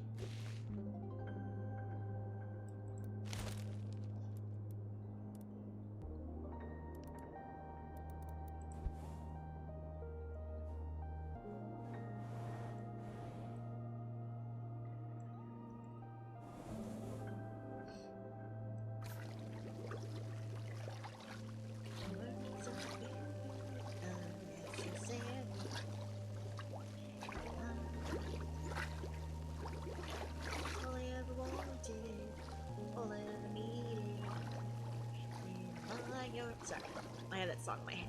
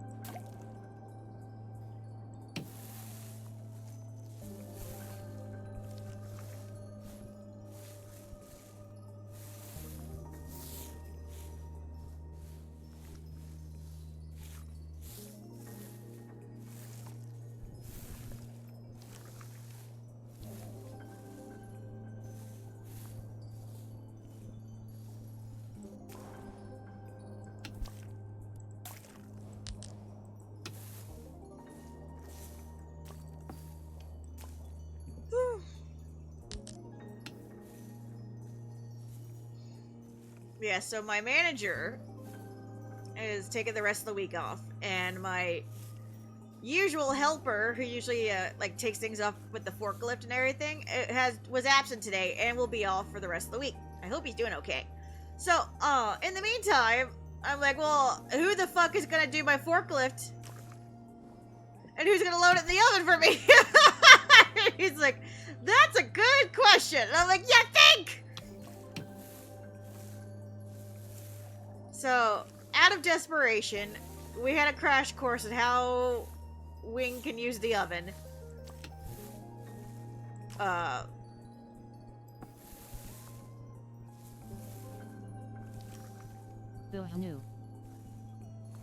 It was okay. It just, one of the ovens definitely still gets stuck. So, we have backup in case I have a hard time getting in there.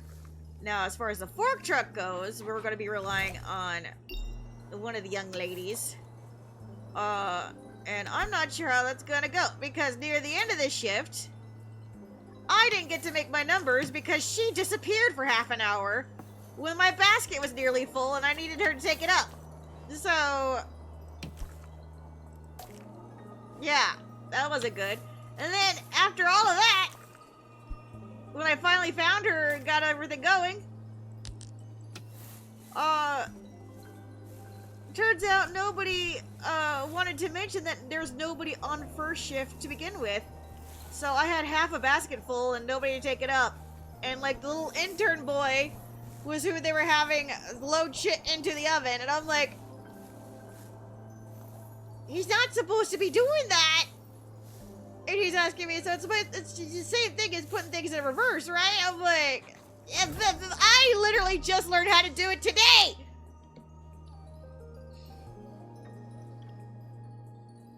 I'm like, never mind. It's not my problem anymore. I'm going home.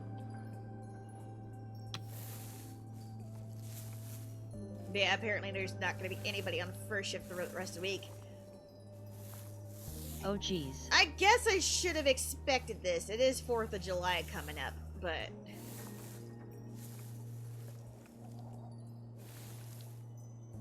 I guess everybody's cashing in their vacation time now.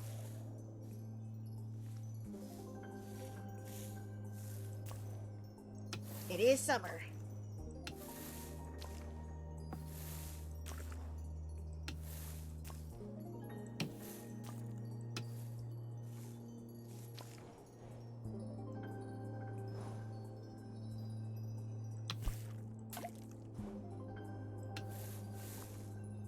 Do you work on the 4th or you get it off? I don't know yet. Well, normally everybody gets 4th of July off. Because it's a government holiday.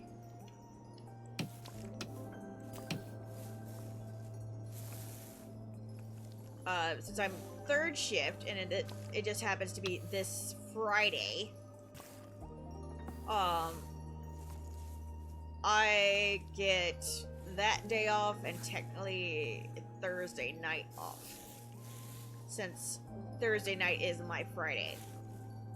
So I'll have a 3-day weekend. Now, whether or not that extends into Monday, we don't know yet. Because they had this issue with third shift being the first ones in. Oh, of a nice. sudden, yeah. So we shall see how that goes.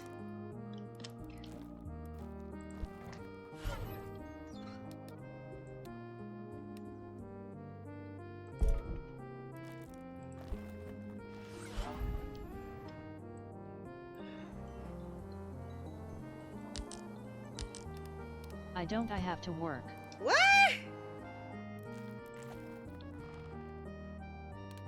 What is this monstrosity?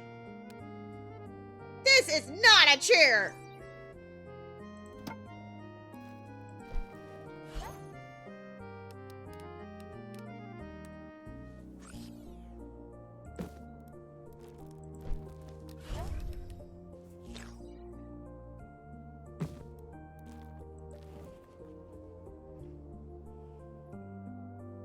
Wait, this is actually kind of sick, though.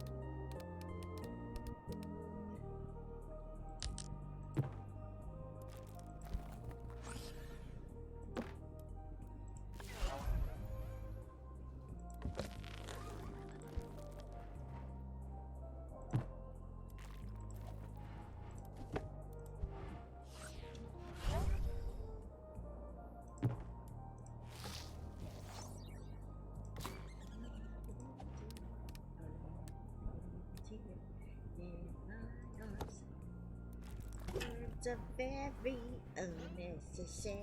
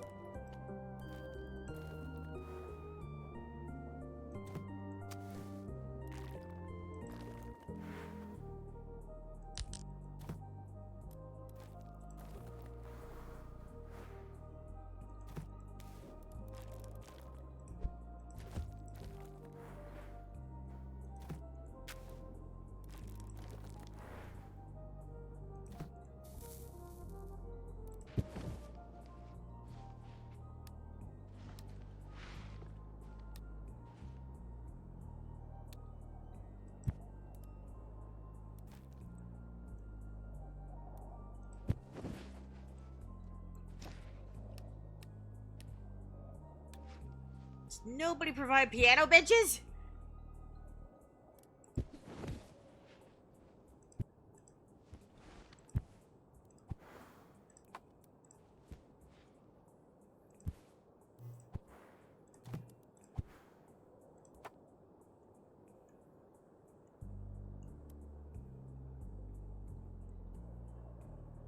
Oh, there's a foot stain.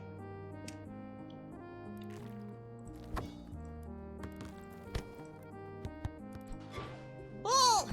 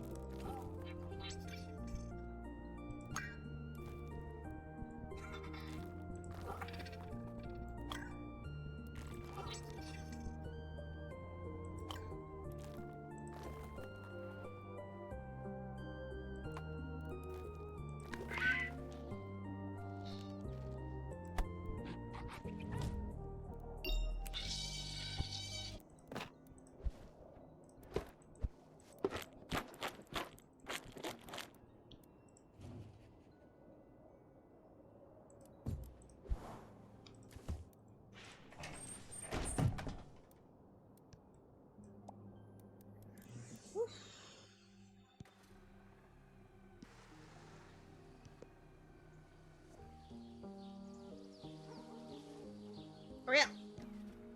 I think I'm ready to call it.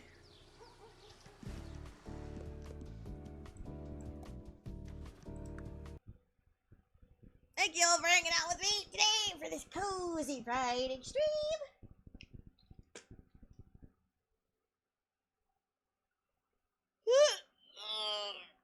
Appreciate all you guys who've been lurking while working, and all those of you who are chatting and hanging out with us. Thank you all for cashing in your Sora Smiles, and for all the stream streaks and resubs and anything else that you guys have been doing. I appreciate ya so much.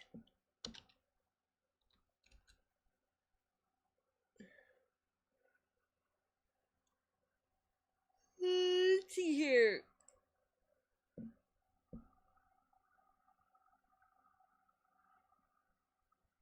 Oh, our friend Foe is.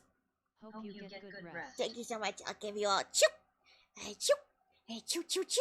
We got. Our friend Foe is playing Deltarune. So let's tell her hi.